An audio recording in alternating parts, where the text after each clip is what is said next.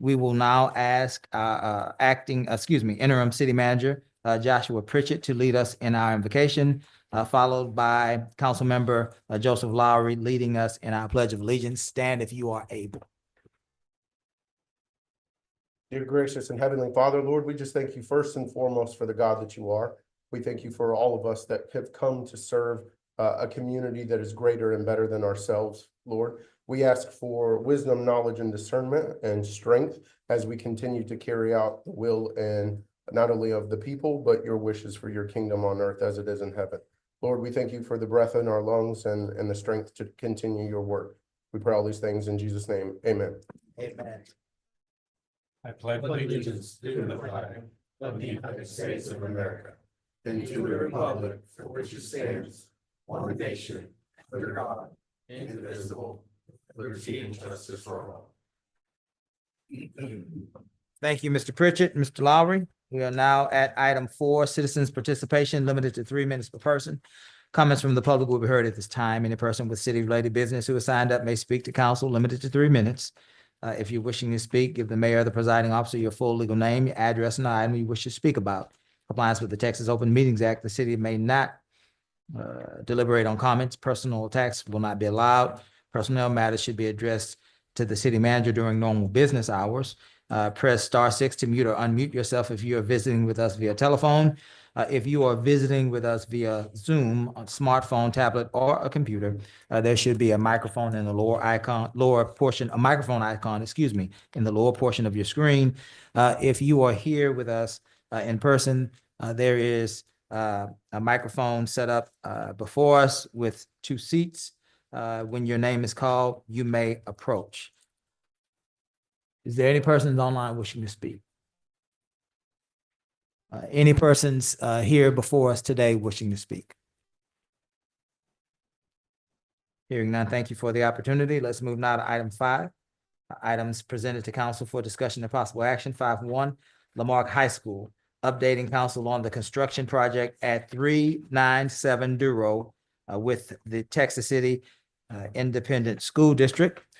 With us today, I see a contingent of folks that look like they are from the Texas City Independent School District, or at least associated, but I do recognize School Board President Lori Carnes, welcome, as well as School Superintendent Dr. Melissa Duarte. Welcome, ladies. There are a lot of folks with you. You all may approach. We have 1, 2, 3, 4, 5, as many chairs as you all like. So your entire team may approach.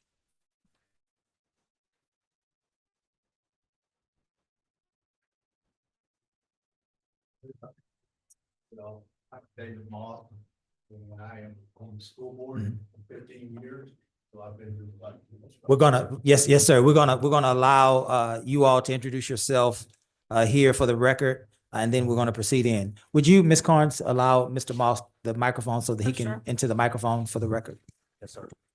Thank you, Mayor. I would just like to introduce myself. My name is David Moss. I live in Texas City. I have served on the Texas City School Board now for 15 years and just here with our group to make our presentation. Absolutely, Mr. Moss. Thank you for your service. Yes, and welcome. Thank you. Did you all want to? Gladly. My name is Chris Green. I'm with PBK Architects. I'm the architectural project manager on this project. Thank you for taking the time today. Good afternoon. I'm Nolan Correa. I work for Texas City ISD in charge of new construction and planning. Thank you. Welcome. Welcome. Let's read into where we are. I believe last Thursday or Friday, my days are running together. We set up an impromptu Zoom meeting with the school board president, another school board member, as well as Dr. Duarte. I believe, Mr. Green, you were on that call as well. He was not, forgive me. We were on a different call together. Right. As well as myself, Mr. Pritchett. I believe Ms. Nance was listening in for taking notes. There was an issue or several issues that we needed to resolve. And it got to a point that I suggested that we have a meeting with the entire council. And so let's see if we could start there. Dr. Duarte, Ms. Carnes, whomever will be the lead spokesperson for the school board, you have the floor to explain to us what we were talking about so the council can kind of get an idea of where we are.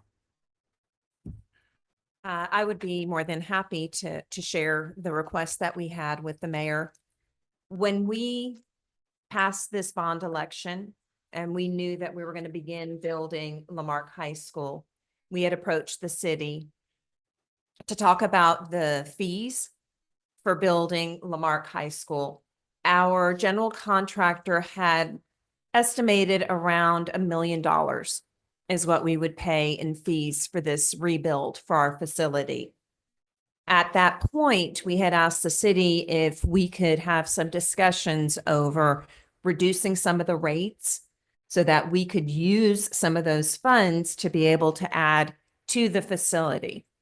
We have gotten to the point that the district has paid $1.2 million in fees for the construction of Lamar High School.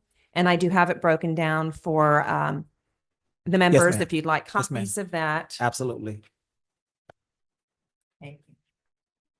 I'll take it. Let the record reflect that school board member Paul has entered the meeting. Welcome, Ms. Paul. And I do have more if I didn't hand enough over.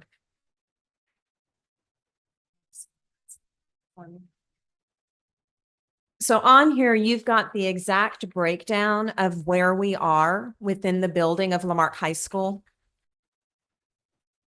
You're looking at plan review fees, which have paid out $325,748.54. And then the permit fees are almost up to $876,000. And we've got it broken down by portion. When you go through your construction, you've got the grading permit, the civil, foundation, vertical. And if you go to the second page, we're up to Prop B, which is the stadium portion of the build. And you've got the permitting there. Everything in black we have paid. Everything in red has not been paid to this point.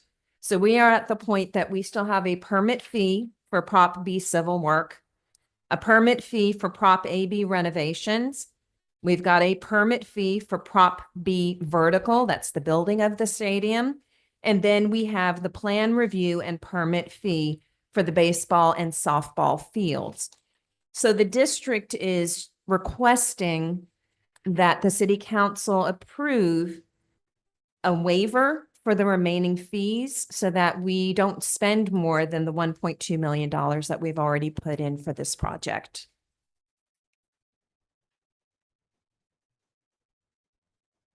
Okay. Were you done, Ms. Dr. Mhm. Duarte? Okay, very good. While Gus mulls that over, Mr. Pritchett, did you have something that you wanted to add? You were on that call as well. All right, the thing that I would add Got to it. that call is in relation to the last few days rather, in regards to putting pieces together as we discussed on that call, probably more than anything else. I have asked our developmental services director and his staff, as well as the fire chief, who is head of the fire marshal's office, as well as engineering, to all be part of the meeting to make sure that I'm putting all the pieces together as such, just introducing our staff because they're gonna, and based upon that meeting more than anything else, be able to kind of put those pieces together in relation to what they've been working on the last year or so that this has been. I guess my question for anything was the estimation of the $1 million given by the general contractor based upon our schedule of fees? Yes.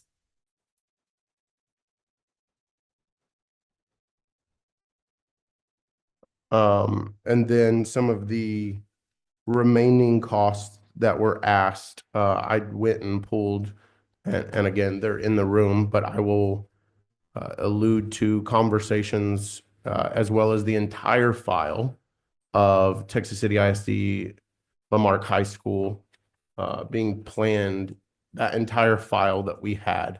I had it scanned and have been perusing it since we got off the call. So I have some updated information when it comes to this.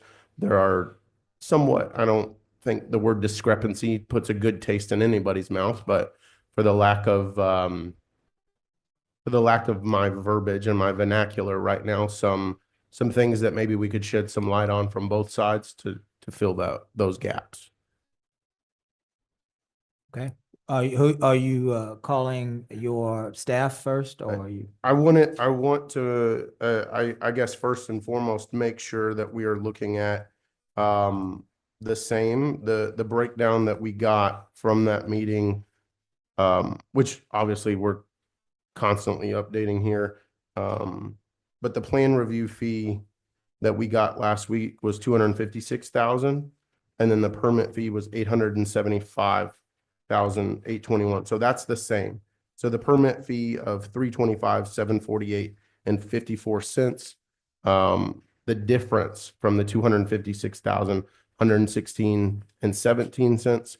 If we could elaborate on that first and foremost. Absolutely. Sure. We verified our numbers, and if you look on Prop B Civil on the second page, it was red originally when we sent that to you.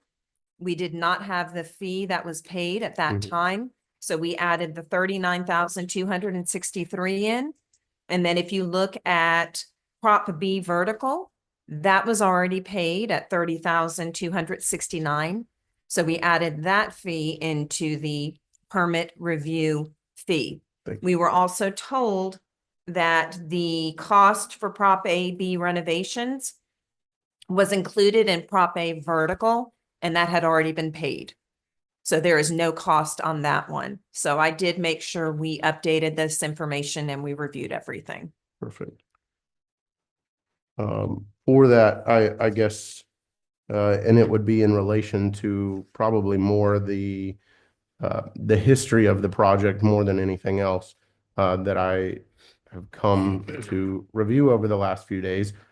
The emails back and forth that come from a previous staff member of the city of Lamar happened to do a breakdown on some of these additionals, specifically the alternative baseball and softball, which is the very end, and then the stadium and concessions of what is notated on the paperwork, Prop B Vertical.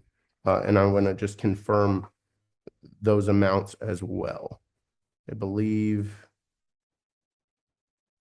currently second review of athletic. And this would have been between, the conversation is with engineering, Attico, Miss Van Stavern, who is a previous employee of the city of Lamar, and Mr. Green, who is here as well. And so I believe, Mr. Green, if you can kind of speak, y'all have had at least 12 pre-development meetings and pre-construction meetings prior to construction starting, and then obviously continued updated meetings between either your staff, the contractor, and the city of Lamar, correct? Yes. Okay. The numbers that we found for that last part of Proposition B were somewhere around 162,000. And that was communicated, I'm trying to find the actual date for it, but that would have been communicated in about May of 2024, I believe. You'll give me just a second to find my place. So what part are you on, David?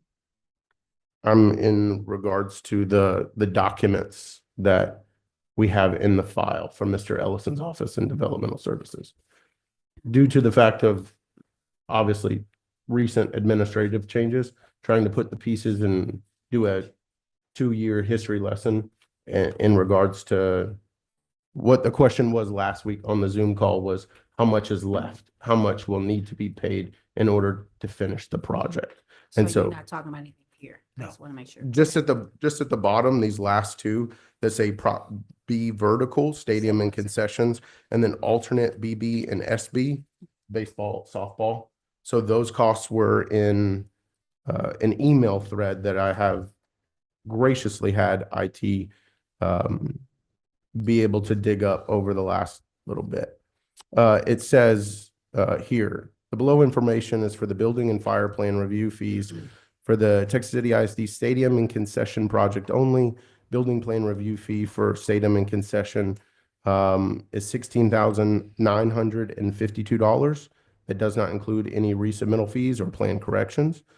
Fire plan review fee for the stadium and concession is $13,417. Does not include any resubmittal fees or plan corrections. Until we get a more detailed cost estimate, the stadium and concession projects were given by PBK is of 16,317,000. Our estimated permit fee would be $163,520. School districts did not pay impact fees by our government code. Please note that this is only for the stadium and concessions and does not include civil plan review fee or civil permit fee. Civil plans are not under review, but close to approval now that we finally received text dot approval. That was on 4/3/2024, 6:19 PM. And the building permit fee looks like, again, a conversation internally with our inspectors having to do with what our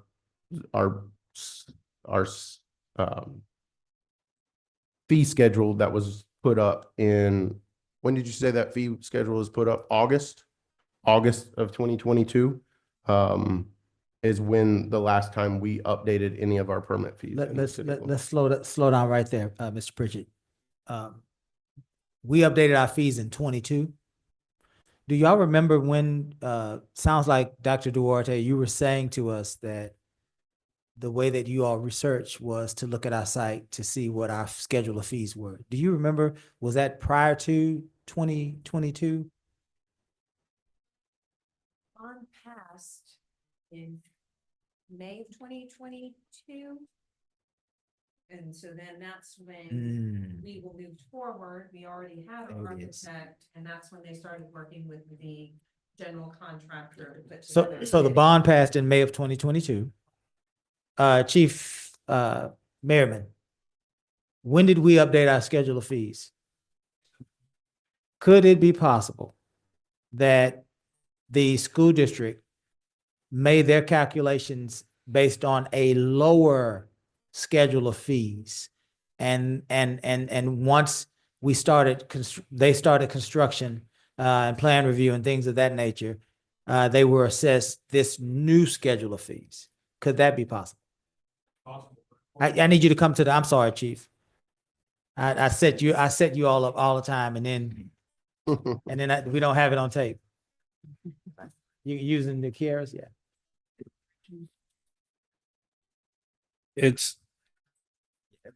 No, would have been the new ones. Yeah. It's quite possible, but according to the Texas City ISD School Board, because I thought that Yeah. that school bond passed November 8th of 2022. Okay. So you're saying it was the new ones? Yes. Okay. Okay. All right. Thank you. We're just trying to find out Yes, sir. why. Ours were passed on August the 8th of 2022 at that council meeting. So, okay, that's fine. So here's my question, so that we can kind of speed this up to where we need to be. If they use the schedule of fees, Mr. Pritchett, Yes, sir. Mr. Mayor, Chief Merriman, if they use the schedule of fees that we have currently, how then did they get so over budget for the fees that are associated with the city of Lamar?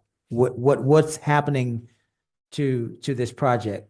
If the schedule of fees are the same, if the permit processes and plan review processes are the same, how is it that they are over Sure. budget? So I will kind of kick that off to Chief Merriman on when it comes to the fire code and when it comes to fire marshal's plan and review, and Mr. Ellison, as time has marched on, as it pertains to moving forward with the remainder of this project.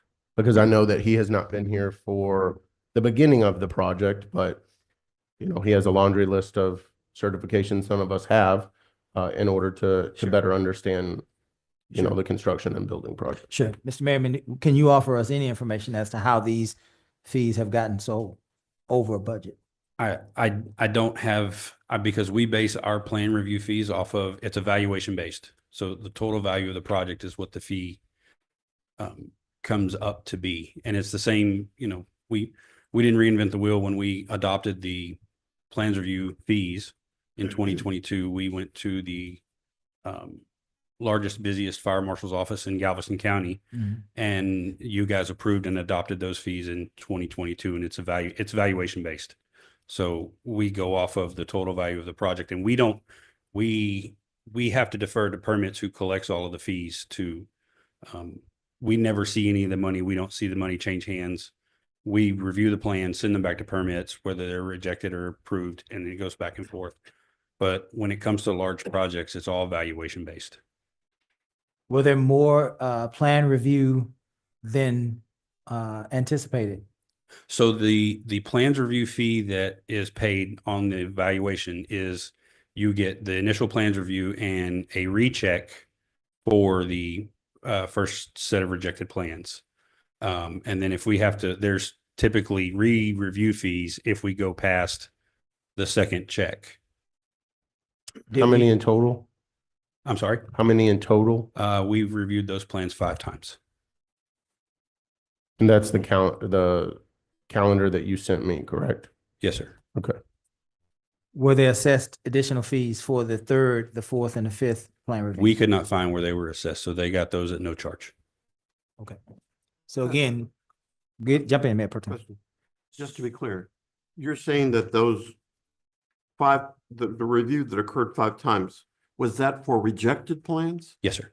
All right, so a review for I want to get to the reason why you guys are here. Let me ask you something. I know this happened, Ms. Paul, when the construction of Sarah Giles came up. The hope was that the school district was going to construct that Lamar because of the fee structure that was it exceeded the budget that Texas City ISD had. So my first question is, do you know if the fee structure that Texas City has for this type of project in terms of its value, is it comparable to ours or is it less than ours?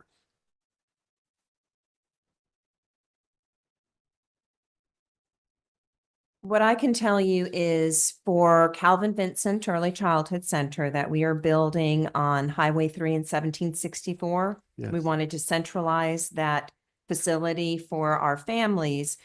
Our all-in cost was about $178,000. And that was plan review, and permitting for that campus. That project was 38 million. 38 million was the cost of that project. And this project is The high school is 70 something thousand, and then you add your stadium and baseball and softball, 101. Million? Yes, the total is 101 million. correct, for the entire complex for the high school. So that, I guess that's one of the areas that I'm curious about is were this to have happened in Texas City, would there have been a reduced fee, right? Yes, sir. And maybe that's something that we can look at in terms of at least meeting that. That's one thing. Well, the second question, in the construction of Sarah Giles, did Texas City in any way, shape, or form reduce or provide any waivers of fees?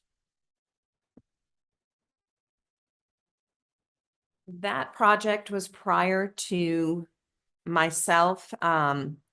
They were already building, the site was already selected at that point when I came into the district, and Nolan was not over facilities at that time. What I do know is that their fees are at a lower level. Mhm. So when we talk about Calvin Vincent, which is what I could talk about, the cost to go through the process is at a lower cost than if we would have built it in the city of Lamarque. I don't believe there were any, by the way, because I served on that that committee at that time. And I don't recall any discussion of, I recall the issue of the permitting fees, right? And that difference between the city construction in Lamarque and construction in Texas City. But I don't recall any discussion of the city itself waiving or any other way reducing any fees. So that's just one area. So I guess it just comes back to me is I'd like to know what's the difference between had this project occurred in Texas City versus what what the fees are here. Yeah. Chief Merriman, do you have any information as it relates to a comparison between the schedule of fees of the city of Texas City and the city of Lamarque? No, sir, I do not. I don't know what Texas City's, and I don't even know when the last time that Texas City has adjusted their schedule of fees. I know ours was done in 22, and before then it was not done. Developmental Service had not yeah. updated fees that I know of. Is that while I something was that in we the could fire find marshal's office. online, Yes, sir. like right now? It should be on, it's Okay. possible. A Mr. little bit. Richard. Yes, ma'am. Or, I can. Look at you, being helpful. I There you can, go. sometimes that's that way. I'm sure Friday, I did share. So I did a little exercise this morning, and I just wanted to look at City, Texas City, and also ran that exercise with Dickinson, your neighboring city. So I was wondering. Thank you for that. What those were. We'll keep passing them. You have enough for all of us? We can make some copies. You can make Yeah. copies. You can make copies. Yeah. Read those copies. This one, I took this straight off their website this morning, City of Texas City. It didn't include, the City of Texas City did not include a plan review fee that I could find. I left that part of it blank. City of Dickinson did, that one had as a plan review fee associated with it on their. It'll probably be evident when I get my copy, Mr. Green, but does this include the fire marshal fees as well? This was just their, I did not pull, That's just building fees? this building Okay. review fees, yes. Okay. Are you needing to qualify this, Mr. Pritchett? You sound like you're trying to make sure apples and oranges are not. That's what I'm trying to do. Yeah, it could be. And I did not see in there on their website. Again, this was a pretty brief review on my part, but it sets a little Sure, bit. well, it's helpful. It's helpful. Thank you for little this. bit clearer. Absolutely. Just to clarify, what do you describe the fee that you charge? Fire department charges, chief? What is it described as? It's a fire plan review fee. A fire plan, is that what this one that says plan review fee is your fee? On this sheet, is that? I believe that's the building That's the permit fee, sir. Building permit fees. So that's not a fire. So your fee is not even reflected in this. I actually believe Dr. Duarte has combined it all. It includes the fire and the building. So that is a total for the building fees and the fire code fees. That permit fee is the total. The one that you have Not for on the Dr. most Duarte, recent I believe handout, is sir, a on combined fee. Dr. Duarte's handout. Yeah. This one, yeah, okay, I believe she combined it all into one. okay. And that's a fee that's also levied by the city of Texas City, right? They have a fire marshal's review fee as well. I would like to, I can't confirm nor deny that, sir. I know Okay. the fire marshal's office does their plans reviews, and Yeah. it takes man hours that the city should recoup some way, shape, form, or fashion. Yeah. It takes quite a few man hours to review one set of plans, So depending on the complexity of the set of plans. So we have that working out here in the atmosphere, but the bigger picture is I think what the school district is saying to us is that whatever the fees were, they did their homework they calculated those fees and they came to a number, regardless of what those fees were. And that's the crux of what we're talking about. Came to a number, and now we are over that number, right? And so the question for us is, how did we get, Mr. Pritchett, Mr. Merriman, I'm sorry, you're in the middle of this, but how did we get over that number? That's the crux of why we're here. Yes, I don't even think they're here to tell us that we should lower our fees. They don't care at this point. right.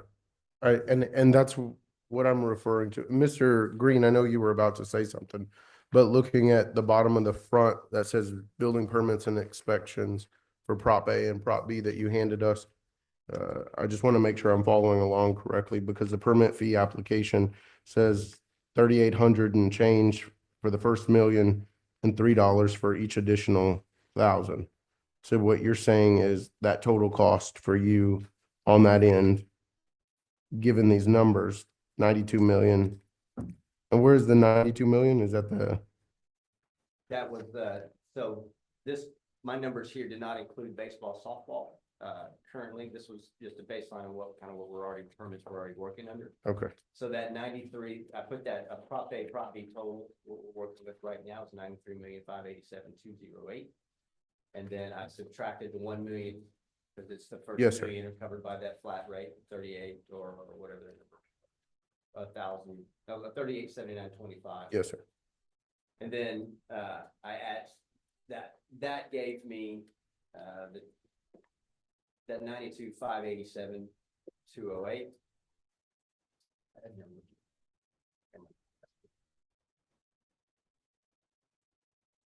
Mistake there was the 92,587. 208. It says 208, but that should have been a decimal with a 21, a round up. Sorry for that. Okay.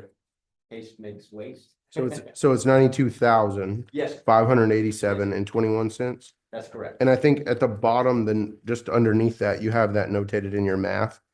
But that would have changed because that 92,587, it should be 0.21. Correct. And That's then- the number that was okay. multiplied by three, the $3. Okay. $3 per 1,000. Sure, sure.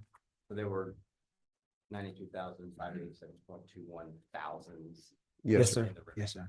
And that's, so that 277,761.62 number. That was the basis, and I added the 3879.25 to that number. Come up with a 281. Which would be comparable to the 875, Correct. Yes, ma'am. 821 on the permitting fees. Mayor Pro Tem. If I didn't major in math, so please be kind. Are you saying that in Texas City, this sheet that you presented, this project in fees would have been the 279,000? That's correct for what the website shows. I did not see for Chief's comments here. I didn't dig too deep into it, but this is what came up, and I dug a little bit to see if there were extra fees for fire marshal review. The way it looked like the city was including fire marshal review in with that, but I can't be positive. I did not spend that much. Sure. And Yes. then in Dickinson, Yes, sir. which is the number? The permit fee plus the review fee? Well, That would those be two the numbers number. together? So the permit fee, if you looked at Dickinson, at 281,640.87 Yeah, would be the way that they calculate the commercial building permit fee. yes. They have the review fee broken into a separate table there, so that 148,2044 is just a clean number. It's the permit cost divided by 2 gives the review fee calculation. Mhm. So that would be the total. So that would be kind of like Dr. Duarte had on hers, where she's got it broken down between her permit fee and plan review fee. So that. if But- that- Just to confirm that permit review fee and plan review fee and permit fees on that first one would include the fire marshals as well. This does not. I will also make a comment. I don't know what, I would have to go double check the initial fee per for up to the first million. Mhm. But Dickinson and Texas City, as well as League City, are higher at Dickinson is $3 per thousand. Texas City is $2 per thousand. We are $1 per thousand for everything over the first million. For what, the fire?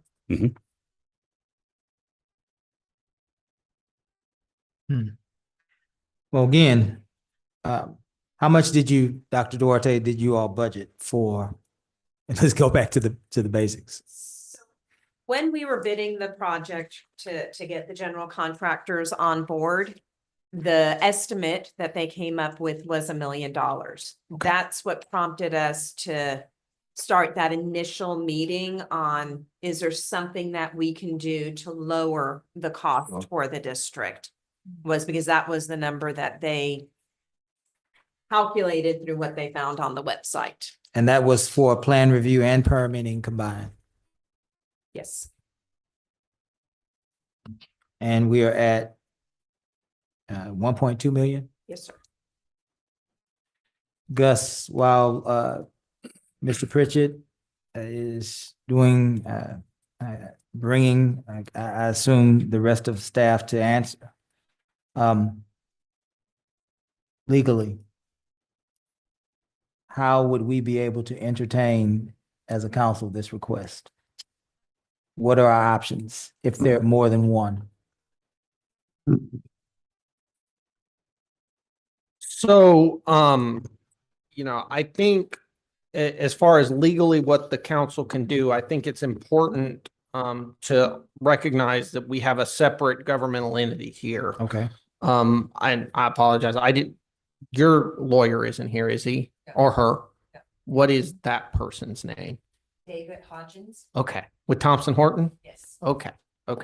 So I think an important takeaway for me from this is I am going to need to reach out to him, because while I can sit here and say things the city can do, what I would hate to do is say, Sure. well, the city can do this, and then Texas City ISD not be able to do that. I feel Okay. that would probably defeat the Sure.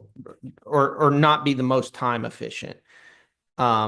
It sounds to me like TCISD is requesting either the fees be reduced or some sort of alternative payment. And if I am bringing that out of thin air, please tell me. I didn't hear that. Okay. So the only ask is for the city to reduce the fees. Well, no, I think, That let's, stems from Thursday's meeting. yeah, let's interject, let's interject. Yeah, sorry. Let's interject the fact that apparently there has been some discussions about lowering the fees or alternative payment. Now, this council has not been a part of those discussions. Right. Right. Right. So you're correct, and that has been a discussion, but Right. not officially brought to this council. So Right. let's clarify that. Go ahead. Yes, and absolutely, Mayor. That is not something that council has been apprised of nor provided direction on. And let me clarify. Sure. Neither has the school board. Mhm. That was the city manager that reached out to the school district that stated that there was an interest in swapping fees for property. So I provided information on the property, but that never came to our school board. Yeah. Apparently that never came to the city council. No, it had been mentioned a couple of times.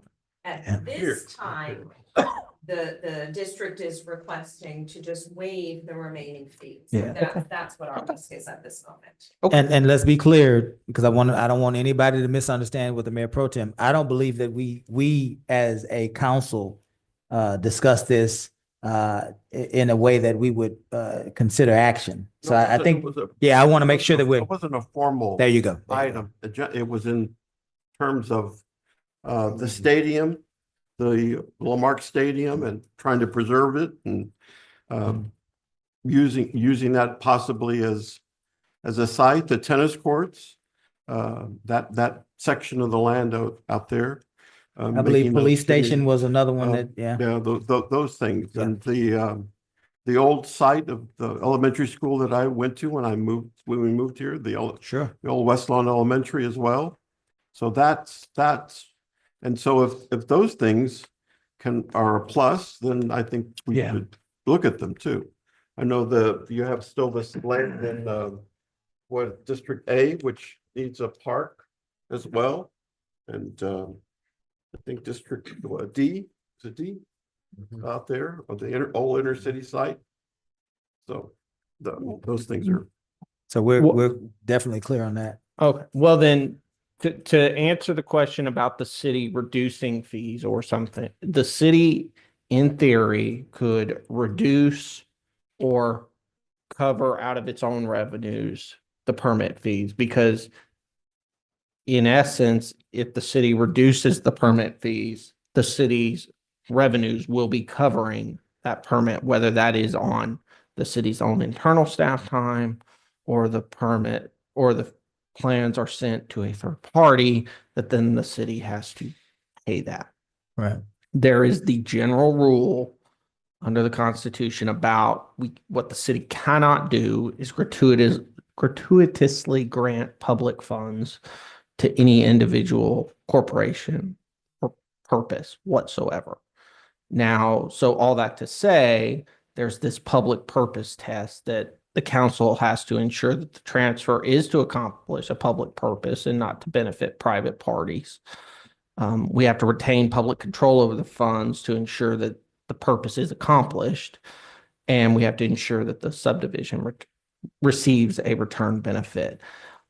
That test, I mean, I can say generally, you know, the decision for you all, because y'all are the decision makers, is the granting of city funds for a school, is that a public purpose? Yes or no? If so, how are we going to retain control to ensure that it's accomplished? I would say that's probably pretty easy because it's the council through the control of the manager is basically ensuring that the funds are used for a plan review. So that one's probably the easiest one. And then the ensuring that the political subdivision receives a return benefit, you know, that is a question for you all is the benefit that you all receive, that the city receives through the expenditure of these funds, is that a return benefit to the city of Lamar? Sure. And, you know, while I can provide general guidance, you all are the ultimate decision makers, or you all are the decision makers on that. Okay, thank you. Mayor Pro Tem. Let me ask then, following that train of thought, the amount then that we're looking generally at, that would be something that we have to look at. Am I accurate in saying, per this document that you prepared, you know this permit fee pending cost that you said the black part was the fee had already been paid? Oh, that's been paid. So we don't know what the permit fee is on these other red ones. I don't have that information. Oh, who would have that? I want to know what amount we're, dealing with. That would come from our fee schedule that's posted. We could do the math for what it would take, but and Mr. Ellison, you may have to fill in some of these gaps for me, but I know that the one that I just read off was Prop B, Stadium and Concessions, obviously with the very last alternate BBSB. But when it comes to Prop A, B renovations permit, which is the auditorium, field house, and gym, that permit fee, and Prop B civil permit fee, and I'm looking to see if engineering is not in the room. But that's based upon the amount of the project. Do you have an estimate of what those would be? Do not have it with me, but certainly can get that. Our contractor would be glad. Do you know about how much that's gonna be? Baseball is almost $12 million. So 12 million. Yeah, there's separate breakouts. Sure. Yeah. The last, and we can fill in some of these dates. I know that we were, based upon January 29th, 25, they were forwarding, Attico and the fire marshals, approval letter for Prop A vertical, and then it would issue Prop B permit, within fire marshal approval, confirmed. We would and could continue under Prop A civil permit. That's under Prop B civil permit. And then moving down on Prop AB renovations permit, which is the auditorium, field house, and gym. From Mr. Green on January 29th, 2025, PBK is planned to submit for the plans for that renovation building to the city on 129 or 130. And then Prop B vertical, which is the stadium and concessions, on the same day, on January 23rd. PBK has a target date of February 7th, 2025 to submit plans to the city for review. Yes. The new one is the one I gave you with updated dates. Perfect. There we go. Thank you. 129, submit plans for renovations of building. I'm on Prop A B renovations permit, the city review, plans to submit plans to the city review on 2/4. Have those been submitted? Okay. Submitted. And then on Prop B vertical, under the same thing, have those been submitted, sir? Not yet. Okay. And then on the final bottom, have those plans been submitted? Probably not, because that's an alternate. Okay. Didn't want to assume. My dad told me what happens when you assume. So currently, the ones that we have thus far would just be Prop AB renovations submitted, correct? That's correct. Yeah. Okay. And those were submitted to engineering, I assume? Permits department. They were permits department. Okay. Perfect. When you all work these numbers off of the fee schedule, were all of these categories broken down? Were there any more categories or any less categories? Am I making sense? That was them. And it came about, I mean, there's So the only thing that you all added, and maybe you didn't, was the new baseball and softball field. That was the only thing you all added. And Mr. Pritchett, you said earlier that an email that you were looking at Yes, sir.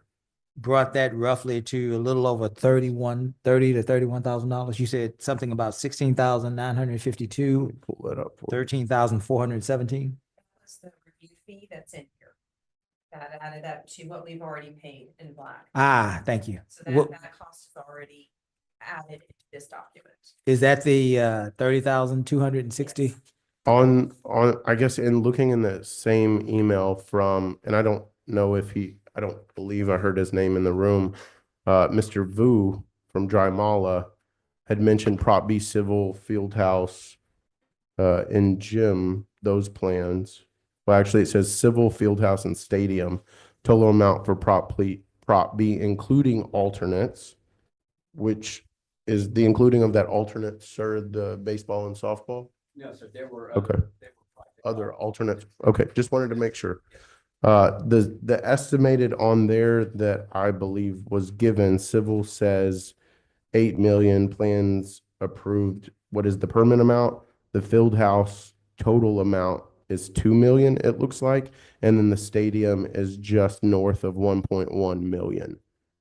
And then it looks like baseball and softball total amount is 9.8 million. Are those numbers still tracking? I believe so, yes. Okay. And that was sent February 5th, 5 days ago, to our staff, with, I think, everybody in the room CC'd, if not, but definitely everybody pertaining directly to the project. So if we're looking at that at, obviously the civil for Prop B being 8 million, field house 2 million, the stadium itself is 8.1. That's, roughly looking at 18.1 million with the added 9.8 million on top of that for the baseball, softball. is what I'm getting for a gist of what is remaining left, total amount of construction for those projects. So if we're basing that on the fees, and I see my development services people in the back, but trying to do that math in order to ascertain what that amount would be. Prop A civil, what would that be? Refresh me again. Prop A is the high school itself. One is Prop A vertical, and then one is Yes, Prop sir. A civil. Mayor, the civil is everything from ground down. Building is ground up. The easiest way to explain that. So everything underground. At some point, Dr. Duarte, we were having a discussion, maybe Chris was in this one. We had two or three in like the last few weeks or months. We talked about and I'm saying this for Chief Merriman and for city manager and his staff to hear. We talked about a design with a 6-inch pipe that turned into an 8-inch, 12. 12-inch pipe. So it's now 12-inch. Yes, sir. Could that have anything to do with what has happened here? So the amount for that is about $20 per linear feet difference in between. Go ahead. Sure, help me. That 12-inch was a comment for fire marshal, and it was a safe amount. It covered everything. Our civil engineers went and reevaluated that. And with the help of the fire marshal's office, we're able to bring that down to an 8-inch. And there were several ways that was achieved. Okay. Engineering. I'm definitely not an engineer, but they worked it out and it was submitted to fire marshal. So you had- It's not 12, it's an 8, but it is enough grade. You had a 6. Yes. We had a 12 and we met at an 8. Would that have anything to do with this? As relates to the fees being higher than what the projections were? I wouldn't think so, because that was an offline conversation with Deputy Hazel Grove and Mr. Green, trying to make sure that we came to a 6-inch line is really considered a residential line. If you're going to feed a school that has a sprinkler system, and a 6-inch line is not enough to supply the sprinkler system in that entire school district. It's not. It would have been So- more construction cost than it would Right. fees and permits. So let me ask you this, just like the school district did their due diligence for the bond, correct? That came up to an estimation of fees. Did we ever, don't know the answer to this question, asking it legitimately in good faith. Did we ever, or do we ever have a meeting amongst our own staff to say, this is what the project is, these are our schedule of fees, and this is what we expect, right? I wonder if we had done that. First of all, have we done that? Is that a part of what we do? That is part of the process. Yes, sir. Was that done in this? From what I can gather from emails that went back and forth, there were at least a dozen meetings. Yes, So pre-development meetings. yes, Okay. ma'am. Pre-development, pre-construction, all of the above. Do we know what the agendas were? Was there ever, Ms. Nance, I'm bringing you into this. Was there ever a time where our folks got together to look at the Lamar High School project to see if, in fact, their numbers were correct, or for us to do our own due diligence to say, hey, this is what we are expecting in plan review and permit fees? For clarity, are you asking, did the council do that? No, or no, did not us as a staff? council. I'm saying as staff. Yes, ma'am. Is there agendas for those pre-development meetings? Yes, there's documentation that in those meetings are recorded as well, I believe. Do you know the answer to my question? You might not know. I don't know off the top of my head, sir. So this was the November 22 bond, right? So you did all your pre-planning before October of 22. So you went off of our pre-existing fees before we changed them in October of 22. We changed them in August, In just for August? clarification. Yes, Okay. sir. Well, if it was going to be Sure. on, so Sure. you looked at all the stuff before we changed our fee structure. So that's where I'm hearing that this came in. They had already planned this. Well, I think they Put just, it on the ballot in November to be voted on.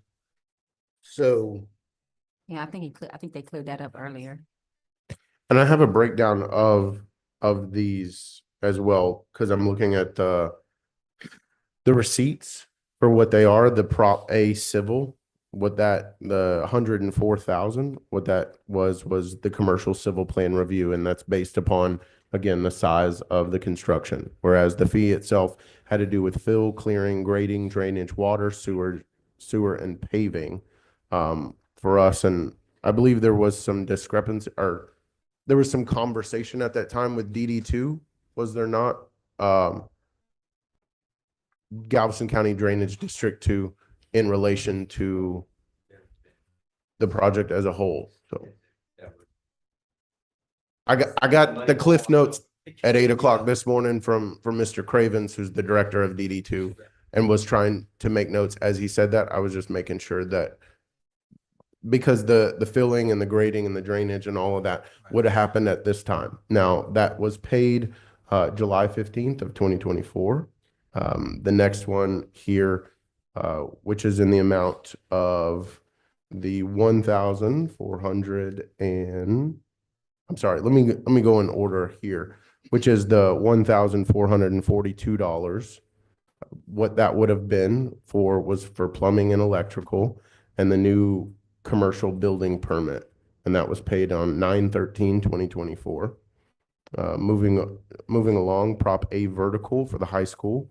That 142,351.26 has to do with the commercial building plan review, to not include fire, but it does include the MEPs. That was also with the fire department plan review fee.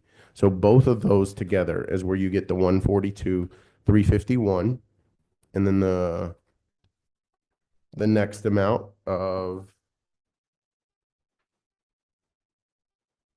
that, yes.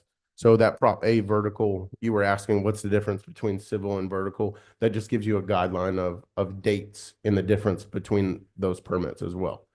To know, obviously, they have to get everything planned for drainage, for grading and all the above. And then the vertical is, and Chief, correct me if I was wrong, but there was something with the vertical to where I don't know if it was a concession or if it was something with timeline, but we wanted to get the vertical up for the sake of construction as a whole, so that they could pour the concrete on the second floor.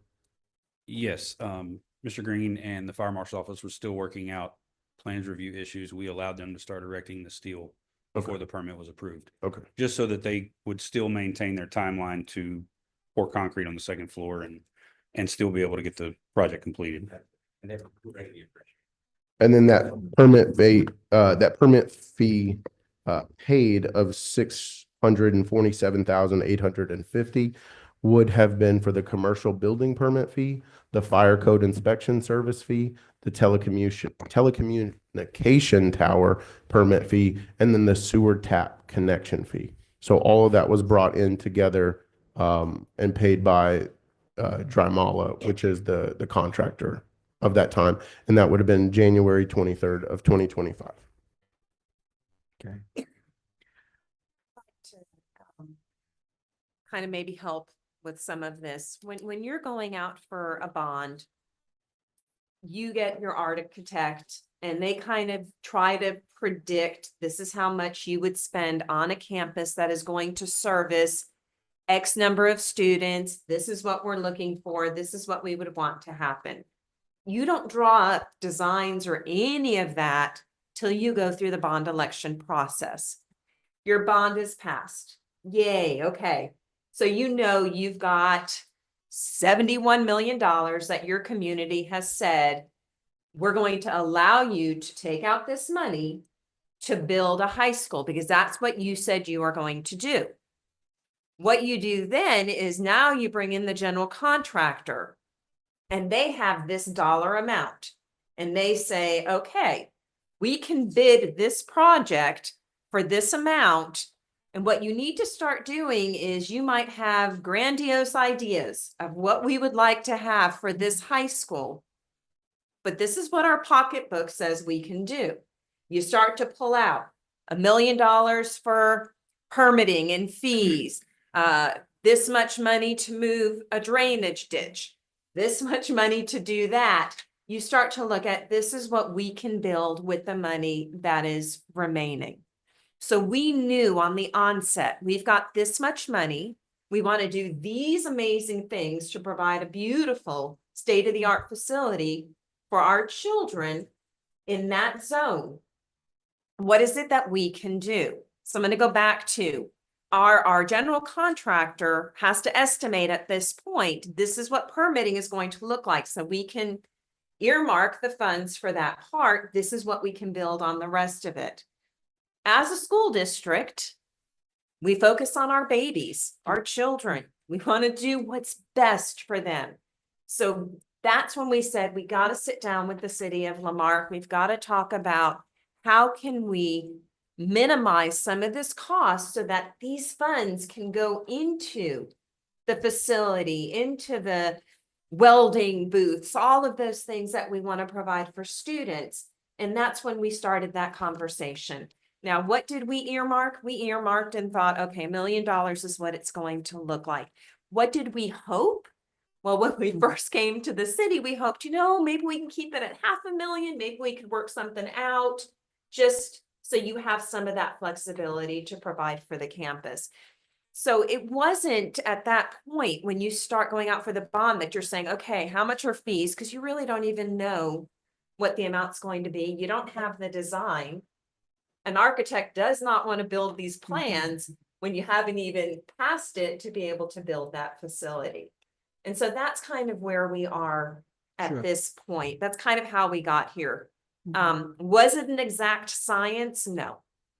I don't know if it's ever an exact science. You work with what you've got, you do with what you can do. Our plead to the city is, can you help us on this remaining part? Because we want to have that amazing facility for our families, for our community, for our children. Sure. And that's our ask. So I know we're going through a lot of numbers and how did we get here? Did we use old? Did we use new? No, we used new by the time the general contractor came on. That is what they looked at. That is what they estimate. I assure you, I didn't look at any schedules. I know nothing about construction. I think it looks beautiful when it starts to get built, but I did none of that work. You depend on the team to support it, who are the experts in that area. Didn't mean to interrupt. No, I not at did all. really wanted to. Were there additional costs for moving drainage? Yes, especially when we did the whole, which engineer is it? The one that did the study, Ellis. Yeah. Ellis did one study, you all did a different study, our study said one thing, y'all said something else. We went with this one and we increased what we needed to do. I And think again, that I'm was just like trying to fill those gaps from Mr. Cravens this morning. $30,000 Okay. additional. Yeah. Okay. So we're trying to do what's right. We really are. Absolutely. I do have a question. Ms. Yancey and then Mayor Pro Tem. So your school is in my district. And so my district has more schools than I think all the schools are in my district. Now I think about it. All the schools are Abundant Life, except Haley. Haley's in D. But Abundant Life, Marque High School, Mining Prep. I do have a question, Gus. I know we've got, and I don't know if we can do this or not, but I know we've had, and let me just say for the record, I am a teacher. I do understand what education is facing within our state and the reduction of funds and all of that. As I know, cities and school districts will have to come together to be creative to make sure that we provide that state-of-the-art facility because of the loss of public funds that will probably come. But Gus, I want to talk to you about those additional, and I'm just speaking out loud, we're brainstorming, right? About the potentials. I know we've had some extra monies left over from the bonds, from the CO bonds that we have to use for drainage and things of that nature. Perhaps that's something that we can look into. I know we've had money that's been sitting there from 2014 that has to be for certain things, but if it's drainage, to see if we can offset some of these costs. Just an idea. I just gotta want before it left, because I'm having moments of senioritis. But I do remember that we talked about what do we do with those CO bonds that have to do with drainage, because we had known that about the drainage issues with DD2. Perhaps, and I don't know, Gus, if it's legal or if we can do that, but maybe that's an option to perhaps offset. I don't know. I just kind of want to put that out there to the council, just as a thought to see how we can help with some of the fees. I just need to know what are we looking at? What is that number that we're looking at offsetting, if we even can? Yes, ma'am. So, Gus, go ahead and then I will. So as to that question, I can't answer it tonight, but it would depend on what the bond covenants were on Right. what the money would be Right, spent that's what I on. thought. So, And so and for I just don't know that. Yeah. So- For a majority of those bonds that were left over, and those were not voter passed bonds, those were certificates of obligation. For the drainage, what those encompass are what we are having a workshop on of our wastewater treatment plant Okay. and all of our lift stations. A majority of those have been expended. The remaining bonds that we have left are having to do with our building improvements, which we discussed at our last council meeting. I mean, even the building we sit in doesn't have AC, and the roof, I'm sure we all feel it. I know I do in this three-piece suit, but you know, the roofs themselves of city facilities, that's what those bonds will be allocated for. And it's just a thought because Absolutely. I've taught in Lamar High School. Mhm. And I know why they needed a school. Absolutely. And what impacts the city when the city didn't have good drainage. The high school didn't either. Mhm. When water was off, there's been times where the water has been brown because the city's water was brown. Mhm. So that meant the high school's water was brown. So whatever impacts that area will also impact the city. Yes, ma'am. So I just wanted to see if there's, meaning it is a public benefit, right, Gus? It is a public benefit that would benefit us all. Let's get it right. We know that's an infrastructure problem. And I will be frank with you, we are also looking at a bond for our city to try to help with some of those infrastructure issues, hopefully in the next year or two. But right now, people don't want to pay extra taxes for anything, so we've got to kind of be creative in what we can do. But I would just like to know what that number is so we can get to it before I have persons from District A begin to call me because their school's being delayed once again. And I think that is, Gus, correct me if I'm wrong, but that's probably a conversation between bond counsel, Jonathan Frells, and us. Even if those bonds, because if memory serves correctly, I can't think of any, and we've met with bond counsel about 12 times in the last 3 weeks or so. If any of those honestly include drainage or sewage attached to them. Can we look? Absolutely, explore absolutely. that as an Yes, option? ma'am. Mayor Thank Pro Tem, thank you, Ms. Yancey. Mayor Pro Tem, did you want to add? Yes. I'm trying to, in my mind, think this out in terms of my action plans, what I suggest in this. So first and foremost, following up on a comment Councilmember Yancey mentioned, I live there along the street there, but I don't want to see any delay in the timeline for the termination or the final opening date for this, which would be, what's the date?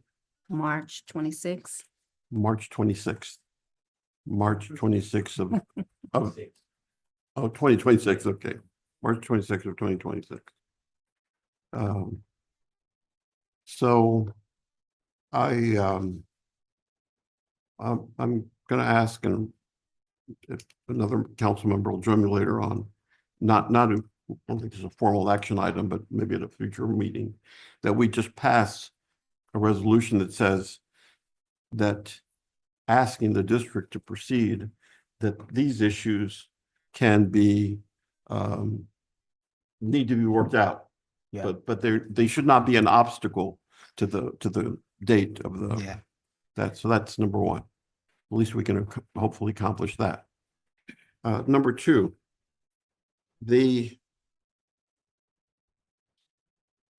if anyone knows, and Ms. Turner's not here, but I don't recall when we were having our budget discussions last year that these fees that were going to be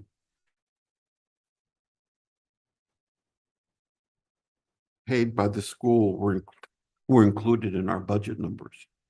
I don't believe so.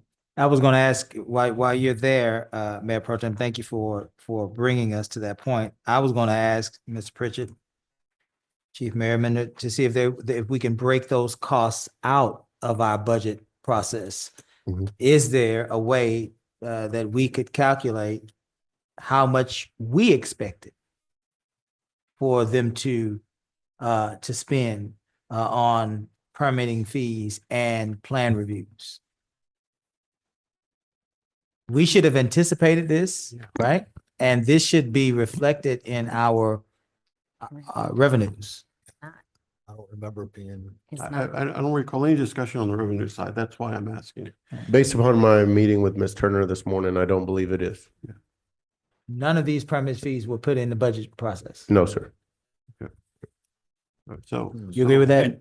And I agree. We didn't have, because there's too many variables, much like Mr. Green was, coming off of a guesstimation on value and inflation and permit fees. There's too many variables. There's still a couple of variables that haven't even been brought up. There's still a set of sprinkler plans that have to be reviewed, a fire alarm plan that has to be reviewed, and that number, you can't even begin to come up with that number until there's an approved set of plans for the fire protection engineer to build the sprinkler plans and the fire alarm plans on, because that value is based off the number of devices that we have to physically go look at. Okay. That's two additional, and there's even the responder radio coverage, the BDA, the bidirectional antenna that has to go on there. Those guys have already started working on getting that, but that plan review fee is also there. Here's my point, and then I'll give it back to Mayor Pro Tem. And yet, when we look at our revenue line item through this fabulous budget process that we undertake, we're going to find numbers, right?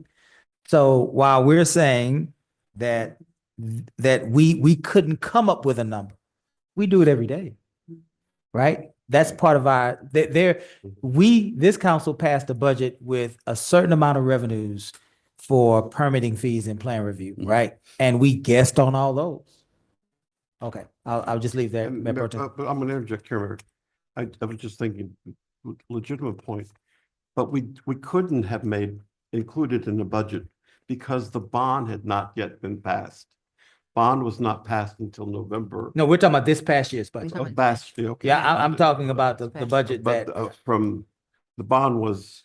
I see what you're saying. yeah, You're talking about previous years, because this is previous year. Yeah, yeah. a multiple year, it but I was should have- speaking but to it this. should have been. Right, I got you. Somehow, yes.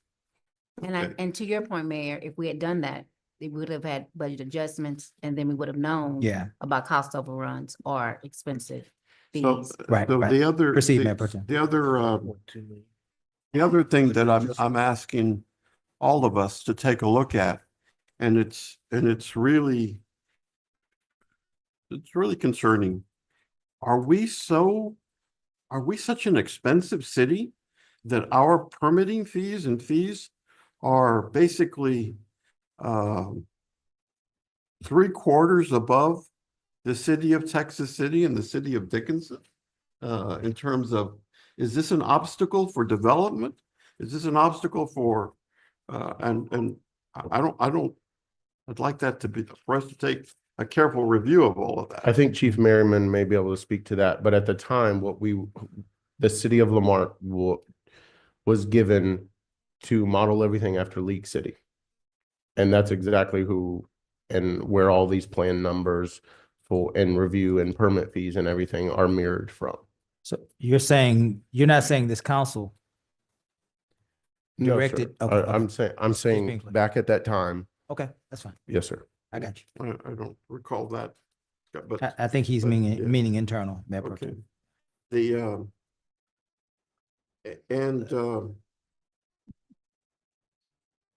so that's another item that I'd ask us to put on the table and we should look at.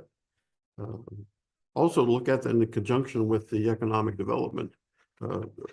Yeah. But I thought he Re- said for every Dickinson spends $3 for each additional thousand. We spend $1. I'm sorry. Go ahead. I'm sorry. Okay. And the other item that I want to make sure, and I hope it's included in your fees, is that the work that was done to extend the drainage ditch or to upgrade the drainage ditch there is a terrible right now, right? It's potholed. It's worse than some roads that I've traveled on in Panama, Costa Rica, and other areas. So I think something needs to be done as quickly as possible in terms of, as I understand, then relaying some concrete there to get that road repaved. So those are my thoughts. Yeah. But I, for one, want to see us look at some, what's the Councilmember Yancey said, something different that we can. I think for me, I'm still interested in other green space. Yeah. Other areas where our city can, our residents can utilize for their health and for other activities as well too. Yeah. Let me respond to one of the things you said, Mayor Pro Tem. I think today, new business discussion and possible action, so we can act. But I would suggest that if we were to act, it would be something along the lines of directing staff to provide options to the council to allay the costs of permitting and plan review. We're not there yet. We're moving in that direction for possible action. Anyone else? I don't want to exclude anyone. Mr. Lowry, did you have anything? Mr. Ross? I think it's also gonna take something between our city attorney and their attorney to figure out what we legally can do for them, but if it's, I mean, if 1.2 million is that we weren't expecting, but we have gotten, I'd like to see where that is in the budget amendments at also as we look at things right now, because that's a To confirm of the budget revenues, these amounts were not projected in our current year. To confirm it. Yeah, that's for me personally, that's an issue. That is an issue. I don't understand how we're in general. And I won't beat that horse. But I think we need to make sure that we're capturing Right. as much in our revenue projections as possible. So Mayor, can I? Yes, sir. have Go one ahead. more I'm sorry, thing? Mr. Ross. So along with this 1.2 was permits and planning reviews for the dog track added into our revenue for this year. Say that to me one more time, James. Is that a question?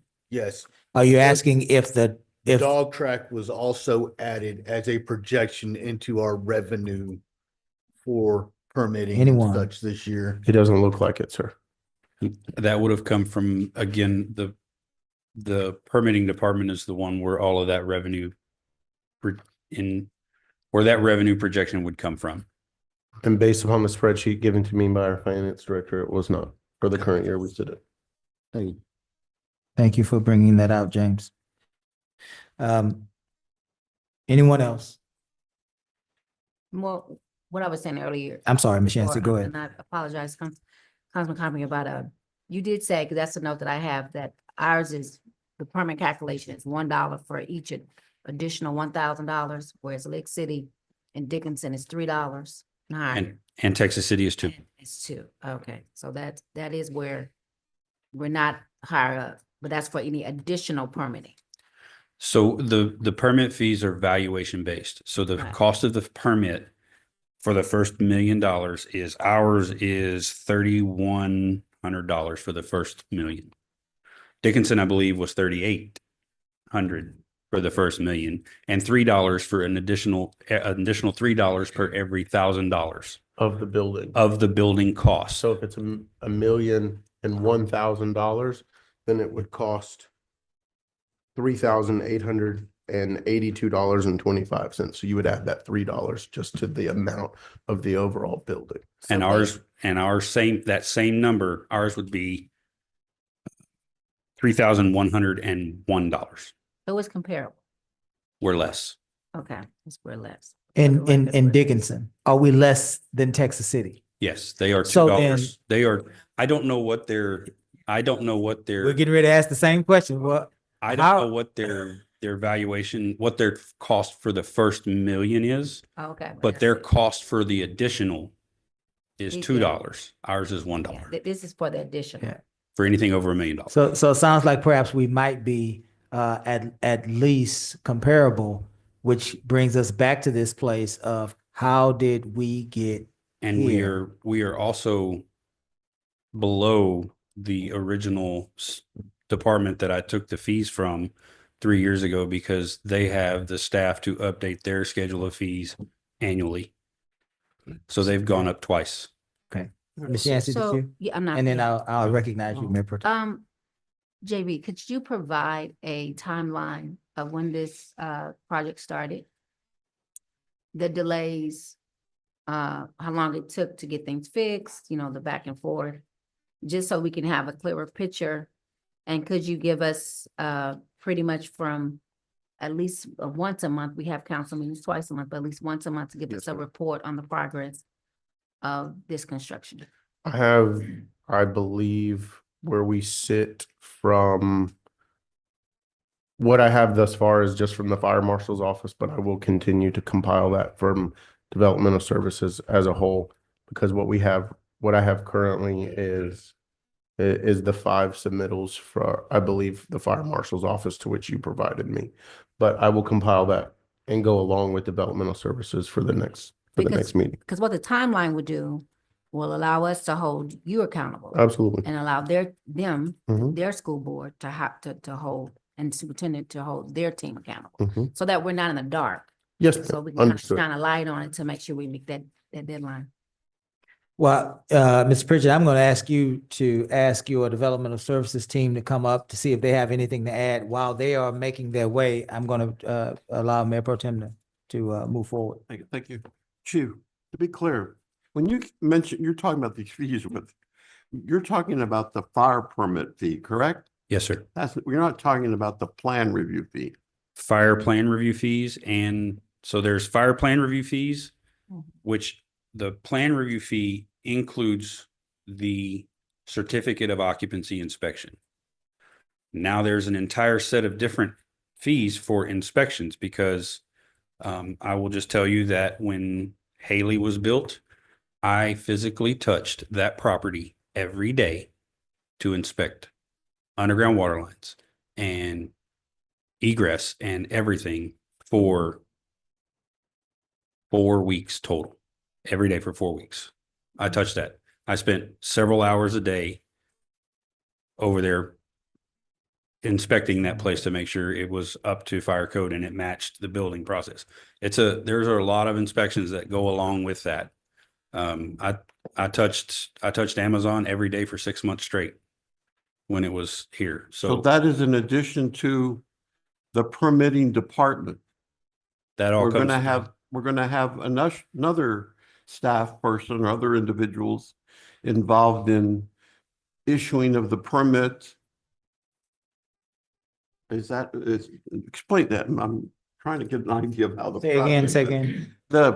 What is developmental services doing then?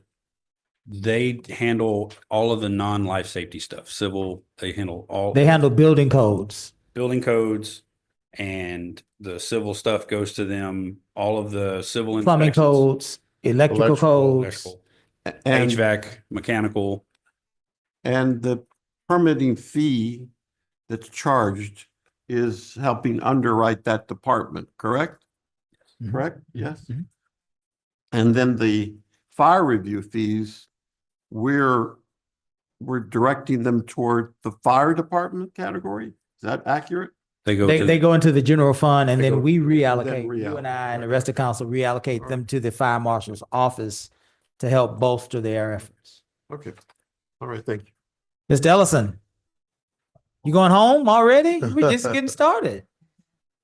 You had to get your phone. Welcome, Mr. Ellison. We're gonna hear from our newly minted developmental services director, Mr. Ellison. Which I'm reminded to call him Jason, because I addressed everybody by Mr. and Mrs., no matter their rank, and everybody tells me. Ladies and too gentlemen, formal.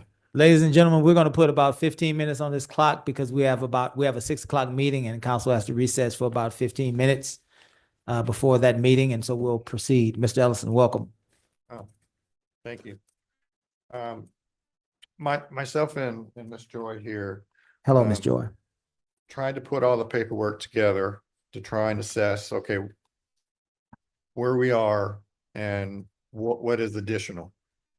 So we've calculated pretty much that we have collected 1.133 million so far in fees.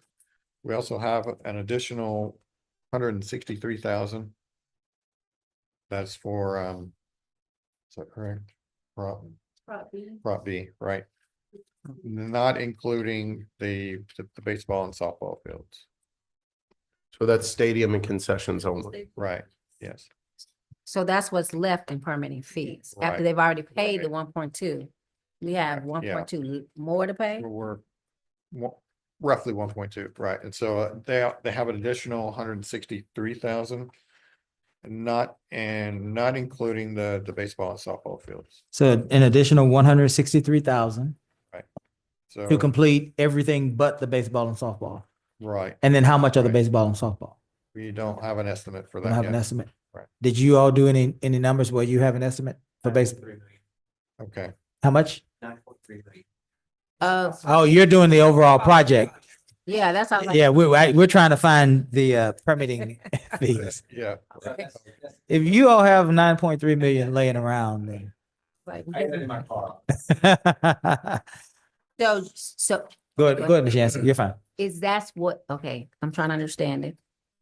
What's left for Tech City to pay according to your estimation?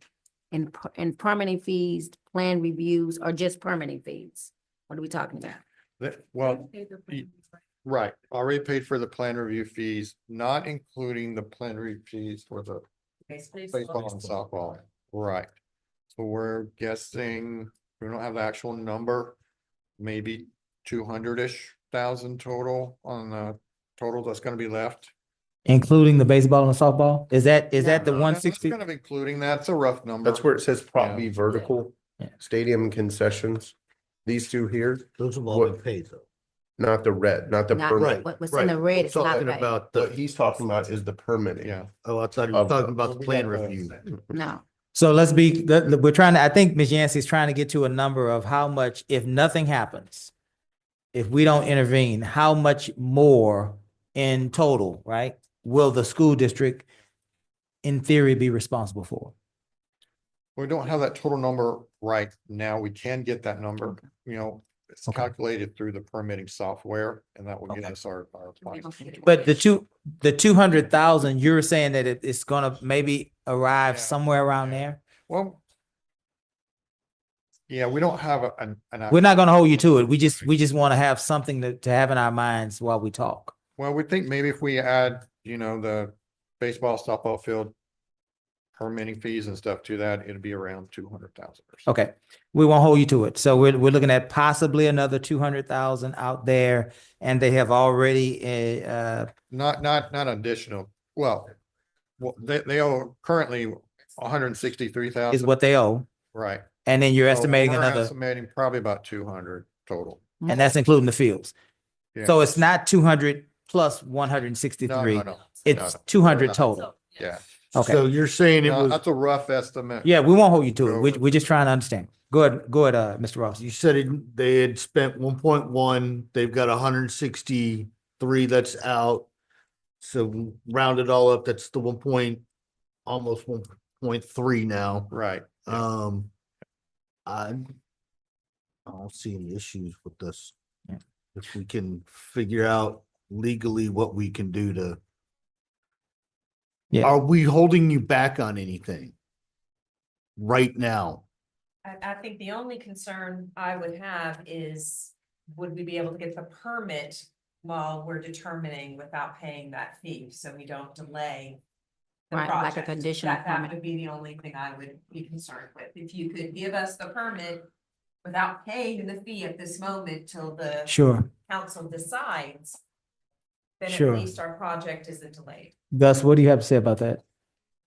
I think once the permit is granted, that the city has made, has potentially made a grant of public money, because should y'all Okay. choose to not waive the fee, what Sure. recourse does the city have to pursue that? Well, we have a meeting, is that right, Mr. Pritchett, on Thursday? Ms. Nance, a meeting on Thursday already? Okay. Have you posted that meeting yet?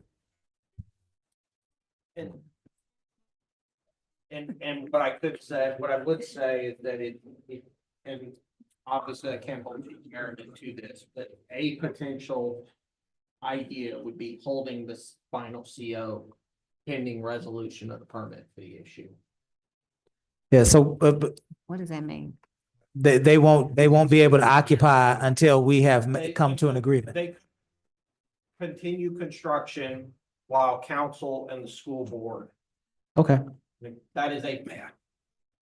Mayor, Yeah. okay, so we've already set precedents. We allowed them to start with the vertical before the permit was even given or paid for because we were still working on the Okay. plans.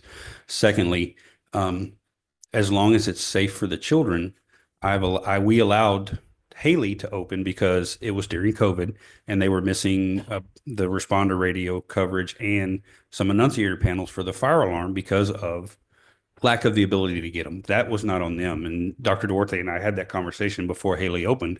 We gave them a temporary CO that expired every 30 days, and that forced Yeah. their contractor to touch base with me Okay. and tell me where we were at. And if they were still waiting and we were walked through it, we just kept extending that temporary CO because they needed some place for the children to go at Haley because they'd already Right. moved away from the temporary buildings and everything. So the precedent is set. As long as as long as public safety is in the front of our mind when it comes to putting the children in that place, as long as it's safe, we can continue with a temporary CO if we have to until things are missing, because some parts are still hard to get. And I would suspect that once the fire protection engineer starts to go through and look at the annunciators and some of the control panels for the fire, there's still going to be trouble to find those. We haven't gotten away from that yet. Some of those things still take some time. And while it's an inconvenience for them, we have never stopped allowing the children to get into the facility to get their education. We've made concessions as long as it's in the best interest of the public safety. Very good. So we have already set precedent, so that's not an issue. Council, it seems like that we are about $200 where they have spent over and above what their projections were. No matter how we got to these projections, they're our children. And it looks like if nothing changes, they will be in debt to us for about another $200,000. So I would propose, council, that we entertain a motion that we would direct staff to provide options to allay the costs, the permitting and plan review costs for the Lamar High School and all of its facilities, including the baseball and the softball field. Did you get that, Kiera? Because I know the rest of us didn't. I don't even remember what I just said.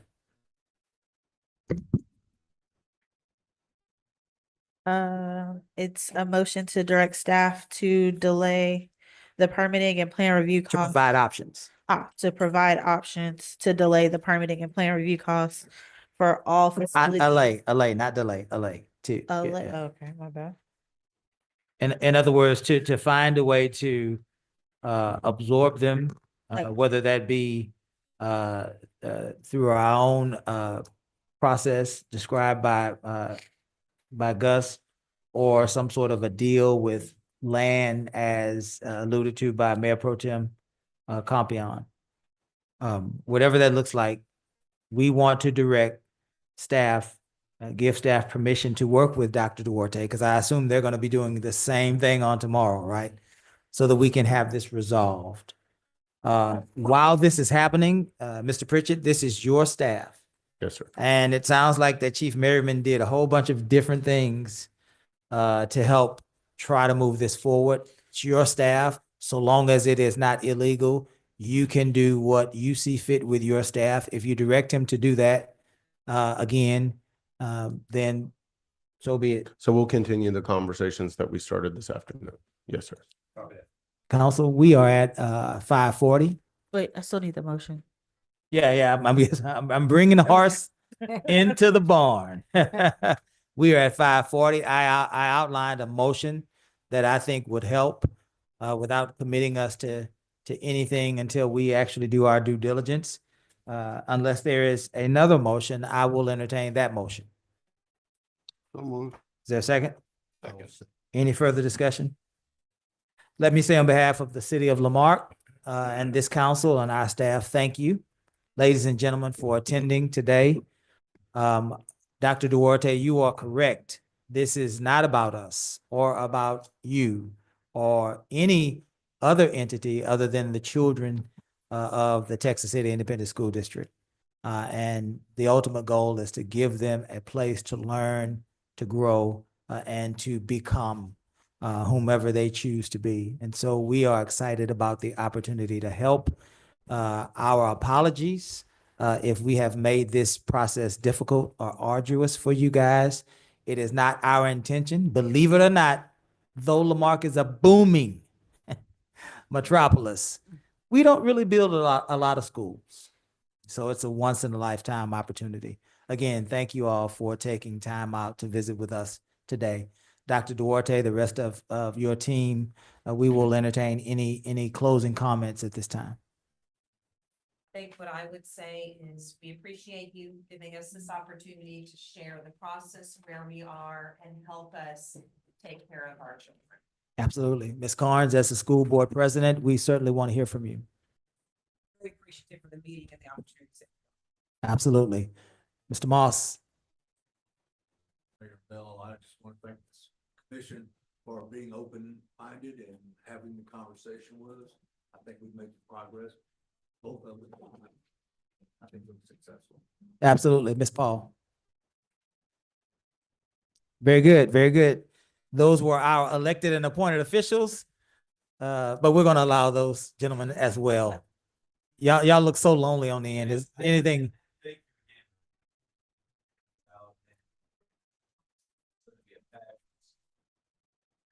Absolutely. Ms. Green. Thank you all very, very much. Fire Marshal's office has been very, very accommodating. I appreciate that effort. And I would invite you guys to come out and just watch this building because it is going to be, it's going to be beautiful. And it's going to be something that the city absolutely be proud of. And it's our intent to deliver that to you guys, to the children. Yeah, and to be awesome. Absolutely. Council, any parting comments? Thank you for all you do for the community. Very good. Very good. This side. Thank you. Ditto. I will entertain a motion to adjourn. Come We'll on. get a vote. We got to vote. Oh, wait a minute. I'm sorry. We gotta. Oh, I didn't want to make your heart drop like that, Dr. Ward. If there's nothing further, let's call for the vote. All those in favor say aye. Aye. Any opposed? Now, thank you, Ms. Yancey. I will entertain a motion to adjourn. Is So moved. there a second? Second. All in favor? Aye. We stand adjourned until 6 p.m.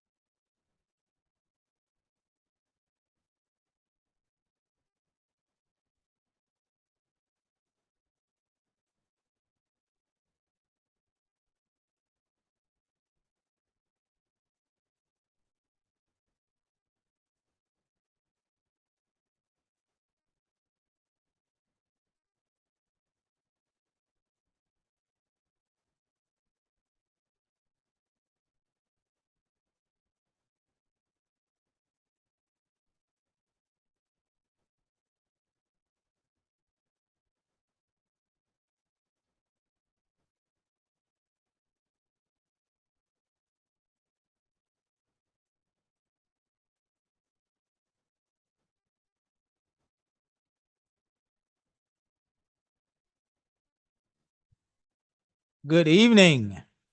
Good evening. City of Lamar, City Council regular agenda, February 10th, 2025. Notice is hereby given that the City Council of the City of Lamar, Texas will conduct a regular meeting on February 10th, 2025, beginning at 6 p.m. Council Chambers at 1109 B Bayou Road, Lamar, Texas, as well as via video conference hosted through Zoom. In accordance with section 551.127B, the Texas Local Government Code, a presiding officer and a quorum of the Lamar City Council intend to be and will physically be present at 1109 B Bayou Road, Lamar, Texas. This location will be open to the public and the meeting will be broadcast at this location on Channel 16 and via YouTube. Council will meet for the purpose of considering the following agenda. The meeting has been called to order. Kiera, would you give us a roll call, please? Yes, sir. Councilmember District A, Present. Councilmember District B, Present. Councilmember District C, Present. Councilmember District D, Present. and Mayor. Present, thank you. We will now have our invocation and pledge. I would like to ask Mayor Pro Tem Compion to lead us in our invocation and Councilwoman Yancey to lead us in our pledge. Stand if you are able, please. To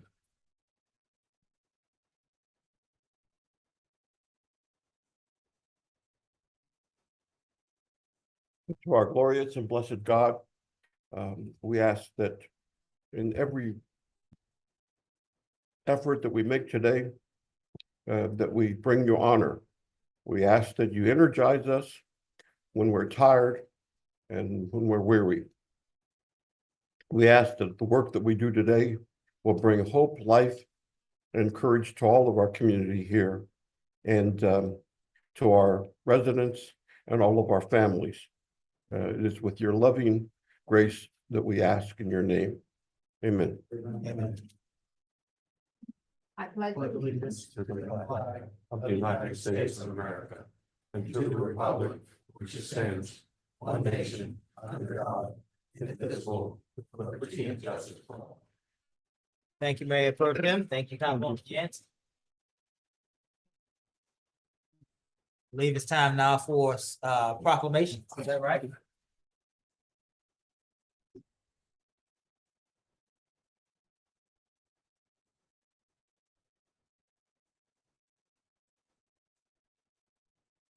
Is Judge Carlton Getty or anyone representing Judge Carlton Getty?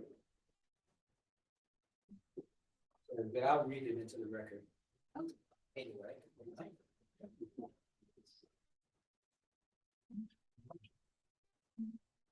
This is a proclamation for our retiring judge, Carlton A. Getty, who was also a mayor in this great city. There he is. And so he's retiring after 50+ years in various roles in our city.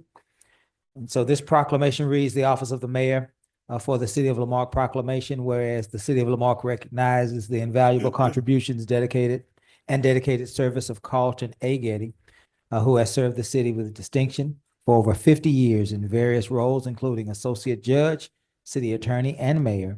Whereas Judge Getty's professionalism, leadership, and commitment to public service have garnered the respect and admiration of colleagues, community members, and all who have had the privilege of working with him. Whereas his unwavering dedication to his community and his influence throughout the city of Lamar is ever present and greatly appreciated. And whereas the city of Lamar and its residents wish to express their deepest gratitude and appreciation to Carlton A. Getty for his exceptional service and dedication. And whereas on behalf of the entire council, I want to express my sincere appreciation to Carlton for his exceptional service to the city of Lamar and wish him the happiness and success that he deserves as he begins this new chapter in his life. Now be it resolved that the community of Lamar celebrates the legacy of Carlton A. Getty, and now therefore we, the mayor and city council, by the virtue of the authority vested by the city of Lamar, do hereby proclaim February 10th as Carlton A. Getty Day in the city of Lamar, and we urge all citizens and city employees to join in on the congratulations of Judge Getty for his outstanding career with the city of Lamar, wishing him many continued years of happiness and good health. In testimony whereof, witness my hand and the seal of the city of Lamar, this 6th day of February 2025. Keith Bell, Mayor. Let's give Carlton Getty a round of applause.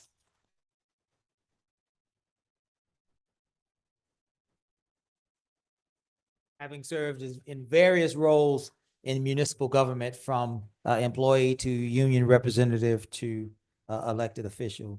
It is not easy to serve in these capacities, and we wish him a happy, happy retirement. I believe we are at Black History Month, is that right? Constable? School board member? These are our friends, certainly Constable Derek Rose, we know him well. We know our very own Nikisha Paul, school board member, very, very well. And they are also here to receive this proclamation on behalf of this great city and our sister city in Texas City. Office of the Mayor, City of Lamar Proclamation.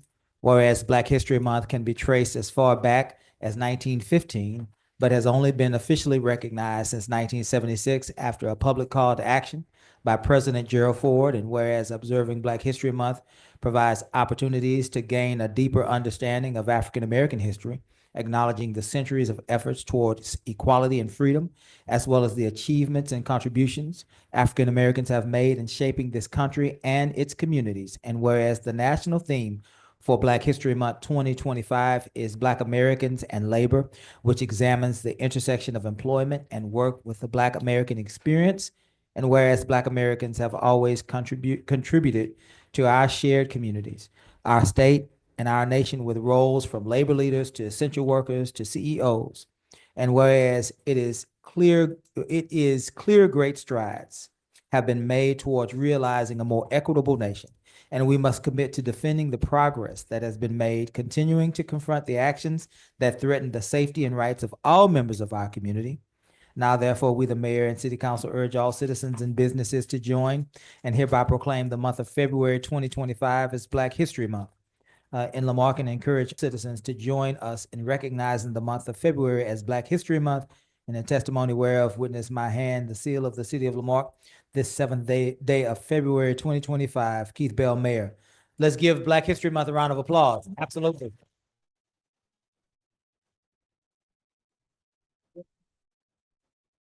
We're gonna take a photo, and then we're gonna allow these two elected officials in their own right a chance to respond. Very good. Ladies first, or are you deferring to them? It's all a privilege to be here as the native Texas City of Marque, graduated from Lamar High School and to work in this community. Since I became a police officer 40 years ago. I just think this is an honor. Thank you, Mayor, for the proclamation and all that you do for the city of Lamar. Yes, sir. And your city council. Thank you. So as a school board member, I'm happy to be here. Thankful that we were called and chosen to accept it. Always an honor to serve in the community. Thank you. Thank you.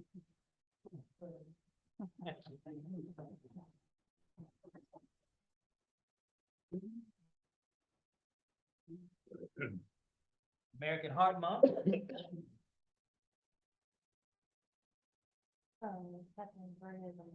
Look at that bunch. Welcome.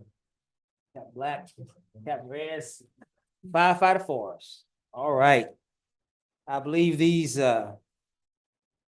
public servants here are going to be accepting the proclamation from their heart. Very good. Office of the Mayor for the City of Lamarque proclamation, whereas heart disease is an ever-growing epidemic and has been the leading cause of death in the United States since 1950. Wow. Whereas the first acknowledgement for the importance of the ongoing fight against cardiovascular disease started in 1963. The month of February was designated by President Lyndon B. Johnson as American Heart Month. And whereas this year's theme of caring for your heart is a call for all citizens to evaluate their own well-being and take charge in ensuring personal health. And whereas the American Heart Association dedicated February 7th of this year as Wear Red Day as a way to spread awareness of cardiovascular disease and promote ways for healthy living. And whereas the city of Lamarque is consistently promoting better health and practices by ensuring that all staff members are properly trained and certified to perform CPR, offering CPR certification classes to the public. And now be it resolved that we, the mayor and council, city council, do hereby proclaim the month of February 2025 as American Heart Month. Testimony whereof witness my hand, seal of the city of Lamarck this first day of February 2025. Keith Bell, Mayor. Let's give American Heart Month a round of applause.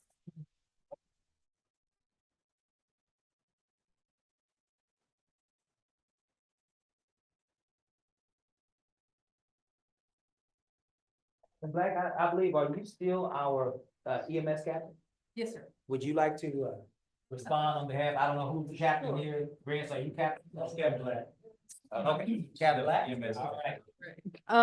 Yes, thank you Yes. for recognizing us. And yes, we're continuously working on getting everyone certified in CPR in the city. And also in the community. Right now, we're starting out, we just started, it's a little slow going, but our next community CPR class will be March 1st at 9 a.m. at administration building in the EOC/training room.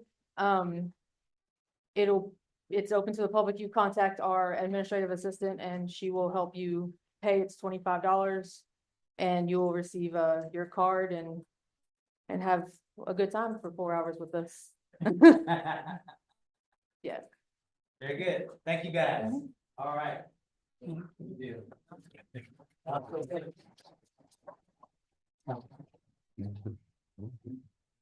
Certainly, we will contact former Judge, former Mayor Getty to make sure he gets his proclamation.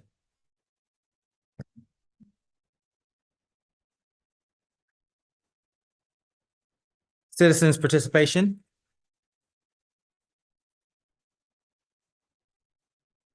Limited to 3 minutes per person. Comments from the public will be heard at this time. Any person with city-related business who has signed up may speak to council, limited to 3 minutes.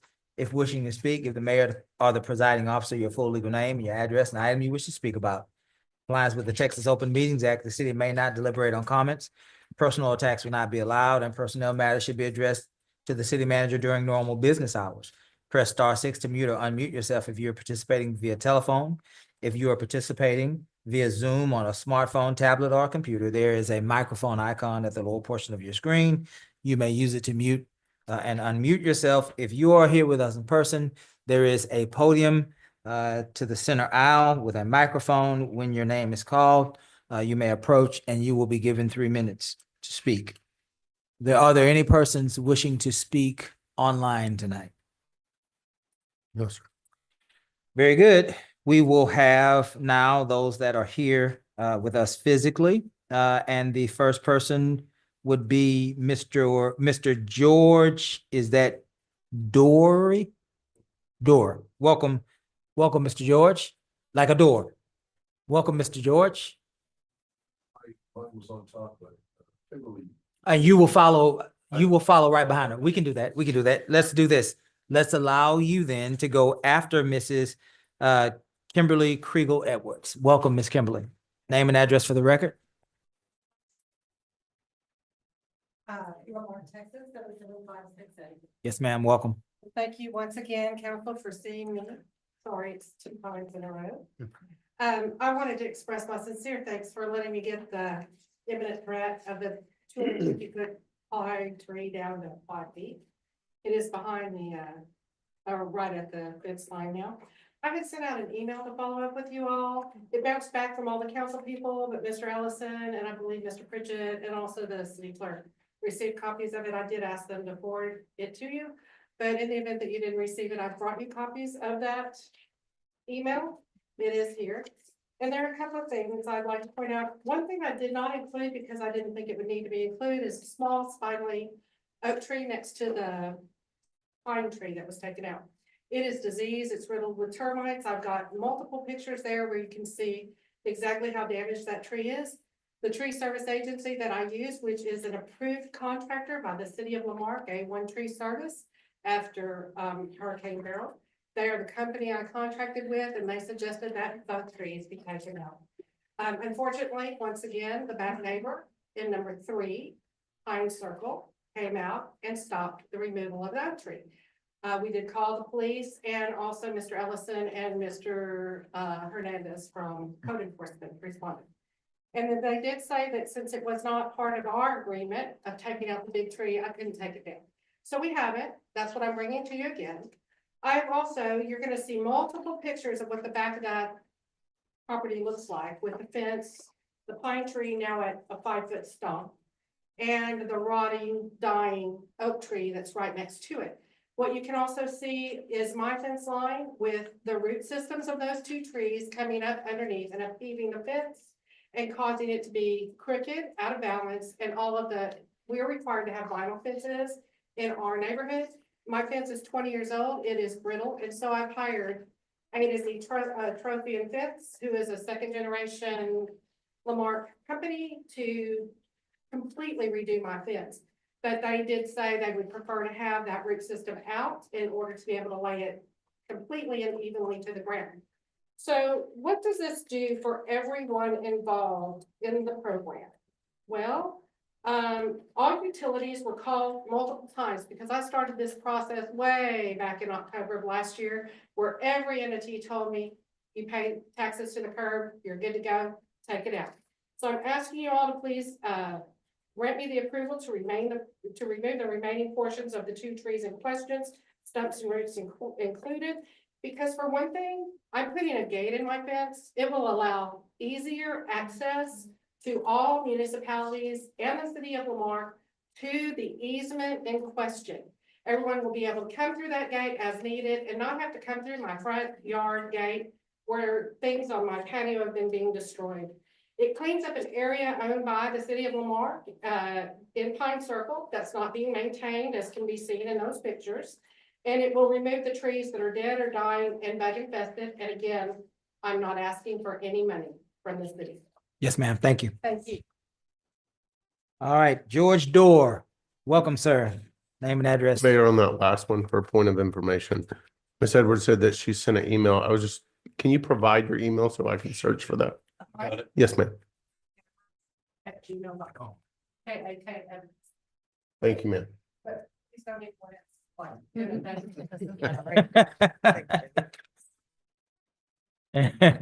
Thank you, Ms. Kriegel. Good evening. Yes, I'm Kimberly's next door neighbor. Yes, sir. And I had 2 trees also. Name and address for the I'm record. sorry, George Dorr at 165 Lower Barondo. Welcome. Mark, thank you. I had 2 trees. I had 1 tree that came right through my back fence in Barrel and impacted my garage and workshop right through the roof and so on. I took care of that one. But there were 2 other trees, one of which was leaning now over the fence after Barrel. The other one stayed pretty straight. I also used A1 Tree Service to have those 2 trees taken down to the level of the fence. I am just puzzled. If anybody can answer why we have these 5-foot stumps out there in that area behind our fence. That was apparently The agreement.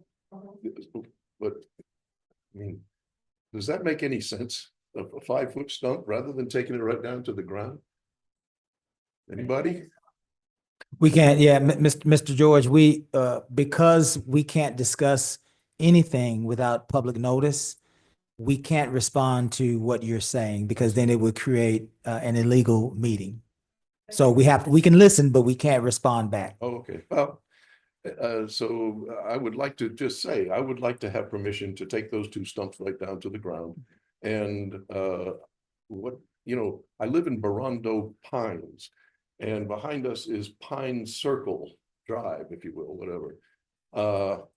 And yet, with her pine tree, they said you can take out the pine tree, but leave that oak tree. So it's, yeah, which is diseased, as we found out. But And your pictures show. Something- Damage. yeah, oh yeah, yeah. of the one that- Yeah, yeah, it was just waiting to fall onto my garage, yeah. But what I would propose that I might do, maybe 2 or 3 at a time, is to plant a row of pine sapling along that easement behind our fences to recreate what used to be a beautiful pine forest in there eventually.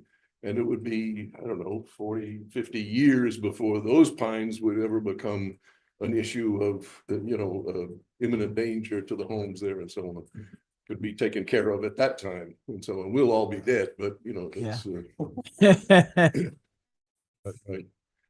So that's just what I'm proposing, is that, we can kind of recreate that pine forest and lose those stupid stumps 5 feet high, and so on. That's all I really have. So, Thank you, Mr. Dorr. okay. Again, we appreciate your comments, but we can't respond as much as we want to. They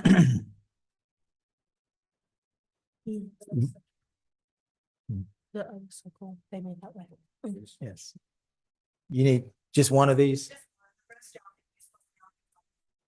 You want to give that back to Mr. Pritchett? Thank you. Richard Holcomb. Welcome, Richard. Name and address for the record, please. Richard Holcomb, 2708 Magnolia Drive. Welcome. Yes, sir. The other day we was going to Hitchcock to eat, and we went to the intersection there at Main Street, 45 and Lake. And I was just talking to my wife. I swear that intersection has been messed up going on 3 years now. And they've got the lights timed for, I guess, 2 lanes of traffic, but with only being 1 lane of traffic there, they ought to extend the light or something, because I don't know what's wrong with that intersection, but the young lady there at the corner store told my wife that every time they go work on that, they hit a gas line. So I don't know if maybe, but it seemed like they could at least fix it where there was 2 lanes there, because sometimes the traffic's backed up there for, I don't know, 300 or 400 yards, because that light still stays the same for 2 lanes as 1 lane. And for what's going on now with our country, about all these billions of dollars they're finding wasted going to these other countries for who knows what, that just brings me to the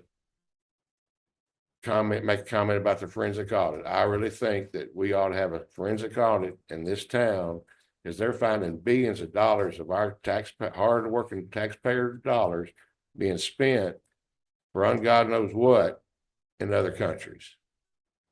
And we don't know, it could be happening in our own community. But without a forensic audit, nobody will ever know. And I would feel like if you have nothing to hide, it's our taxpayer dollars that's going to pay for their forensic audit. Spend it, and let's find out if you have nothing to hide. Maybe the people that are saying you have something to hide will shut their mouth, and this whole community will benefit from y'all getting along and working on our problems. Thank you, sir. Good to see you again, Mr. Holcomb. Robert Mischich. Welcome, Robert. Name and address for the record, please. Robert Mischich, 24 North Curlew. Mayor, last Tuesday, we had our meeting on the police station replacement. I'd asked for some drawings from the architect firm, and obviously their contract has expired. And because we were looking at building A over there, ones that we already own, this would save us some money. And there's been a lot of discussion on that. It seems to be a good building. Well, we need some drawings. We were told that, well, we couldn't put it on this agenda, even though that was last Tuesday. There's plenty of time. That it needed to be an RFQ, and it's going to be on your next agenda, supposedly. But I don't like being told that you're going to RFQ architectural firms, because you cannot bid architectural firms in the state of Texas. Can't do it. You can qualify them, you can do anything else you want, but you can't bid them. So I don't like being told that as a delay why we couldn't put it on the agenda, because we just need authorization. You guys are looking at doing a bond. Never had a bond pass. I want this thing to pass. I want to get it done, but we need things to rock and roll and get moving. The other thing was a drainage study to be done ahead of time. Okay, good idea. That's fine. Let's do that. But I got this feeling, maybe I'm the only one and maybe it's wrong, but I got this feeling that he wanted to be disqualified for that location because of drainage. That place had never flooded before until that storm in Harvey, and I want to give you that background. You were here, Mayor, and several of the others were not. That flooded because it was either an 8 or a 10-inch water main that broke. And it flowed for like 72 hours, 3 days straight, right before the storm, all the way through. And that water main by itself, it flooded everything. So regardless of all the rain and everything, and we've had drainage improvements, that was a one-off, one-time thing. And that's what caused that building flood. So it's not the surrounding areas or anything. And I just want to make that for the record. It's still a viable option and it can save us a bunch of money and it can influence a bond election to get that west side of town to support it. And we're going to need everybody to support it in order to get our law enforcement the facilities they need. That's all I want to say. Thank you. Thank you, Robert. Rashard Loftus. Welcome, Mr. Loftus. Name and address for the record, please. Good evening, Mayor and Council. 309 Johnson Street. I see y'all have on the agenda to talk about the ARPA funds, armored vehicle, which I have no problem if the police department needs equipment of such. But my question is, are you all going to use any of the ARPA fund money for public works and some of the equipment that they most desperately need? Because I've seen some of the equipment that they got. And quite frankly, some of it should have been gone a long time ago. So if there's any money left for ARPA funds, I'm wanting to know how soon will something like that show up for the public works? Because being in public works myself, you got to have the right tools. And if you don't have the right tools, the job don't get done correctly. It gets done half-assed. Like some of this asphalt that's been put out there, if we had the right equipment to do it, it wouldn't look as such. And, y'all had people come stand at this podium and complain about some of that. I myself looked at it and was like, yeah, but you get what you pay for.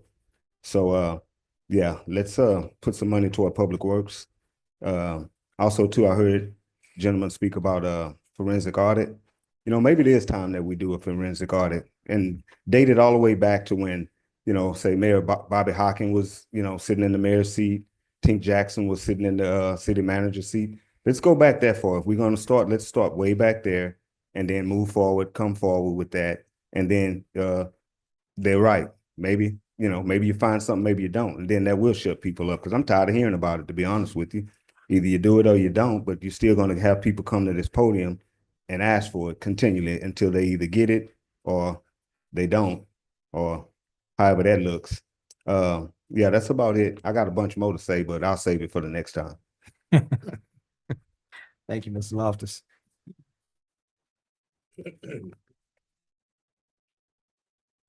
Item 6, minutes.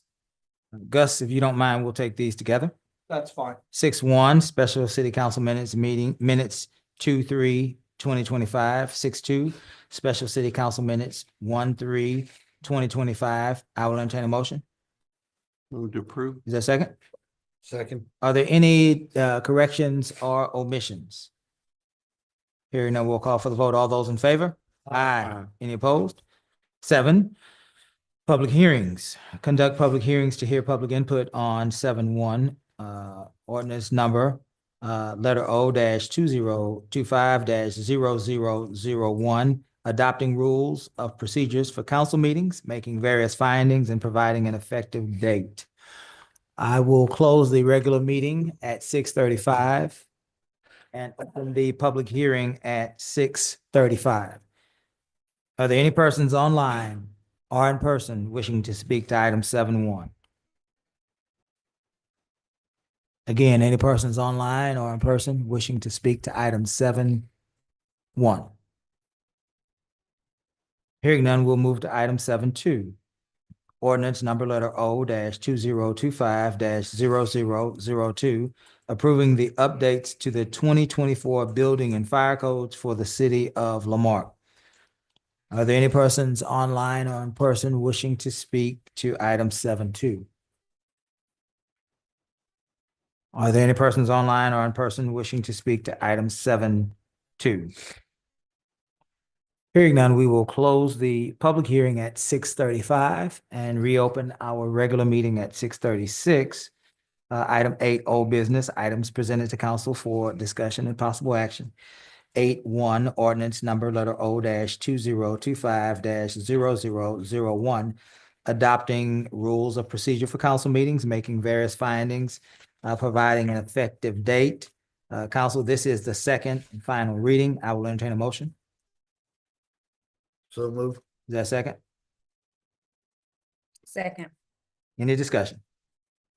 Mayor, Yes. I think this was the meeting that I was out at and Mhm. so wasn't, and I'm gonna oppose this one because I think that as we've heard from individuals, I don't want to add anything that's going to create greater animosity. We say these things that we want to work together and things, and yet we sometimes bring up documents that otherwise that could be used against me with a change of council in the future and different philosophies perhaps. Ultimately, what we're here for is to do the work of this municipality. And all the other is our goodwill, our ability to respect one another on all sides. I say that on all sides. And we're gradually getting there bit by bit. And so that's my view. And so that's my position, Mayor. Thank you. Thank you, Mayor Pro Tem. Any other positions? I'd have to agree with Mr. Compion. Some of the things in here are actually, if we approve this, it would be violating civil rights. And you're giving one person too much power. If somebody doesn't like somebody's stance, say you're out of order, say it twice. There could be a very touchy subject that maybe you don't want to hear about, but needs to be talked about. But there's things in here, whistling, stamping feet, and clapping, those are actually considered a First Amendment right activity. So I think in passing this, and I stressed this to the city attorney earlier without a response from him in my email or text messages, but I think it's giving too much power to one person, and it's going to violate civil rights, and somebody challenges it, it's going to be a lawsuit for the city. Are you done? Anyone on this side? When I look at this, yes, Mayor, when I look at this, it says, just so for our public that hasn't read it, it says council members shall refrain from interrupting other speakers, making personal comments not germane to the business at hand, or otherwise interfering with the orderly conduct of meetings. Number 2, council meetings shall refrain from abusive conduct, shouting, argumentative or aggressive behavior, personal charges, or verbal attacks upon the character or motives of other council members, city staff members, or members of the general public. And it goes on. And though you would think as a professional person that is here to represent people, their constituency, that they would know how to do that because of past behaviors, I'm going to respectfully disagree with Councilman Compion, because some of us are still under this, are still being faced with this, not only here on the dais, but also in other forums on a daily basis, on a weekly basis. And so if we can't, as you have said in the past, you don't care what happens in social media. I do care what happens on social media when it's coming at my family. And I especially care when it's coming after residents of District A, which it has. And it'll also come against staff members. And I think there needs to be, we have to model that expectation of professionalism. in previous councils, I've been on the council now 4 years, 4.5. You're right, it wasn't necessary. But because of the climate that we're in, I think we have to, as our charter says, govern ourselves. So I respectfully disagree with Councilman Compion and Councilman Lowry that this is to maintain professionalism upon this dais, and I think that's why it's necessary. Now, we can all choose not to follow it, but I think as in any classroom, you have an expectation and rules. We should always be professional at all times, and I think that's why this is necessary. And it lets I have heard from my constituents that they expect professionalism, and they expect us to do the work of the people. And we can do that when we have rules that monitor our behavior here in council chambers. That's all I have. Very good. Anyone else? Mayor, if I may, another thing on number 2, a council member breaching these. So basically, if there's discourse between 2 elected officials, one person could kill the microphone of an elected official.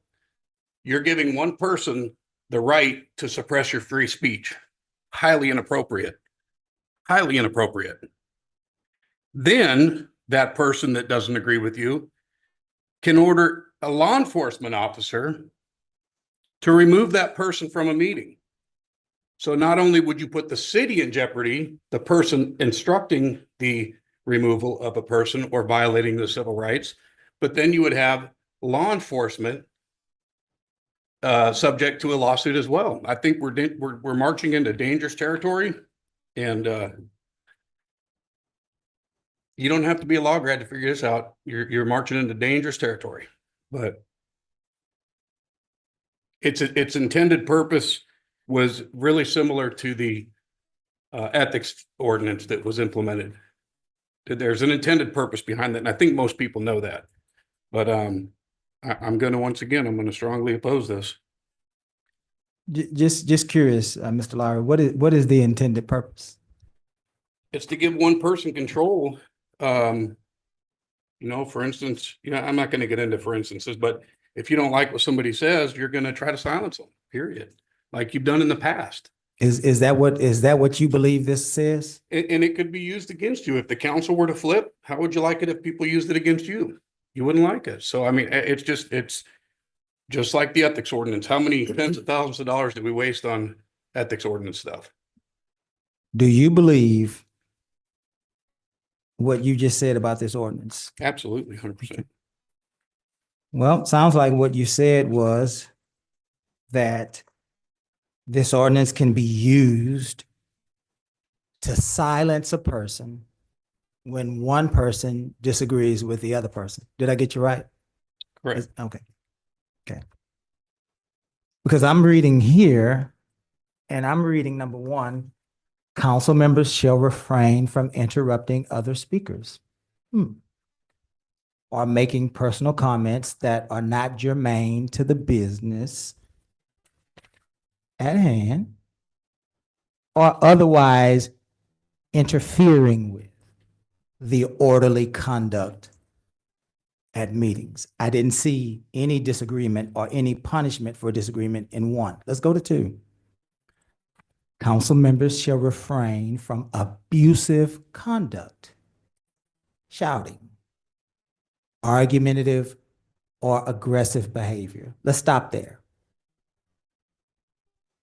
Whoever presides over meetings, whether it be myself or Mayor Pro Tem or whomever the mayor is, Mayor Pro Tem after us, part of their job is to stop abusive conduct, shouting, argumentative or aggressive behavior.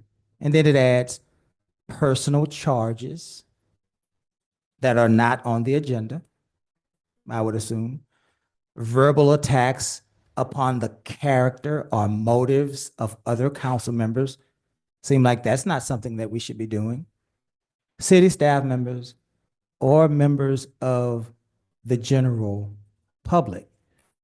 None of that In my reading, Mr. Lowry, and you can show me something else that I'm not reading, but in my reading, none of that has anything to do with simple disagreements at all. So I'm curious as to where you're getting this from. And prior to this, I remember last meeting. Last meeting, you passed out this sheet of paper that contained Robert's Rules of Order. And you said we should probably adopt this instead of this ordinance. And I wanted to share with you, we have been following Robert's Rules of Order since before I was on council. This has always been a Robert's Rules of Order council. We've always followed that. And it seems as though we have been unsuccessful here as of late in following that. And so while I really am concerned that you have your questions answered and your concerns addressed, I just don't, in the writing of this, Mr. Lowry, I'm sorry. I just don't see that. If it's in between the lines, then as a council person, all of us have the right to say, I would like for us to reconsider. And so nobody can arbitrarily throw you or any other person out of any meeting without full support of a council or without the majority support of a council. I see this as a way for us to do what we have been elected to do, and that is the business of the people. Nothing more, nothing less. Is there a point in this that you would like to show me that I can see what you're seeing? Actually, what I was saying. I'll let you go, Ms. Yancey. Go ahead, Mr. Lowry. What I passed out is I was, last meeting, I said, we already follow Robert's Rules of Order. And then if you want to get into it, you say argumentative. So if you have public discourse, you get to determine where it stops and you could kick somebody out of a meeting, or who's to determine what aggressive behavior is. I mean, there's just, it's dangerous territory, but I've already said what I got to say. Sure, And, sure. I appreciate your comments. Ms. Yancey, did you want to add? Well, number 3 may answer, may help a little bit of his concerns. Number 3 says, if a council member feels that the presiding officer has breached the rules of decorum set forth herein, the member may request that the presiding officer cease the disruptive conduct. If the presiding officer continues with the perceived disruptive conduct, a council member may request that a vote be taken to determine if the presiding officer has violated the rules of decorum set forth in this article. If an affirmative of all the members of the city council except the presiding officer approves the removal of the presiding officer shall exit the meeting room and be barred from further attendance at the meeting. If the presiding officer does not immediately exit the meeting room, the next presiding officer, which would be the mayor pro tem, may order any law enforcement who is on duty to remove that person from the meeting room. So basically, everyone has a level of accountability. I just wanted to make that point on the record. Yeah. Last thing I'll say, I'm sorry, Mayor Pro Tem, jump in. Yeah, thank you. I appreciate it. Mhm. Just a couple of comments, follow up. And I mentioned this, I think I mentioned it to Councilmember Lowry. These we discussed this at some point with Gus's input in the past. This type of ordinance is something that other cities have passed here in Texas. And in fact, I know I've looked at one from maybe the city of Killeen or Dallas or Fort Worth, and I'm approaching this more, and I'm approaching this more from the heart of this small community and being here for the number of years that I've been here. And God knows this Mayor, you've experienced Lamarcus at some very far worse times when we had council members that did not even appear for meetings.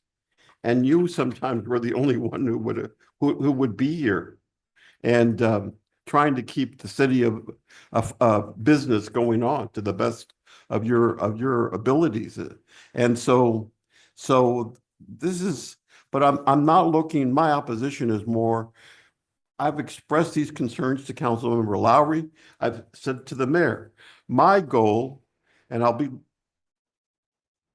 calling these points of order, let's stick to the business and discussion of what's at hand. That's what we're going to be doing. That's what Robert's Rules of Order is, with the support of all of our members of council. If you want to, we have the opportunity at the end of every one of our meetings to interject whatever personal opinions, views, comments, good news, bad news, whatever you want to say. That's an opportunity there for each of us individually to do as we wish. That's our opportunity. But for purposes of what we're doing now, we stick to the business, the agenda that's here, like we're having this healthy discussion, and that's it.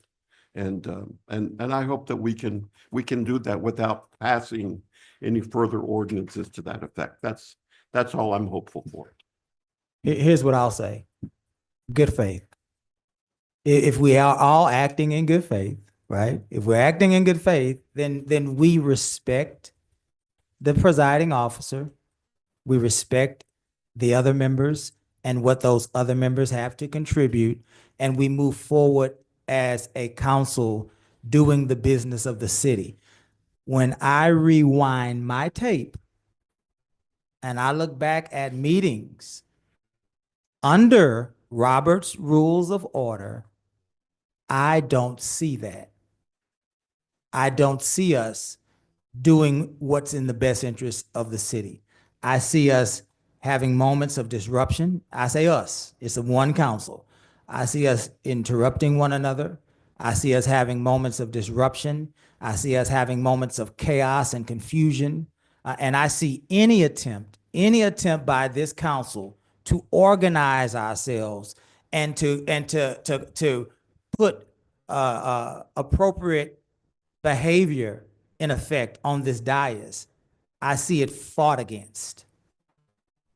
And that does not do anything for the business of the city. Our meetings run 5 and 6 hours in length because we continue to discuss, debate, argue, fight, nitpick, have food fights, or whatever we want to call it. We continue to be paralyzed by chaos and confusion. And here's my deal.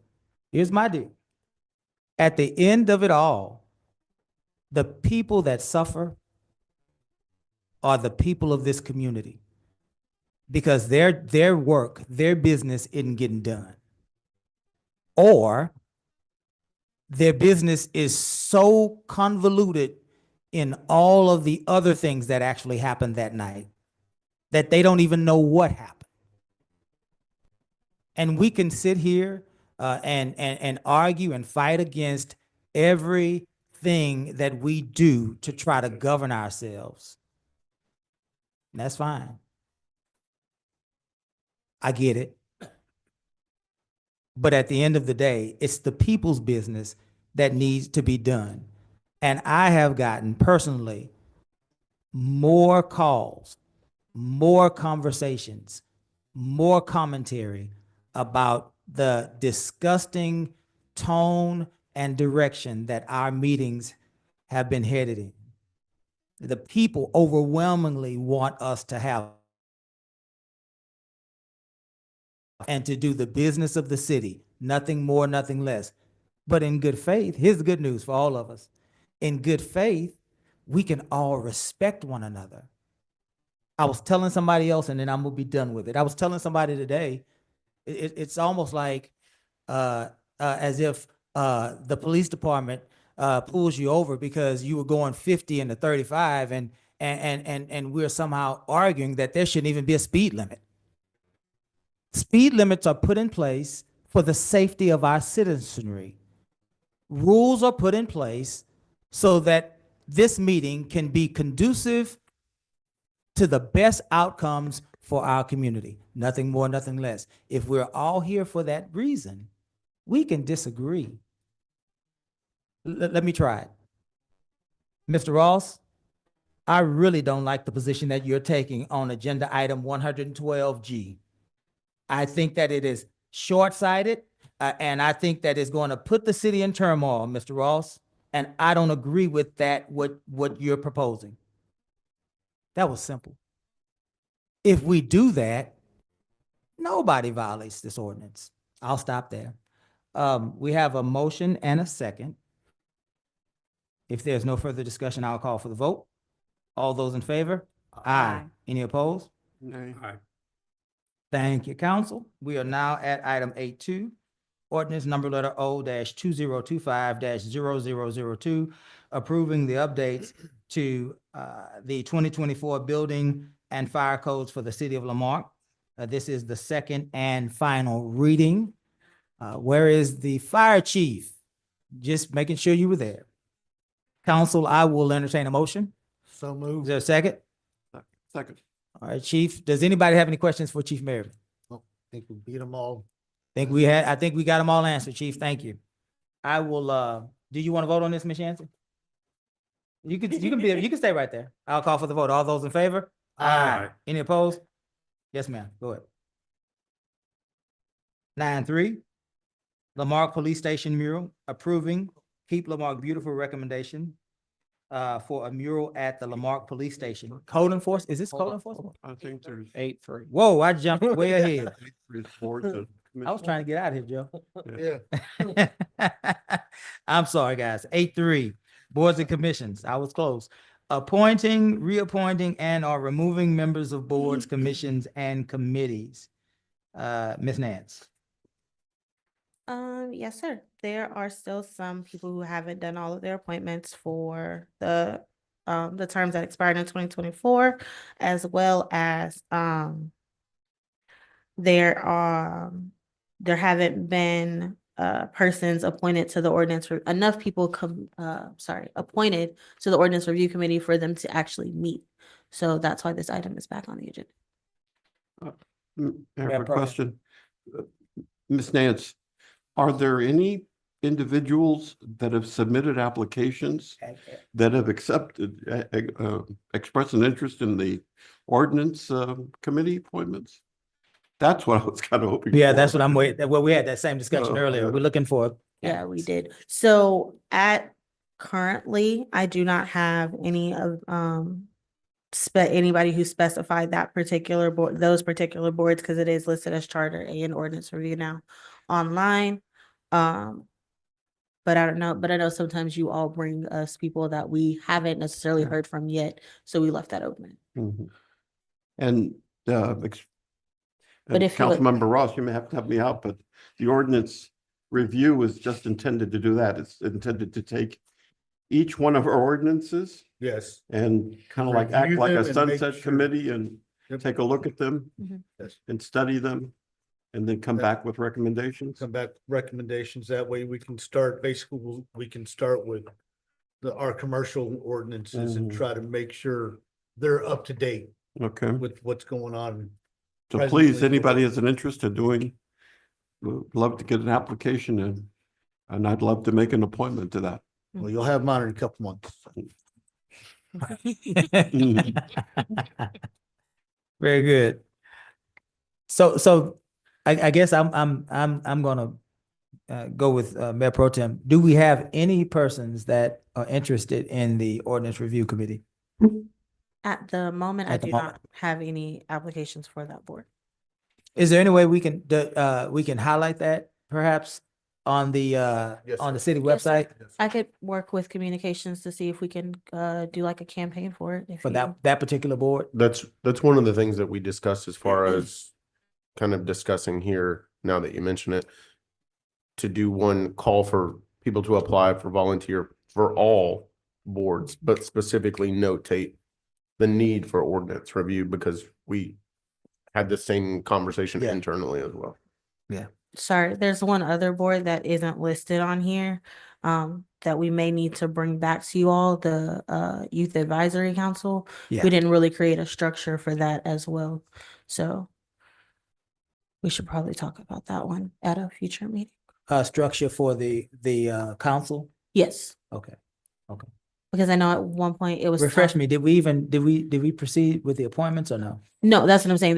There are no members of that board, Okay, because it's a youth board, so we need Gotcha. to work on that as well. Can you bring that back to us, Yes, sir. within the next couple of meetings? please? Yes, sir. Thank you. Well, any other person wishing to appoint, make an appointment tonight? I would, since Ms. Brown is not on the application for board and adjustments, I would like to nominate Cassandra Lafferty for board and adjustments. And then renominate Mr. Pennington, Mr. Crowder, and Ms. Lamons for building standards, cemetery and parks. So everyone is the same? You're replacing Ms. Brown with Ms. Lafferty? Yes. Does she have an application on file? Yes, she has. an Very good. application. Very good. And the only reason I'm asking is to make sure that she has all the information. Okay, okay. Anyone else? I have a question, sir. Yes. In regards to District D appointments, or it's a question for the overall, do board members need to be a citizen of Lamarque? Yes, they do. I believe we have some holdovers. Is that right, Gus? I can speak to that. If they were, they can finish out their term, and then they would not be eligible for reappointment. There are some provisions on certain state boards that allow for ex officio members, For sure. like experts that are not residents, but for the most part, the voting board members have to be residents. So, sorry.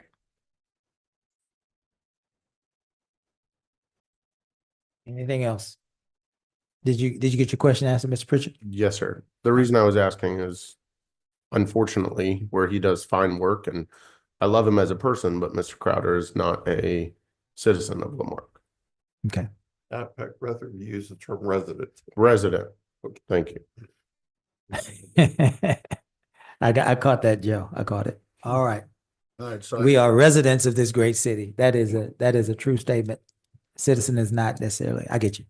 Did you want to say anything, James? Okay, well, if Mr. Crowder cannot be on the cemetery board anymore, then I would like to nominate Mardella Park for the cemetery. May I interject, just intervene? To refresh, when we amended this, the commission and board, at the request of the chairperson, I think the chairperson and the board, they may invite a non-resident to serve on the commission. As an They- ex officio, as a- non-voting, as- yeah. They may do that. Yeah. They may do that. They just can't be a voting member. Yeah. Exactly. Thank you, Mayor Pro Tem. The only reason I bring it up is because it was a discussion between Ms. Nance, Mr. Knable, and myself in relation to all of these. Yeah. So we're just trying to do our due diligence to make sure that we're following the letter of the law as it is. Yeah, so we can appoint then Bim Crowder as an ex officio member to the cemetery board is what you're trying to get voting members. Yes, I sir. got That's you, what I I'm got you. trying to get to. Yeah, I got you. Did you want to? So can I keep him or do I need to nominate somebody else? If he is currently not a resident, to be a voting member, you would have to have a voting member, you would need to nominate someone Okay. else. So for my voting member, I would like to nominate Mardella Park. Does Ms. Park have an application on file? Okay. Yes. Let's also, to help you out, James, I would like to then nominate Bim Crowder as an ex officio, non-voting member, because it sounds like we're trying to keep him on the board. Anyone else? Ms. Yancey, we're in the middle of appointments. Did you have any appointments that you'd like to make tonight?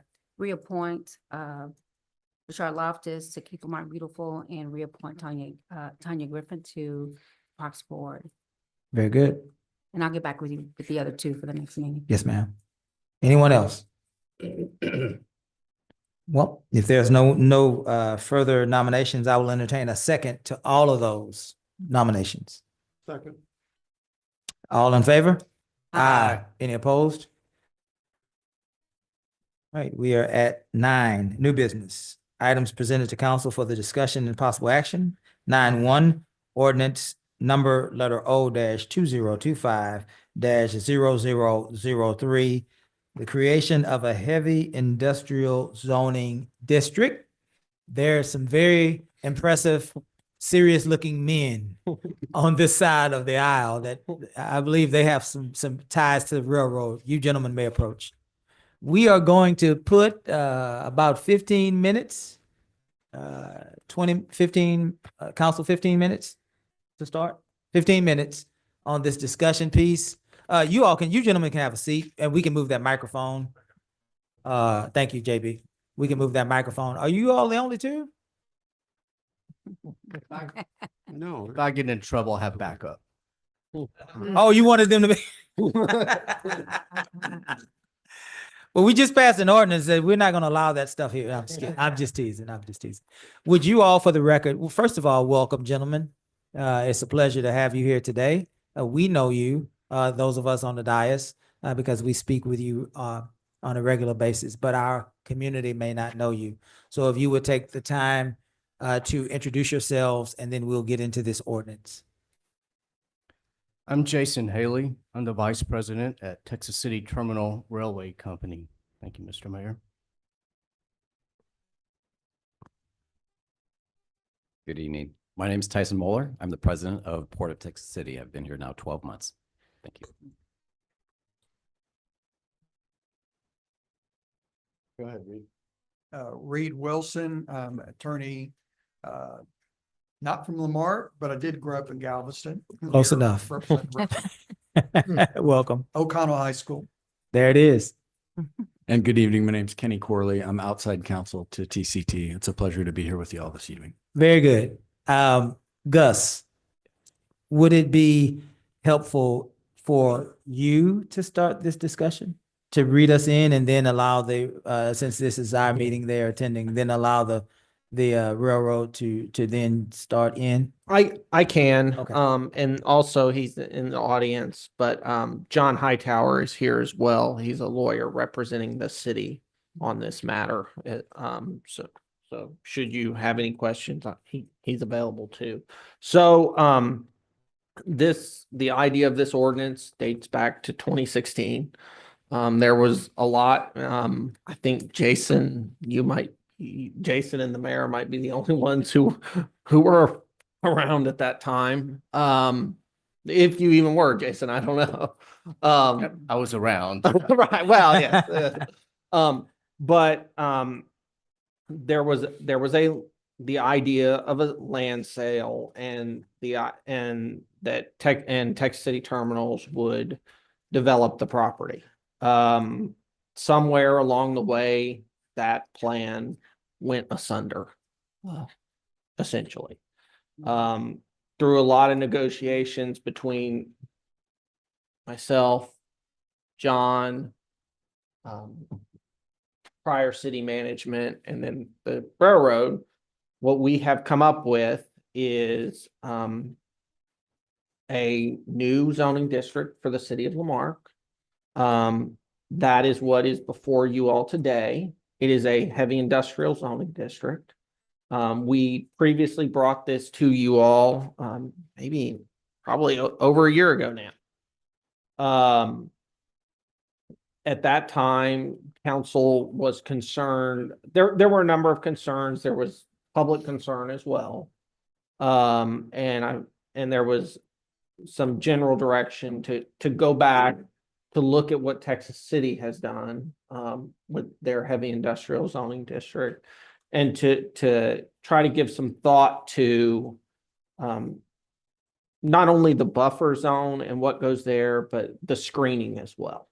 And so that's what this ordinance is. We looked at what Texas City has done, and you'll see in subsection H dealing with screening that's required along on areas of the district adjacent to areas that are zoned residential, what sort of screening is required there. As I said, this is just a text amendment. there is no property being rezoned today or tonight. But we, as I said the last time, we're not trying to hide from anyone that the railroad will ask to rezone their property. That's why they're here today, to try to get out and but try to be as forthcoming with the city as they can about kind of what the plans are and what they see for the district. So. Welcome, gentlemen. Have you all had a chance to review the proposed ordinance? Is there any? Yes. How are we feeling about it? Well, we worked with the city on the draft I-3 district for some time, back and forth, and, you know, Mayor Pro Tem gave us some guidance over, I was sat at this desk or this table right here before, and Mayor Pro Tem said, you guys go back, take a look at this, take another swing. And so we did that, working with our attorneys, working with Gus, and we have a new suggested I-3 district. And that's what's before us tonight. Yes, sir, correct. Very good. Anyone else? Yeah, Reed Wilson, I'd just like to say I appreciate the cooperation I had from Gus working through the I-3. What we did is we looked at your other industrial districts in terms of their format. We tried to follow that format. We provided for a buffer, a setback, permitted uses, prohibited uses. We tried to cover the whole waterfront, knowing that the city wants to do what's in the best interest of its residents, whether they're citizens or not. And we think this will allow for a quality rail-served industrial park that will bring substantial benefits to the city and is consistent with the original intention of the railroad when it acquired all this land from the city. And I'd be happy to go through it line by line, page by page, but I think you've probably seen it. We think it addresses all the issues, and it's our intention to bring forward to you, if this one is approved, this is a rezoning of some of the railroad's property, so it can be used for good economic development purposes. Got you. Council, we're going to open it up. Do we have any questions concerning this matter as it relates to the what is it? I-3? I-3 agreement for Gus or for the city manager's staff or for those representing the railroad? Anyone? Mayor Pro Tem. I think it's important for all of us as residents to understand that the comment was already made that we're not rezoning anything here tonight. It is just an addition to our zoning ordinance to now incorporate a heavy industrial classification. And having said that, this classification was unanimously, this was presented to our planning and zoning committee, and they unanimously approved this this designation, potential designation, and forwarded on to us to act upon. This is one process as well, and I'll just, because we've been very upfront about this without going into this discussion, but it's one part of the process of working and showing goodwill so that ultimately we can resolve some outstanding legal issues that we have within the city and the Texas City Railroad.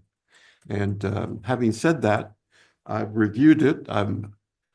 I like the protections that are being offered and the buffers that are being offered to those existing residences that are out in that area. And I paid particular attention to that. It still provides, in effect, almost a green space for the residents that are there in that area on that side. So that's those are my comments. Thank you, Mayor Pro Tem. Anyone else? I would just like, as a courtesy to Councilman Lowry, since this is his district, or Are you okay with this? This is District C, correct? Yes. Are you okay with this? Yeah, and another question I had is you guys switched to an ag exemption, is that correct? Or in the process of it? Not yet, but we can at this time, and we intend to do that, more than likely. And that's gonna cost us. That's gonna cost us, is what you said? Mhm. How are you saying that, Mr. Long? Ag exemption is It's very minimal. It's, let's just say, You mean we're the even tax revenue? numbers. Correct. It's $90,000 in ad valorem taxes that are paid. And once the property becomes ag exempt, then the taxes that would be paid would be 9,000 as a, general range. Okay, so that's something that we've been looking at. I mean, yeah, there's cows, it's a cow pasture right now, and that's not the best use for the property. But as the project, if this is approved and Texas City Terminal Railroad comes back requesting their property to be rezoned and it becomes redeveloped, then obviously there would be substantial revenue to the city as this property is developed for a rail-served industrial park, which I think is the goal of all of us. So that's. I'm glad you said that. That we're working together, yes. We're all working together. Absolutely. And I know one thing, I don't have as much money as the railroad. What are you saying, Mayor? I'm saying if we're working together in good faith, then how are we even discussing an ag exemption? As Good faith. Yeah, as business. I do know that it can be considered purely business, but this is good faith. It's been 9 years. It- 9 years, guys. And Yeah. if But today is today. And have you met my friend Joe? We are working together in good faith. If we are truly in good faith, then Jason and I can take that and we could pause that. That There it is is. within our control. There it is. You're right. There it is. I appreciate you guys. Yep. Any further questions? Um, Mr. Ross? I see that we've gone from 500 feet to 250 feet, which originally, the first time when we brought this up in 2003, November 2003, it was a 500, must be maintained between residential and the permitted I-3. So that was something that I believe was part of our sticking point. We had tried to get a little bit more, understand that we had hoped to get a little bit more because got residents, got people right there. So is there any way to go back to that 500 feet or is 250 or? Remember, we had that conversation. Yeah. We If I, did. We oh, had, I'm sorry. no, when I was telling my council person, we had that conversation. You don't remember that? No, I don't. Yeah, we did. I remember the conversation of Yeah. it's our land. We can pretty much do what we want, yeah. but we are still asking to try to keep Yeah, I think we compromised. the 250 people during the workshop. that are off of Walnut and such in that area. Yeah. Did you want to add something? I'm sorry. Did you want to add something, Gus? Sure. So, yes, originally there was 500 feet, but there was concern from the public about screening, for lack of a better term. And so what we tried to do was do more about the screening and the physical barrier between the industrial and the residential use. Mhm. And as we did that, we got more specific about Right. what the screening has to be. But as with, I suppose, any negotiation, we asked for something different, so they asked for something different. Sure. So that is how I would say we got to where we are. Did you want to respond, Mr. Haley? No, I think I'm fine after Gus's And- comments. The people that I know over there really, really well, have a major concern of, the railroad trying to buy everybody out to Main Street, basically in that corner. And I hear that a lot as I'm talking to people on that side. Is there any validity to it? Or is that just small town trying to rile people up and say the railroad's bad? Well, The railroad's not bad. Number one, brings a lot of goods for this economy, right? In this great state of ours, Texas. So number two, what I would say is the port of Texas City and the railroad are always looking for property. We just bought a couple $1 million worth of property in Texas City. We're looking every day for property. And so if there are properties in the Lamarque area that you guys are aware of, we're open to buying properties. We're in the business to grow, Sure. right? So whether that be in Lamarque, Texas City, or other locations, we're authorized to purchase property. Sure. And what is your annual budget again? The Port of Texas City? We're a private company, so that's not disclosed. Oh, it's private. I'm sorry. Yep. I learned it doing leadership mainly. I was just telling you to Yep. make it know. Yeah, so most ports are public, and so that would be a public number. Right. Yeah. We're owned by Burlington Northern Santa Fe Okay. and Union Pacific. Okay. Yeah, sure, sure. We understand. Not the Port of Texas City is. It's Texas City Terminal Railway Okay, Company, terminal. DBA, doing business as the port. So we have the rail ops and the port ops and real estate.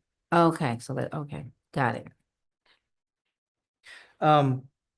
This is a question more for maybe Gus. Yeah, we're getting ready to bring Sorry. Ms. Harrison to the board. Yeah. How did our planning and zoning commission, how were they? They were they were tough on us, I suppose. But no, they voted to recommend approval with some comments about sound. They voted to recommend approval, Yeah, let me rephrase that. They voted to report favorably. report favorably, So which is something like recommend approval. yes, yeah, right, yeah. Very good. Mayor, let me Yes, sir. interject. Yes, sir. As opposed to the first time, which they expressed their disapproval. You see where I was going with that? It seemed like we have more support to take an action tonight, gentlemen. Where are we, Kiara? In the motion. Do we have a motion? We don't even have, I will entertain I'm sorry, Mr. Lowry, go ahead. When is we got a court date coming up fairly soon for this 9-year fiasco, is it? When is- September, I think. You're correct. Close on the date. We're looking at August. So I'm glad that you asked that question. I am outside counsel. I am litigator for TCT. And this is something that I hope we can all move as expeditiously as we can. And I only say that because it's already cost, I think, both sides of this table a whole lot of money. And rather than allowing a group of other people to decide the outcome of this, we think what we're doing right now is the right way to fix it. So I appreciate the question, and I think we're on the right track here. No pun intended, on the track. I believe that you have a lot of support for that statement, sir.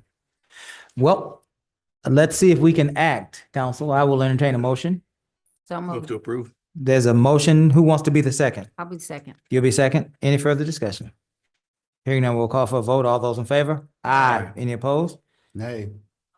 Hey, all right. Thank you. Thank you, Mr. very Ross. much.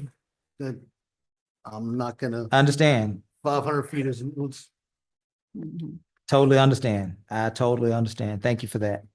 Thank you, gentlemen. Thank you. Thank See you. guys. 9-2, ordinance number letter O-2025-0004, approving the rezoning of property owned by Cotter and Alexander LLC from residential R1 to commercial C1.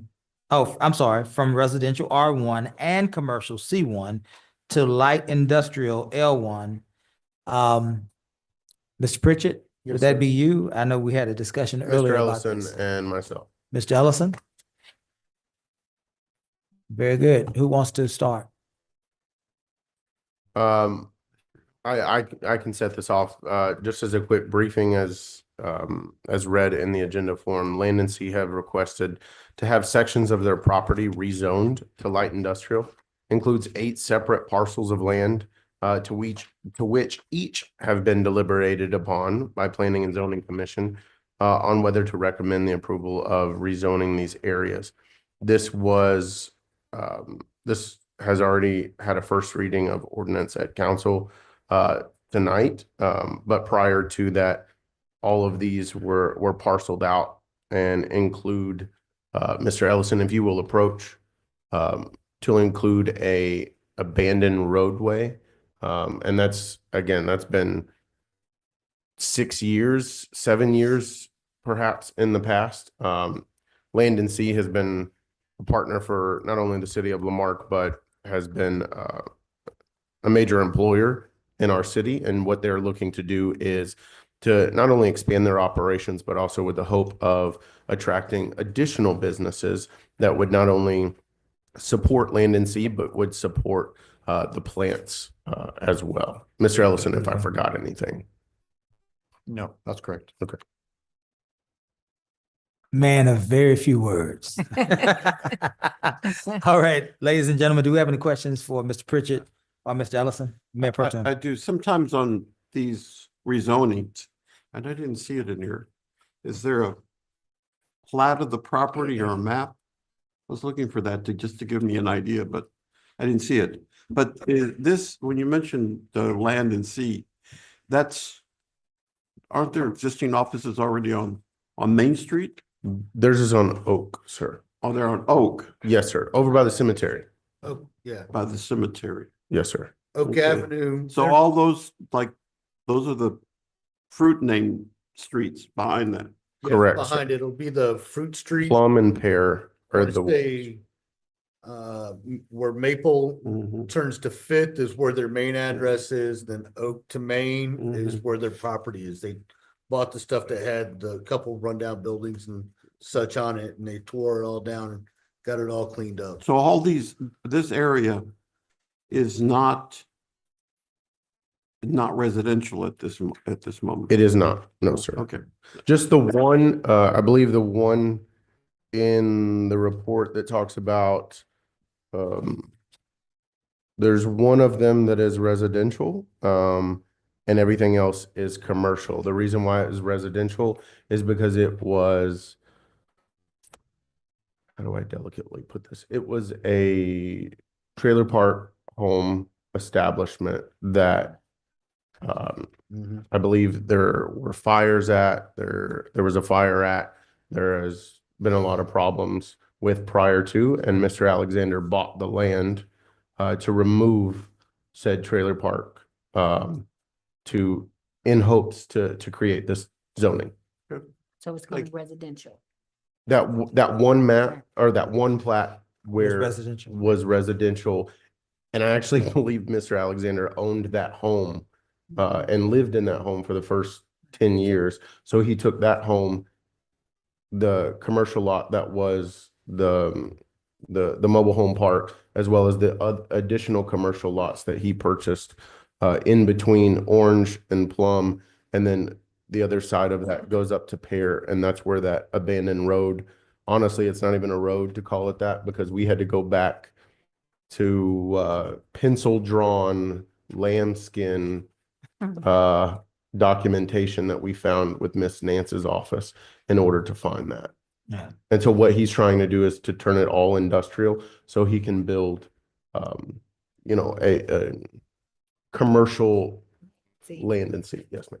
And that Land and Sea, what that's gonna be, the boat, I'm sorry. it's gonna, what is that gonna be? So what Land and Sea does specifically is they operate all the generators that we use. They operate offshore rigs. They work on and maintenance boats. But to say boats is to not think of the ones that were abandoned over the weekend, but large boats.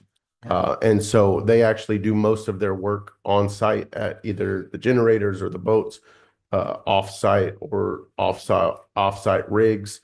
That is really just their main hub. that they operate out of. But with the expansion of that would be the potential to attract new businesses to that district as well. Okay. Thank you. At the end of it all, this is potentially another avenue or maybe multiple avenues to recoup sales tax. Very good. And increase in ad valorem. And increase, Absolutely. and increase ad Absolutely. valorem. So this is in my opinion, a good business move for our community. Where are we, Kara? Did we have a motion or no? No. No, sir. I will entertain a motion. So moved. Is there a second? Second. Any further discussion? Hearing none, we'll call for the vote. All those in favor? Aye. Any opposed? 9-3, Lamarque Police Station mural, approving Keep Lamarque Beautiful recommendation for a mural at the Lamarque Police Station. Hey, my friend, how are you? Are you gonna do the mural yourself? Is that what's getting ready to happen? I've seen his handwriting. I hope not. Right, yes. Welcome. Good afternoon, Mayor and Council. As you can see in front of you, they're planning to do another mural for the police station like they did the library. Okay. We're fixing to, we need your approval so we could move forward. The prices in the front of you, Keep Lamarque Beautiful, since we're liaisons for them, they will put the money in and it's 1,800. So we just need your approval. So we can move 1,800? forward. Yes, sir. I was just a really quick question. Police, where are the police? Were we made aware of this? Are we up to speed? Okay, that's all I want. I just wanted to make sure you guys knew what was happening. Mayor, Go ahead, Joe. Question. This $1,800, is it coming from the voluntary contributions side or the money allocated by council?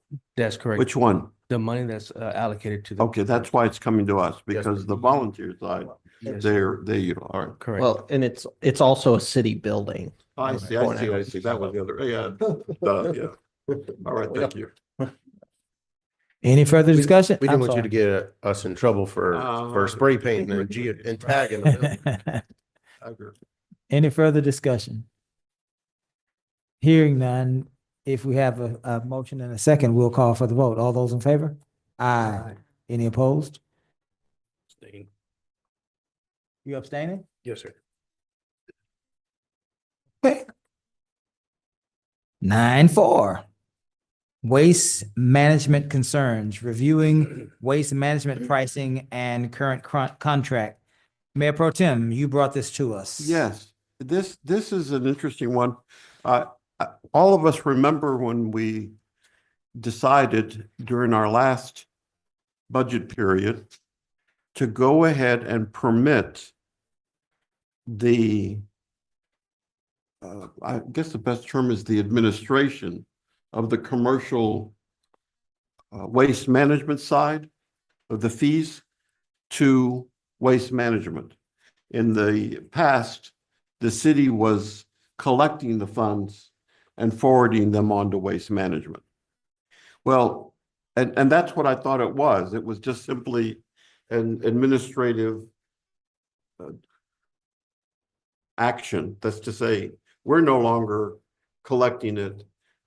Everything else will remain the same.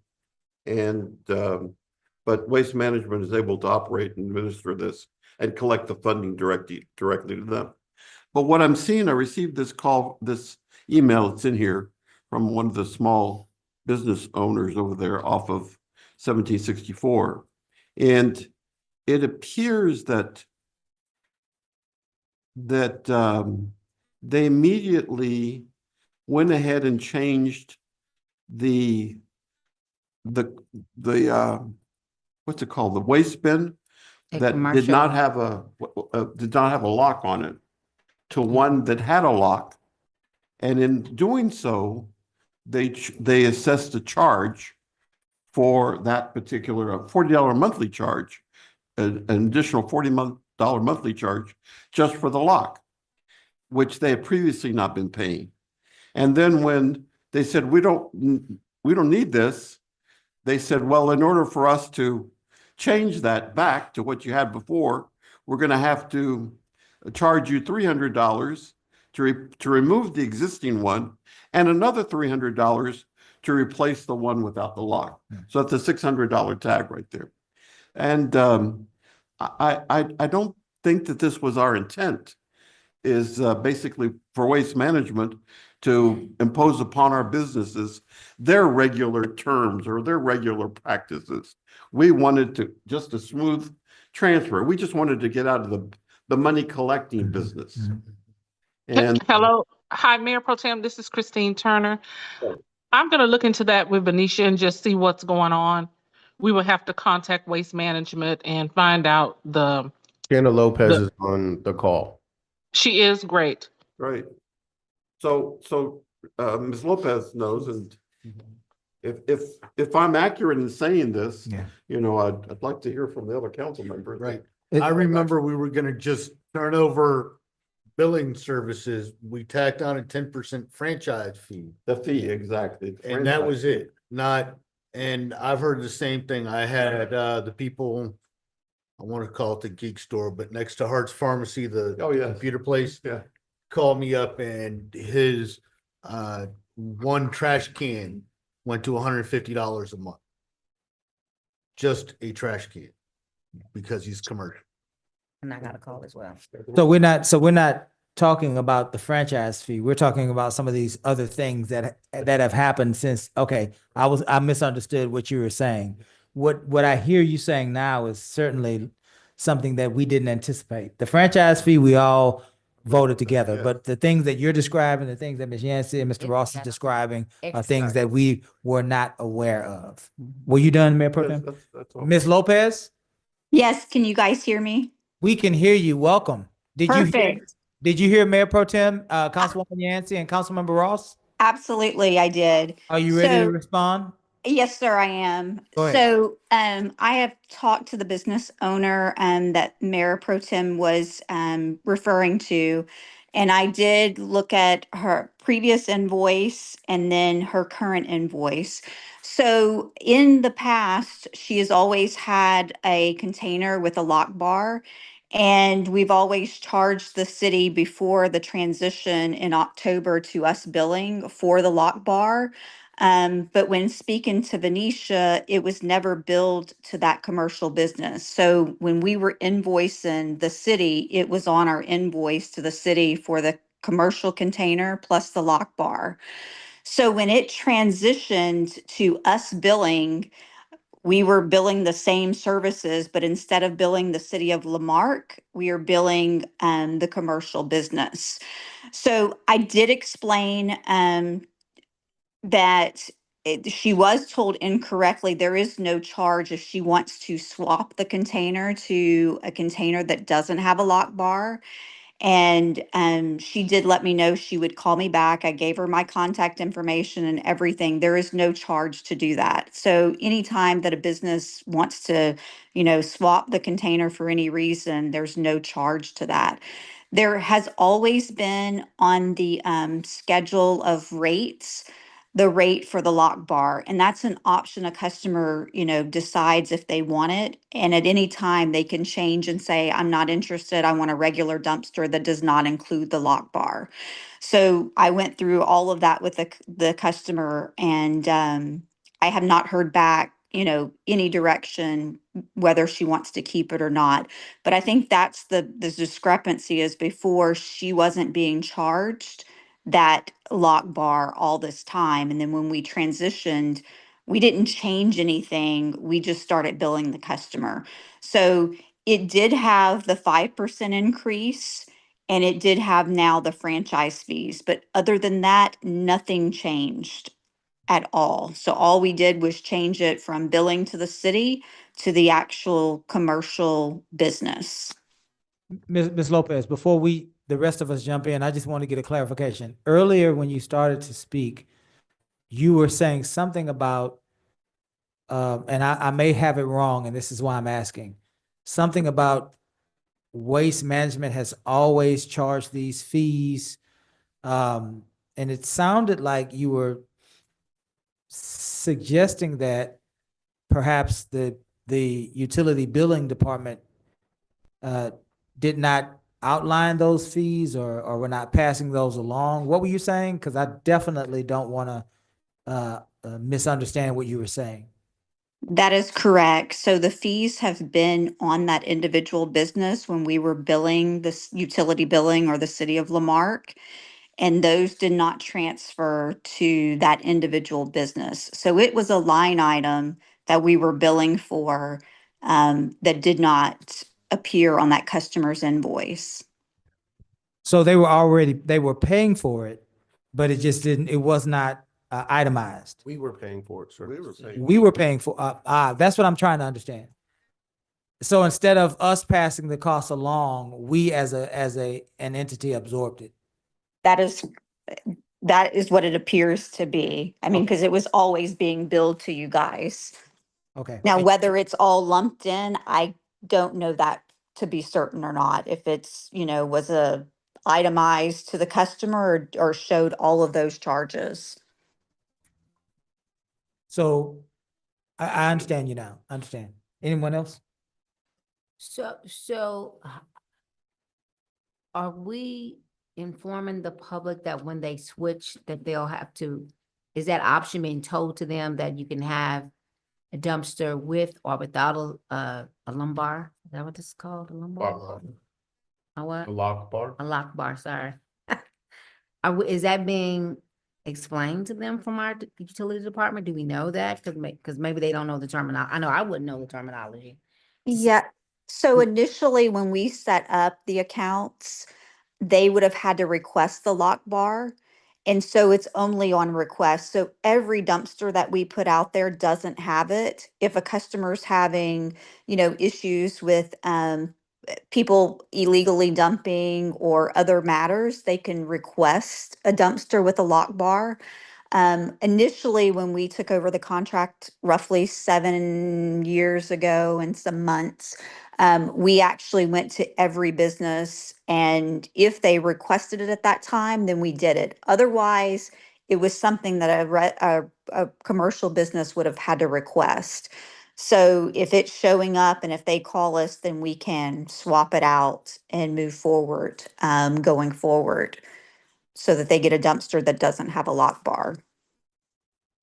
So the average customer, when they're switching over, it comes with just a regular dumpster. If they want a lock bar, it's requested. Yes, ma'am. Yes, ma'am. So I'm wondering, did she believe that she was getting the lock bar free of charge? That wasn't explained, perhaps? Well, she thought that it was not a charge on a monthly basis. She said she just thought it was a one-time fee and would never be assessed again. And I did explain it's on the rate sheet and it shows, it's a monthly fee. And I did tell her, look, at any time you want to change it, you are willing, I can make that change tomorrow. And then, she said, well, I'll get back with you. Let me check on the business need. So that's kind of where we've left it. And I'm waiting to hear back, and then we can make any changes that she would like. I have the same issue with a resident, a commercial owner in District A. So I want to be able to know what verbiage to tell them when I call them tomorrow. Absolutely. I mean, it's the same. If they want to change it to a regular dumpster with without the lock bar, we can do that. And it's the 5% increase and the 10% franchise fee. Yes, ma'am. And then, of course, any taxes. So, you do have taxes that they have to pay with us billing them directly. Thank you. So I want to make, because I've got to go talk to this gentleman tomorrow. There were certain fees the city of Lamarck was paying, and as soon as we swapped, they got added to the customer's bill. And they can call Waste Management and renegotiate what they need for their business, is what I'm. Absolutely. At any time, a business, depending on their needs, whether it's the frequency, the size of a container, a lock bar, they are optional at any time to give us a call and say, look, I want to change this out to, from a 6 yard to a 4 yard. I want to add a lock. I want to take off a lock. those are options at any time that a customer, depending on their needs, they can make those changes. All right. Much appreciated. Thank you. No problem. Ms. Lopez, I do have a question for you. So Waste Management did send out postcards to all the commercial accounts, detailing that it's going to be some billing changes, but those specific details on additional charges was not on the card. Is that accurate? That is correct. We submitted the postcard to you guys for approval, and we did send that out to every commercial business. And it did, put our customer service number. So if there were any questions, to call us and we could explain that. Thank you. Thank you, ladies. Mayor Pro Tem, where do you want to take this? Well, I think that we're looking for the clarity. We're fine right now. Okay. I don't think any action is required. Okay. With the clarity, and we have a message that we have our talking points that we can certainly report back to our constituents, and also the city as well understands what's occurring. Absolutely. Thank you. Anything else on item 9.4, council? Moving out to item 9.5, ARPA bid award, armored vehicle, authorizing the city manager upon final approval of the city attorney to sign a contract with Lenco Armored Vehicles in the amount of $320,067 to purchase an armored personal carrier, an APC. Which one of you fine lady or gentleman would like to come up and sell us on this fabulous Lenco armored vehicle? We could have bought a Bentley. We could have bought a Bugatti. Wouldn't y'all have rather, never mind. So, wait a minute. If I remember during budget, it was like $450,000 for this, right? We were trying not to go for the Bentley. I mean, this, you want to? We trimmed some of the fat on it. You gotta talk to the mic. So we trimmed some fat on it to try and save some money. So we ended up taking off the high water package, was like $20,000. And then we also took off the delivery fee, which was $8,000. So we ended up taking about $28,000 off of this. What was the 8,000? Delivery fee. Oh, so we're gonna go get it? Yes, sir. Okay, okay. And even the water package, I mean, it's gonna be able to serve as a high water vehicle for us. Yeah, it Just won't be able to sit in water is the idea. Okay, okay. If we can drive through it, we just can't sit in it for an extended period of time. Let's go back to basics. What in the world is this vehicle again, and what does it do? So this is typically a vehicle that we would utilize on call outs for barricaded subjects, hostage situations, also high risk warrants. So this is basically like an armored cage that we keep all of our guys into to open approach the building. So typically what we do now is go up there in a van, right? So it's this old rusty van that we use to go up there. We have to exit out of the van, walk up to the house. You're standing in front of windows, you're standing in front of stuff, in front of nothing is armored, nothing is barricaded. Yeah. So you're going up there and physically have to put people out there to try and ram their way into these houses for hostage situations or barricaded subjects, stuff like that.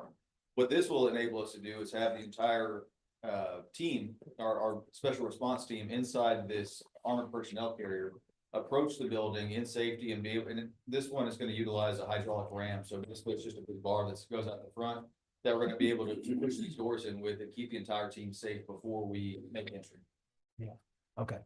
Another aspect of it too that we've seen work when we've utilized other teams' vehicles is just the Deterrent.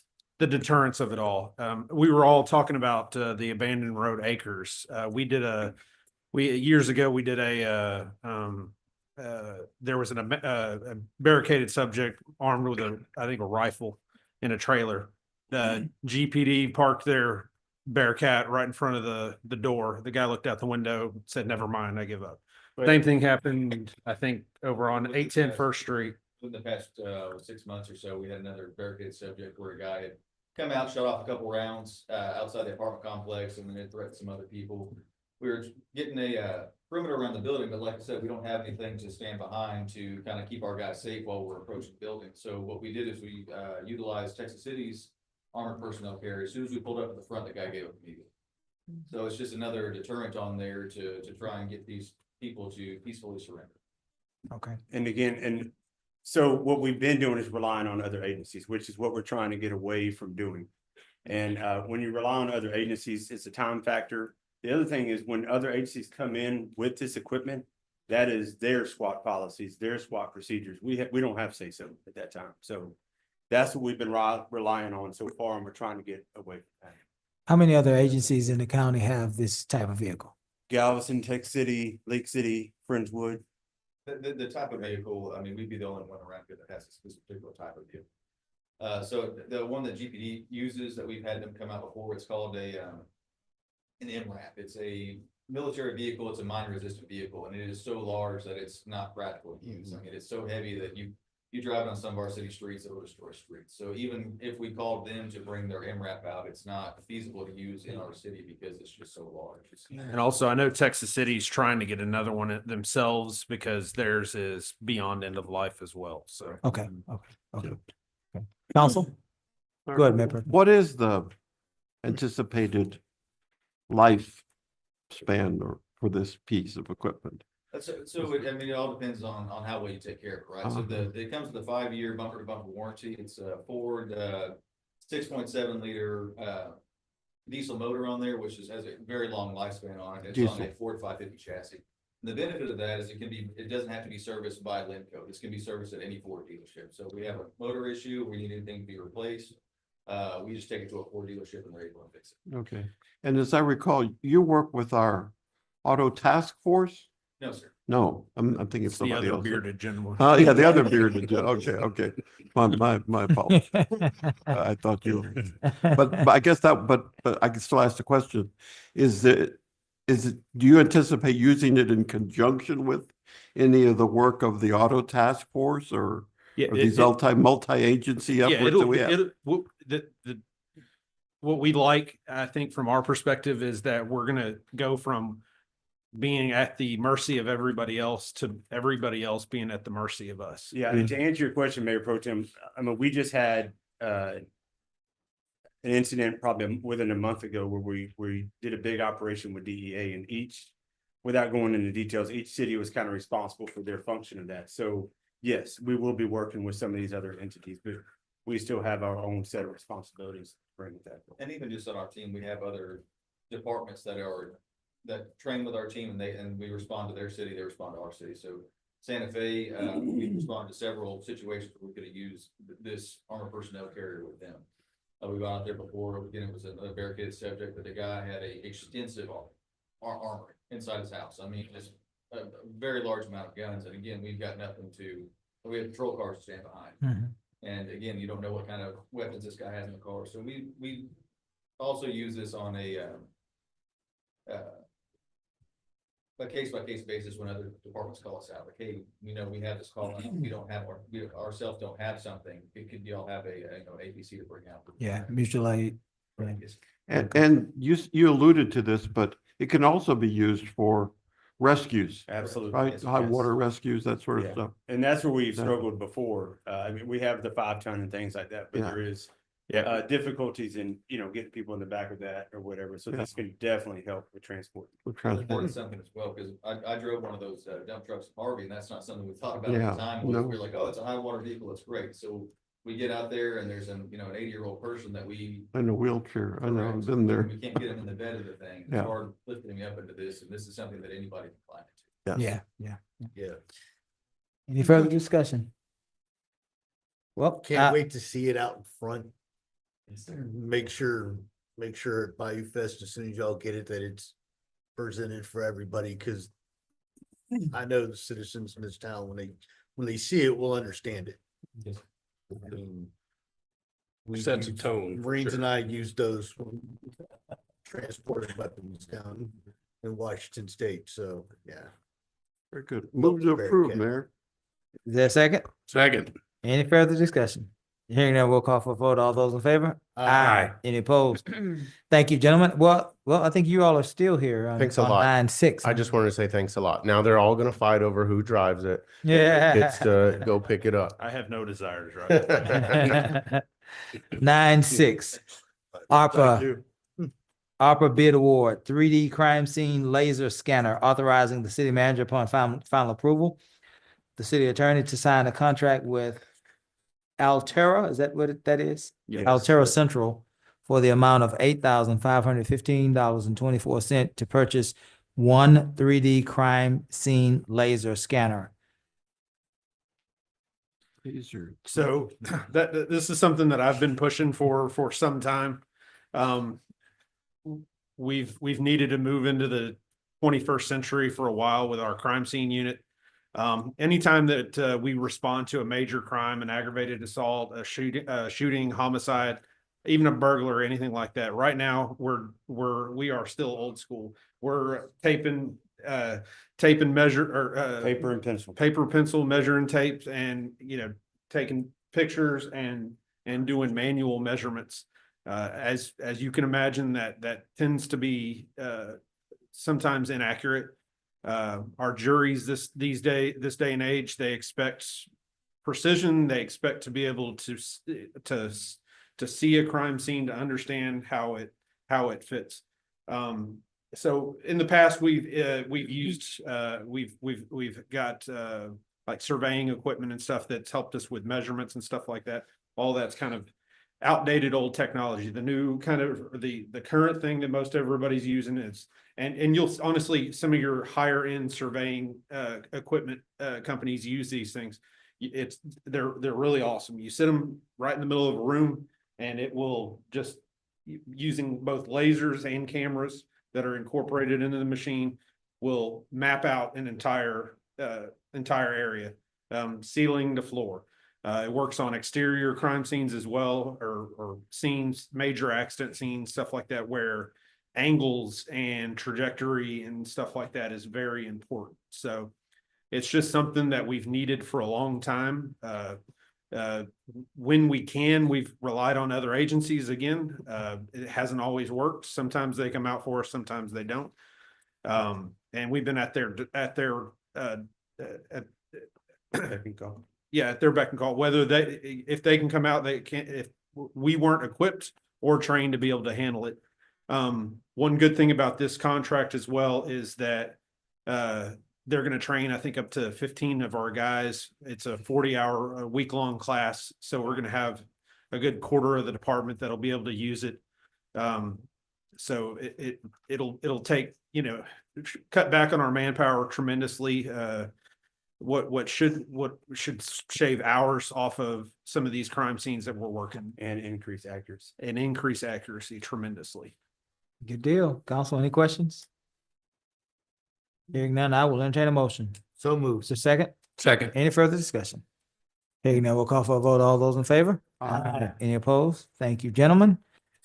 Item 10, City Manager's Report. Submitted report to update council and community on the standard operations of the city. Report can be acknowledged as a whole or discussed at the pleasure of council. It's always council. I'm going to read these. And if you want an item pulled, simply let me know. 10-1, 2024 TCO SB 1187 profiling report. Anyone? Hold that, please. Ms. Yancey. Item 10-2, Southeast Texas Housing Grant Closeout Report. Hold that one as well. Yancey. Item 10-3. Yep. First quarter fiscal year 25 council report, budget versus actual. Anyone? Yep. That would be a Ross. Good of the order is Mr. Pritchett. 10, looks like 10-5 is investment report ending in the quarter ending 12/31/24. Anyone? Very good. We'll leave that one off. And we will start back at 10-1, Ms. Yancey. Chief. Chief Randall Oregon. Um, Quote. Go ahead, Ms. Nancy. So Chief, when I was going through your report, it was, some of your stats were alarming.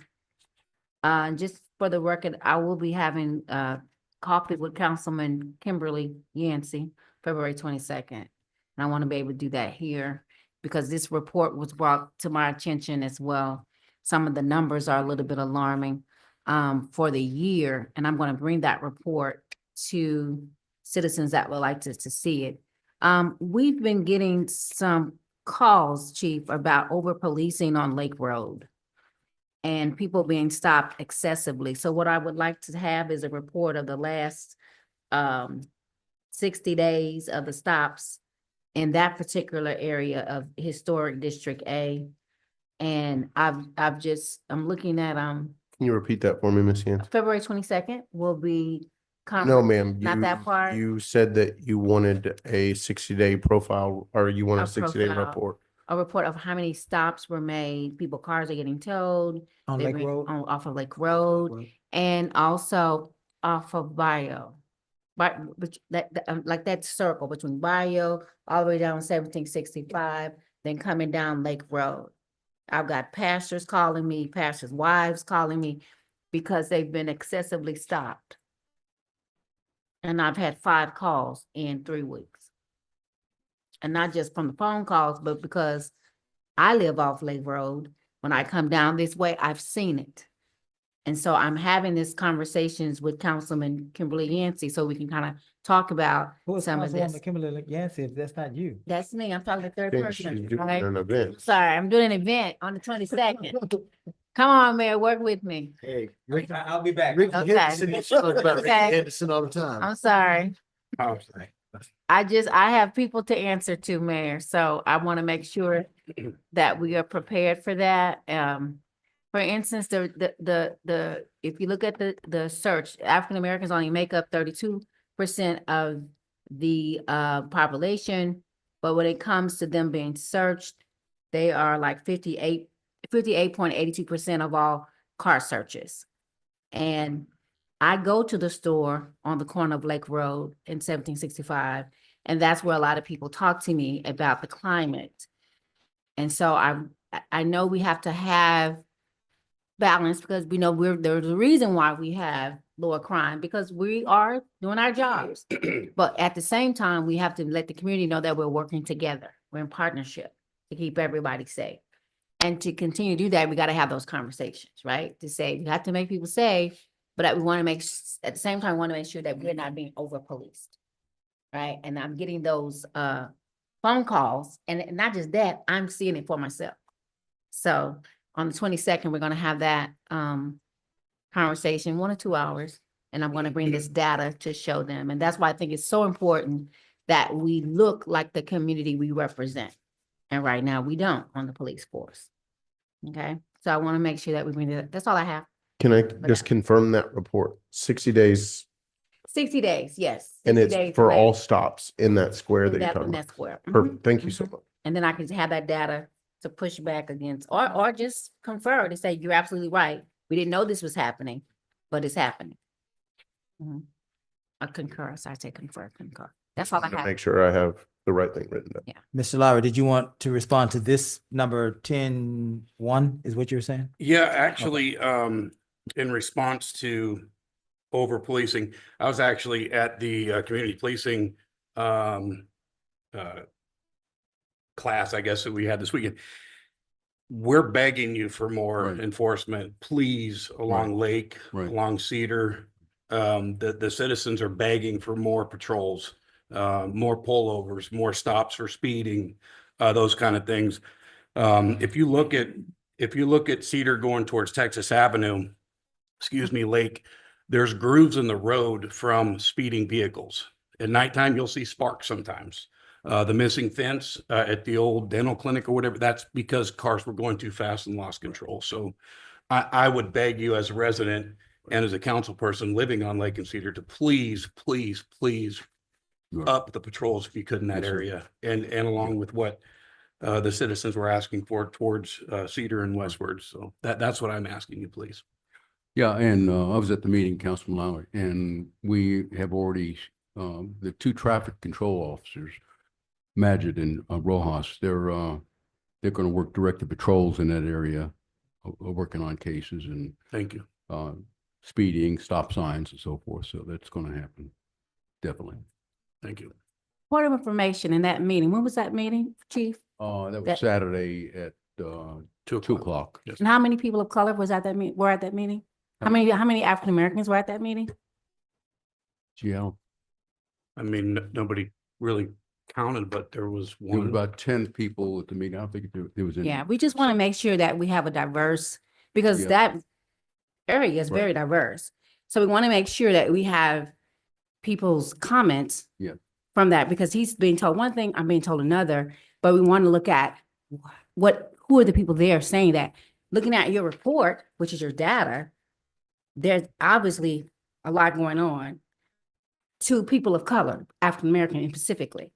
And so I'm looking at this, plus I'm hearing what my residents are saying. That's why I wanted to know how many people of African American descent were at your meeting, because they need to be there so that they can say that to you about what's happening to them.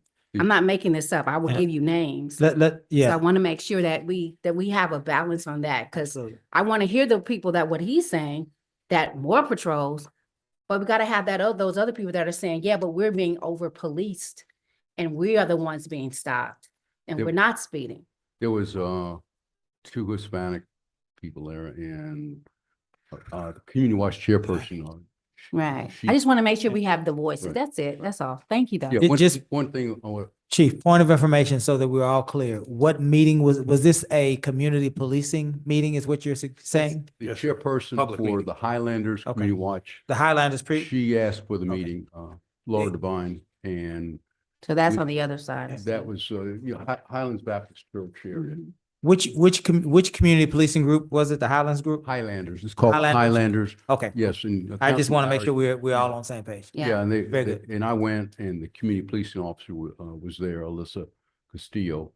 And one of the concerns was they wanted to enhance traffic. Enhance enforcement. traffic, okay. Yes.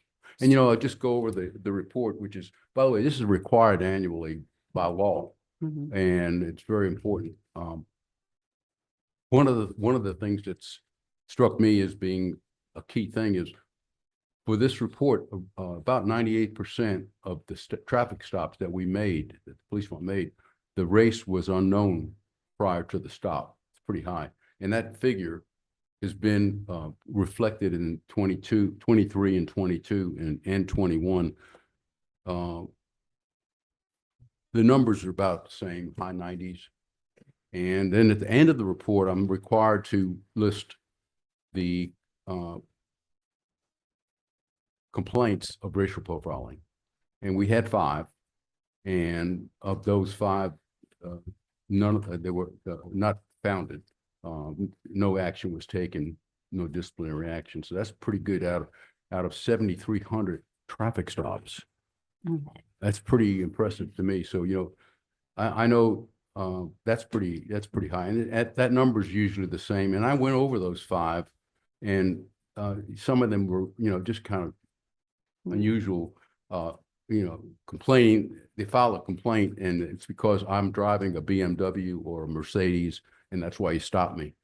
And, that doesn't show, according to the report, that there's, racial profiling. But I could see Councilman Yancey's concern and, we do make a lot of stops. And our stops increased 148% in 24 over 23. Can you believe that? And I'll tell you why. And I promise you've heard this, Council. Where is our traffic enforcement? I don't want to use anything but that. And I mentioned it to council and the city managers that when we get enough officers, thanks to you all, which we're getting them, we're going to have a traffic enforcement team. And we do now. We have we have 2 officers that all they do, unless there's an emergency, is work traffic. And I'm telling you right now, I have seen 15 to 20 traffic stops by that one officer in one day. And that's why the numbers have projected so high. And I'm telling you this, a lot of the stops we're making for traffic, there's drugs involved, cocaine, you name it, vape, marijuana, vapors, the things they Yeah. vape. So they're not only and they're finding guns too. If you have drugs and you have a weapon in the car, that's an added charge. So we're finding a lot of that. But just think, every time we stop somebody and there's drugs and guns, there's a crime that we might have prevented. Yeah. So that's Yeah. pretty important. Sure. Mayor Pro Tem. So when is your next one for We'll the get- Lake we'll Road connect you. area? No problem. When is your next community one? You used to email me and let me know. Could you just email me? Could you email We me? usually announce it. There's gonna be Yeah. another one, I think number 13 is gonna come up within the next 45 days. Yeah. And it's going to be to the east of, Councilman Lowry's area, to your area too. Yeah. I just want, I guess I would just say to your point about the additional findings is I have been blessed enough to have gone on a ride along last Yes, week sir. with, unreluctant till 2 o'clock in the morning. But again, you can't lead from the top if you don't know what's going on with the trenches. But your team had a traffic stop that was a person who had an open container, who was Right. drinking and driving, who had several narcotics in the vehicle, as well as, Yeah. I believe, a firearm in the vehicle as well. And whereas, I think just from an overall operation, that wouldn't have not been known if it wasn't for the canine. And I think, again, certain things you can hide, certain things have a smell, certain things don't. But how the police department is operating with those traffic stops, it changes the fact when someone has an open container, when someone when the drug dog itself has a positive hit, and adds to the severity of the stop. And so that was last Tuesday. My days are running together, but it happened not too long ago. And so I think ultimately, I just thank you and your officers for what they're doing. But also we want to definitely make sure that we're abiding by the law on both sides. Yes, sir. Mayor Pro Tem. I like the I'm not familiar with the layout of this report. I've never seen this before like this. He gives it every year. I know we get them every year. The layout, the detail of the categories. They have not been on the previous reports. Right. You usually get a one-page sheet Right. and they have this and this and this and this. Yeah. But now, for example, number, I can't even see this. Well, number 8, this says reason for the search. And I'd like to follow up one-on-one with your staff and yourself. Maybe I'll come to the next meeting, but the reason for the search, here's the category. It says consent. So according to this, 60% of individuals that were Black consented to the search. Hispanic, Latino, 9%. White, 30%. Mhm. And then it says contraband in plain view. Black, 30%. But then it says incident, and then Hispanic, Latino, 10%, and white, 60%. This is sort of stuff I hone in on. Incident to arrest, though, with the contraband in plain sight, Black is almost 60% as well. See, and whereas the white is 24%. Mhm. See, those are some the items that speak to, I don't know what they speak to, but it's information that needs to be pointed out. But part of it is, I guess, was contraband discovered. Go back to number 9, that next category as well. Anyway, Chief, I'm going to take a close look at this because I'm highlighting things that drew my attention on that stuff too. The Brazos that Stacy, municipal court clerk, she uses Brazos, which produces this in this format. It's changed. Format. It's changed over the years. Yeah. This is the newest format, and we don't control it. Well, you're talking about the contraband. I love seeing the description of the contraband. You guys were just talking about that. Yeah. Alcohol, drugs. Right. It What, could be, what's other? What would be other contraband? What would that be? could be anything else other than that, I guess. Other But, than alcohol yeah. and drugs? I don't know what Could that be, could drugs, Well, that's weapons. the drugs, alcohol, stolen Yeah. property, weapons. Right. But I was just curious what other contraband is. TCO has a requirement on what must be in the report. It is a systematic, listing. And this is why Brazos produces this in this format. And, but if you think I think if Chief, I could help you to try to answer Mayor Pro Tem's question. Some of that would be paraphernalia. yes, Others could be Paraphernalia, it could be firearm on the floor, it could be a number of other things that would be deemed as such, rather than an open container or the smell of a drug or something like that. It could be, it could be a pipe, it could be something of that regard would be deemed as contraband, but that would fall under the other category. contraband is anything that's illegal against the law. So you're correct. Yeah, I can see that. Very good, thanks. But I want to follow up with you guys on that. Thank you. And I have to present this to council prior to March 1st, and has to be sent to TCO, which we sent it already to TCO.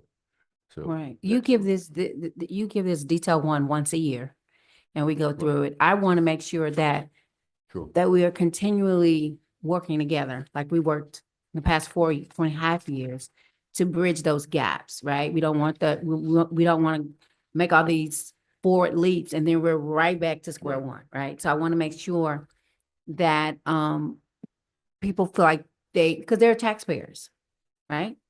And this is their community. And looking at, if you said number 9, Councilman Compion, look at number 12. Look at, which is arrest based on. Look up number 13. Was physical force used? And there's a pattern that we need to look at, which speaks to what has been told, what constituents are saying to me. And so I think a community forum would work great. To let people kind of know that policemen they're your friend. Your taxes pay their salaries. And so they are there to work for you, right? They are there to work for you. They're there to keep you safe. And so we constantly have to have that messaging to make sure that we're all on the same team, right? And so on the 22nd, we're just gonna have a conversations coffee with Councilman Yancey. I said it again, sorry. And the officers, so we can kind of bring this out to the open. And if they don't come, hey, but at least we'll have a conversation, right? And talk about the data. Very good. Thank you, Ms. Yancey. Everyone wants to be safe, correct? Everyone. Absolutely. Absolutely. Thank you, Ms. Yancey. One more thing there, but how many arrests how many stops were there total? Again, you said at the beginning 7. For the whole year? Yes, sir. This 24 was 7310, and I looked at last year's. There was 2,943.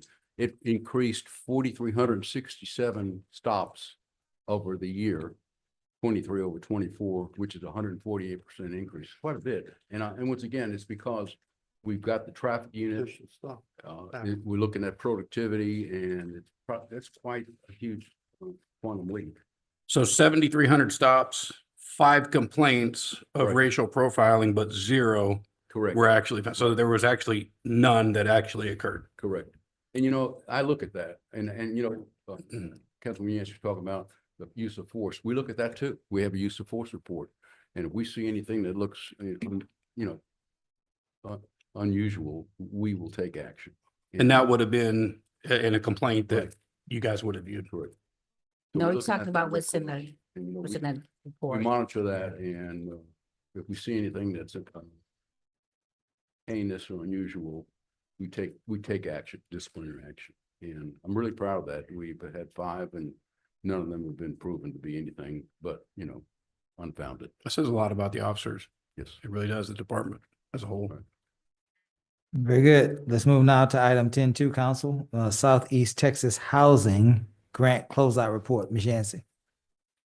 I just want to see the report. Yes, ma'am. So it is the agenda form is what it is. This is an annual report that we have with our partners of United Way on this project. What that causes, you're good, Chief. Thank you. Thank you, Chief. Is the tally of the funds. It's a total of $50,000 annually. For rental assistance, we did $17,075.58. For electric assistance, we did $15,266.97.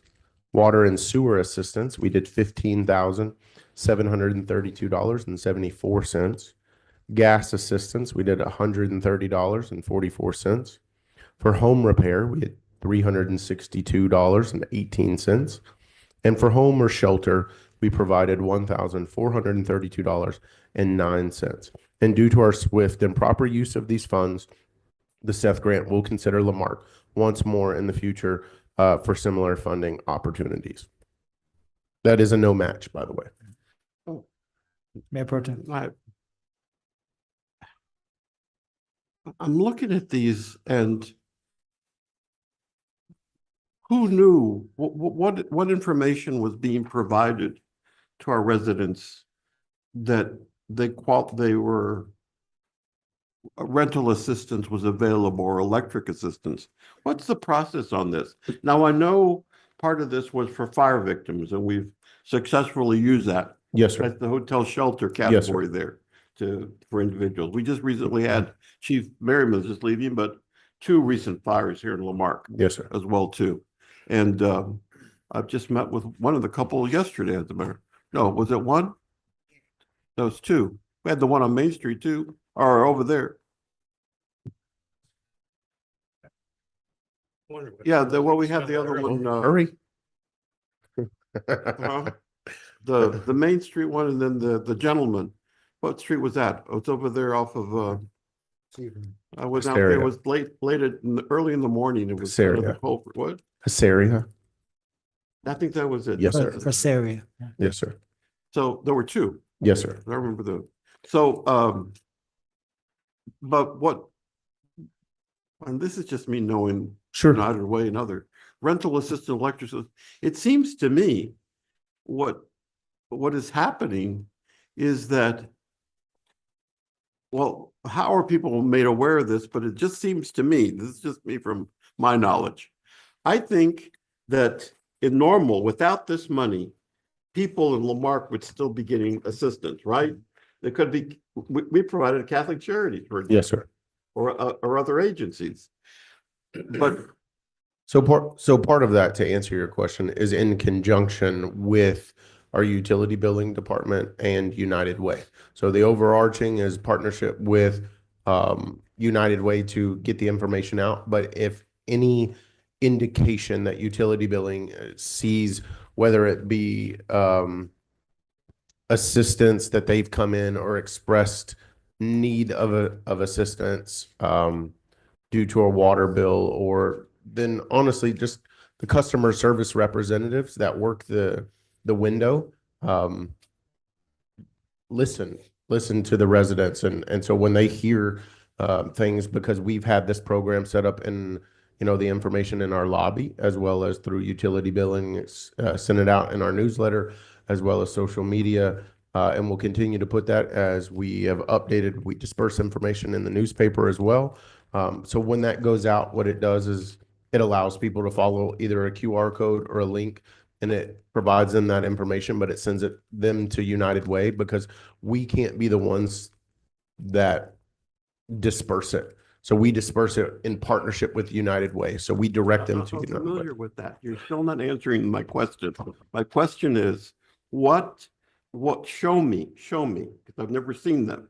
Show me the announcements that you just said, saying there's rental assistance, there's electric assistance, water assistance. Show me, I want to see those announcements. When did they occur? That's all I'm asking. Yes, sir. Okay? Can I say Yeah, something? yeah. Did that come, did all so the $50,000 that was distributed through the United Way?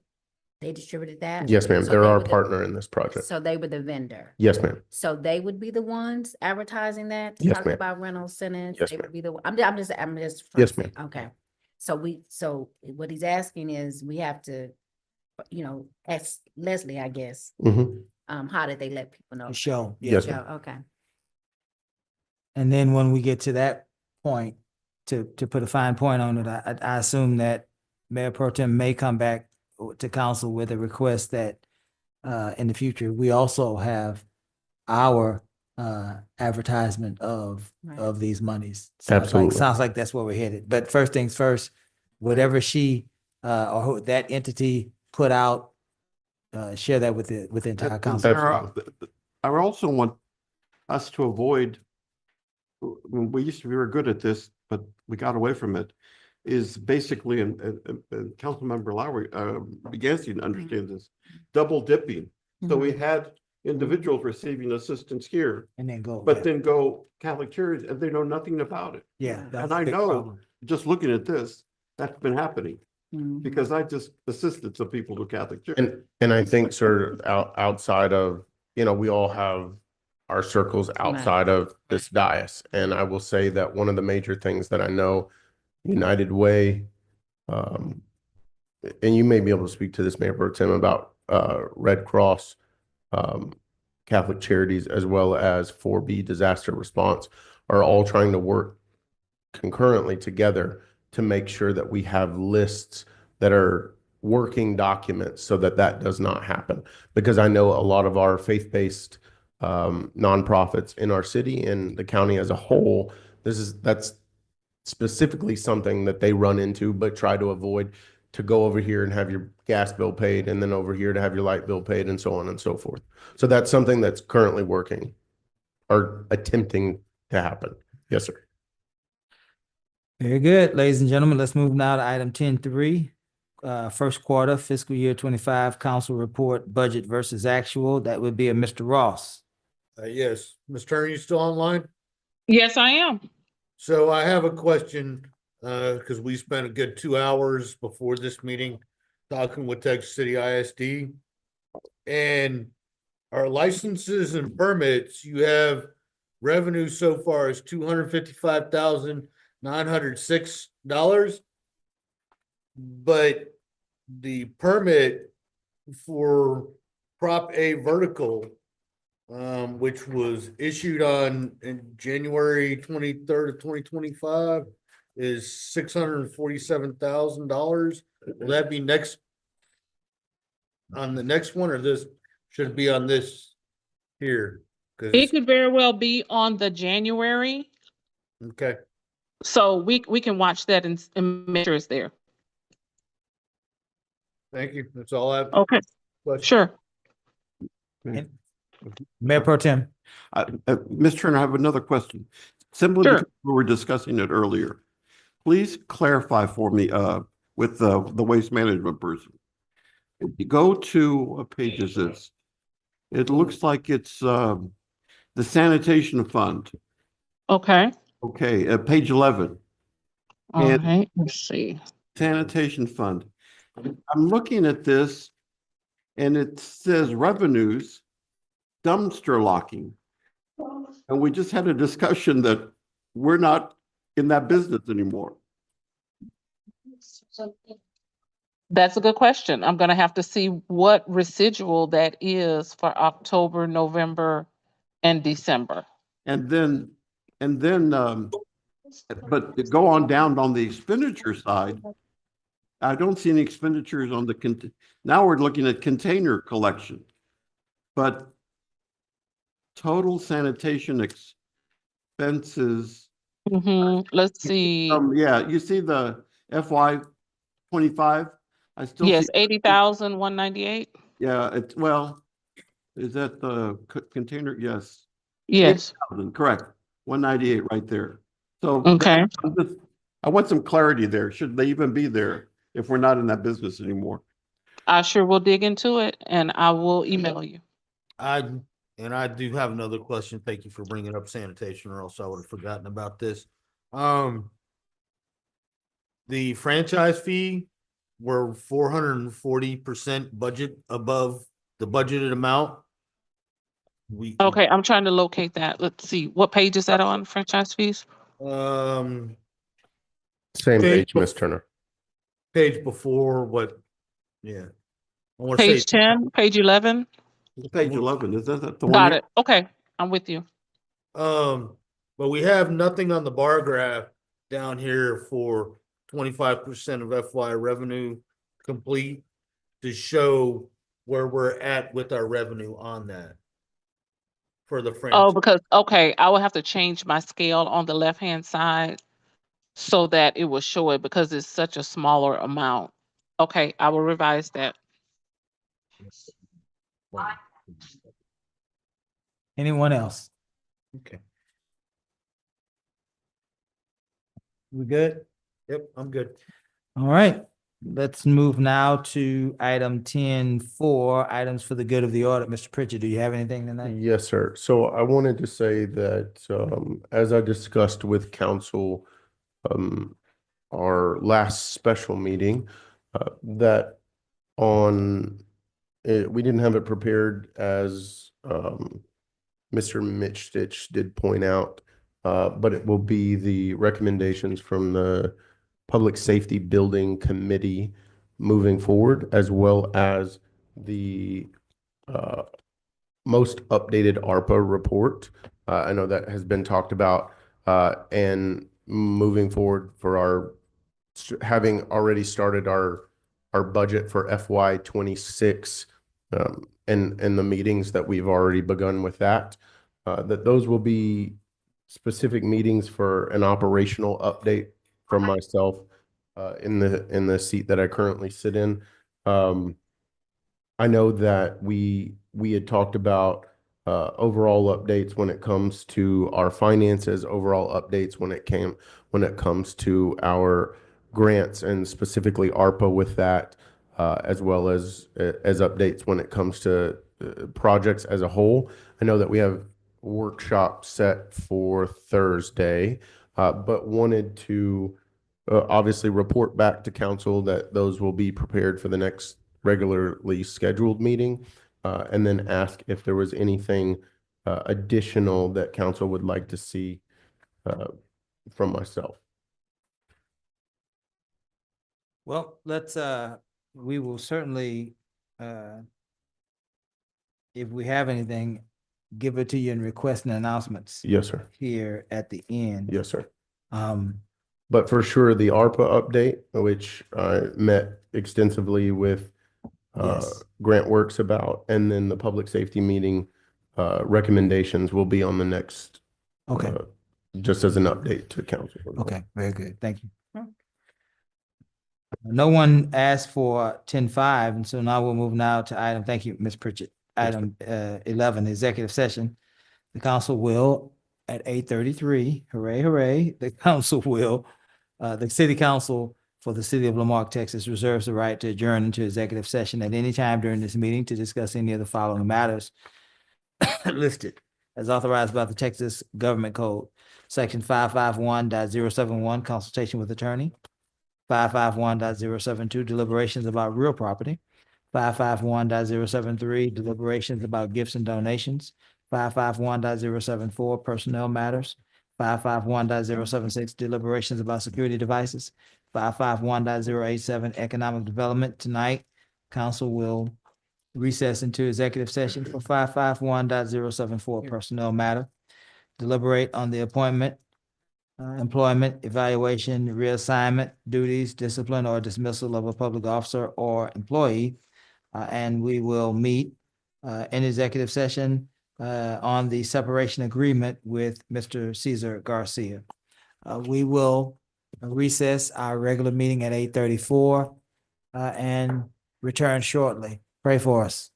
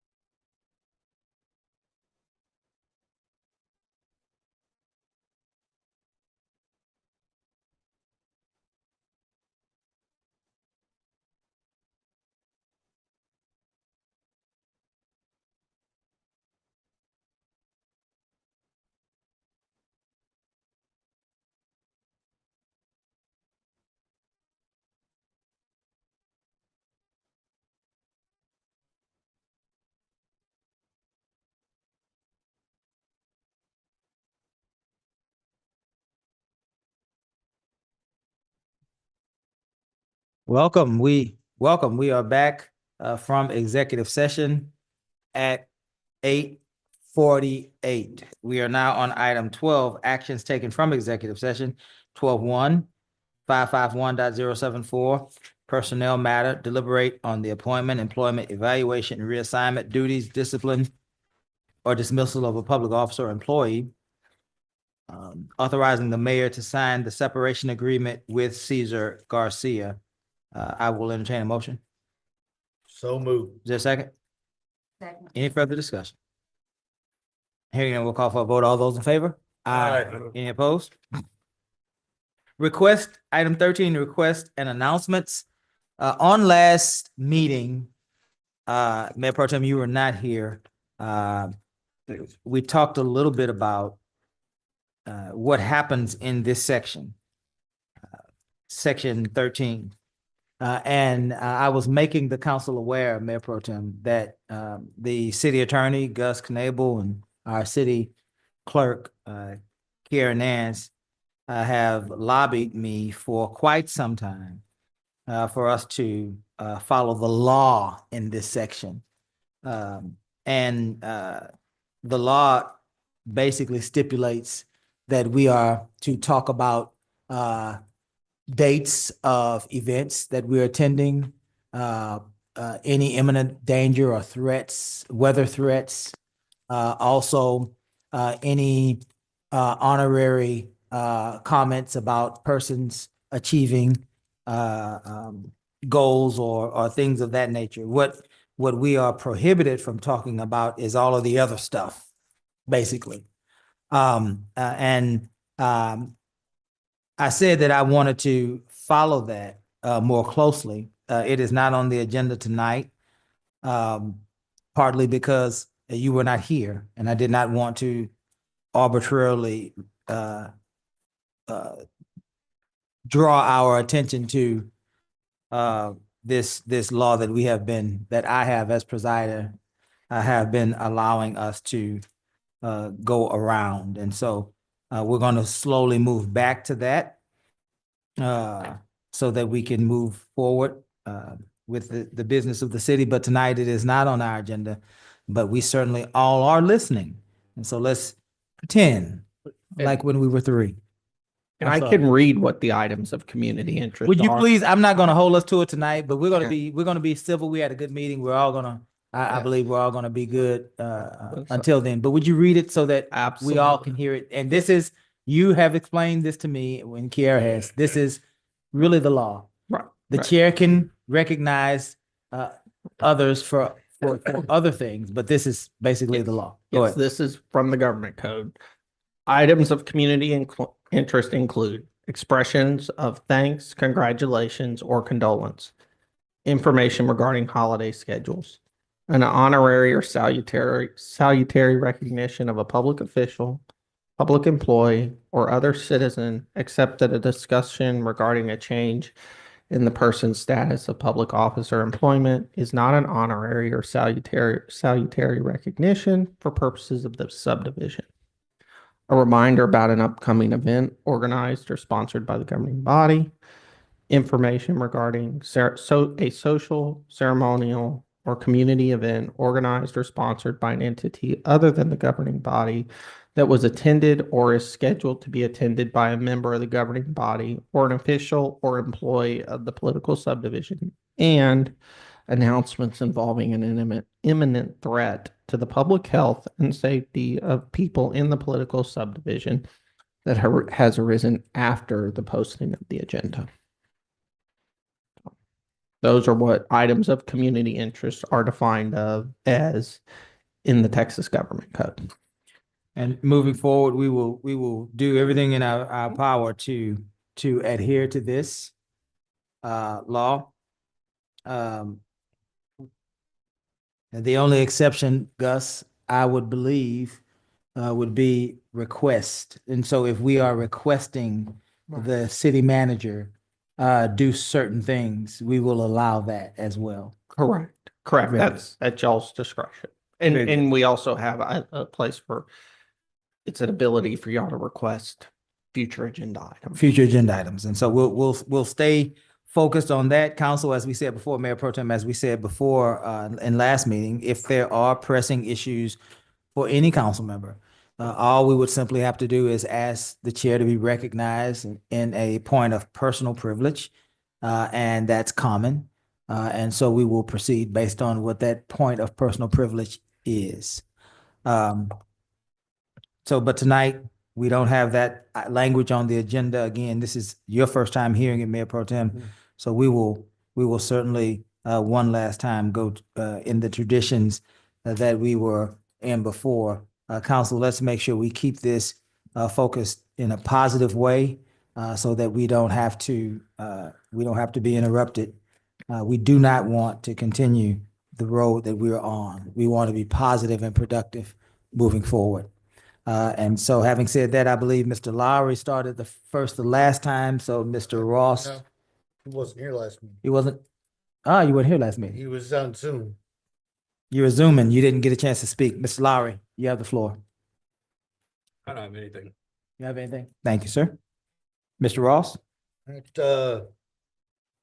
I would like to have everybody volunteer for the Tim Tebow Night to Shine next year. That was an amazing event. Thank you, Mr. City Manager, for having your church invite me to come out and be a buddy. Those parents are great superheroes to those children. Pretty dang amazing. The 22nd, the library is putting on a big event for the Pokemon Club. Please come out. And then next meeting, I got a donation for the library from an artist friend of mine that I would like to do as a presentation for them. Very good. Thank you. Mr. Ross, Ms. Yancey. Happy Valentine's Day. So make sure that you honor the ones that you love in your life this weekend. Take some time to love and laugh. This weekend, our Stop the Violence weekend. This will be our 4th year. We're very excited about it. Will be April 21st through April 26th. And we're very excited about that. I know some good news about one of our own homegrown talents, Justin Williams. His movie will be coming out this year. And if you know anything about that movie, he did shoot that movie at the high school, at the Art of Coffee, and different areas around the city. So we're looking forward to seeing that come out probably August or later, the end of this part of the year. He reached out to me today because, we gave him a day we gave him a proclamation in August of last year. So he wanted to let us know that he did get a distribution deal, and it will be national, and Lamar will be on the map for that. But other than that, that is all that I have. You guys enjoy your weekend. Thanks, Mayor. Thank you, ma'am. Mayor Pro Tem. Councilmember Yancey and I had the opportunity to attend with the Economic Development Corporation, the conference in Dallas and I want to express my thanks to the EDC for that opportunity.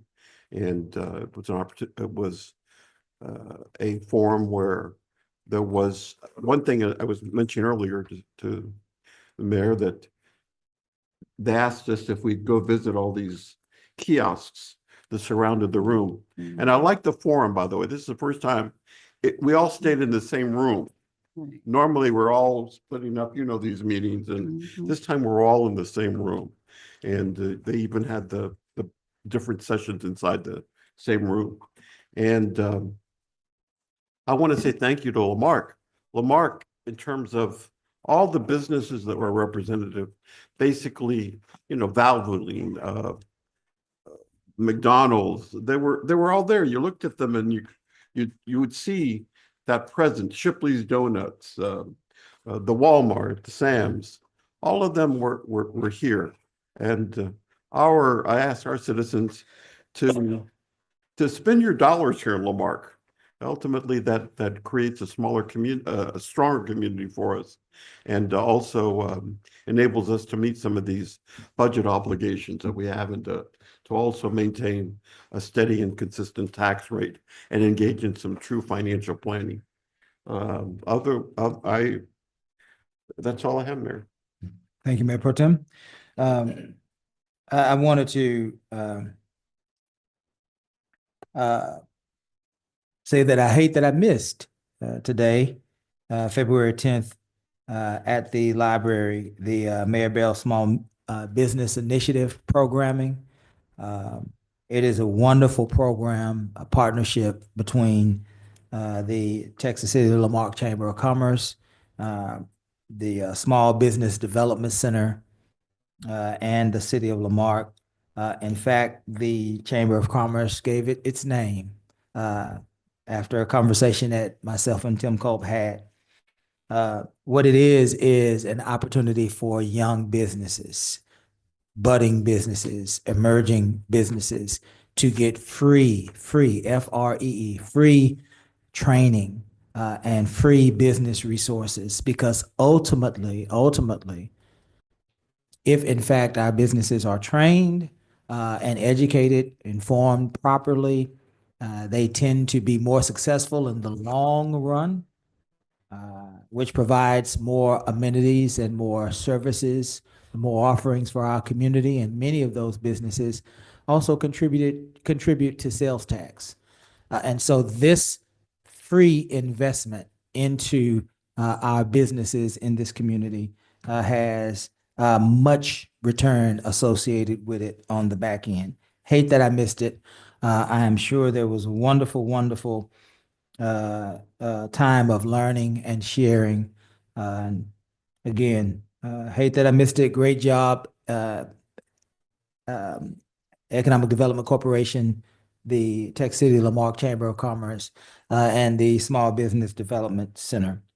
If there's nothing further, I will entertain a motion now for us to adjourn. So moved. Is there a second? Second. All in favor? Aye. We stand adjourned.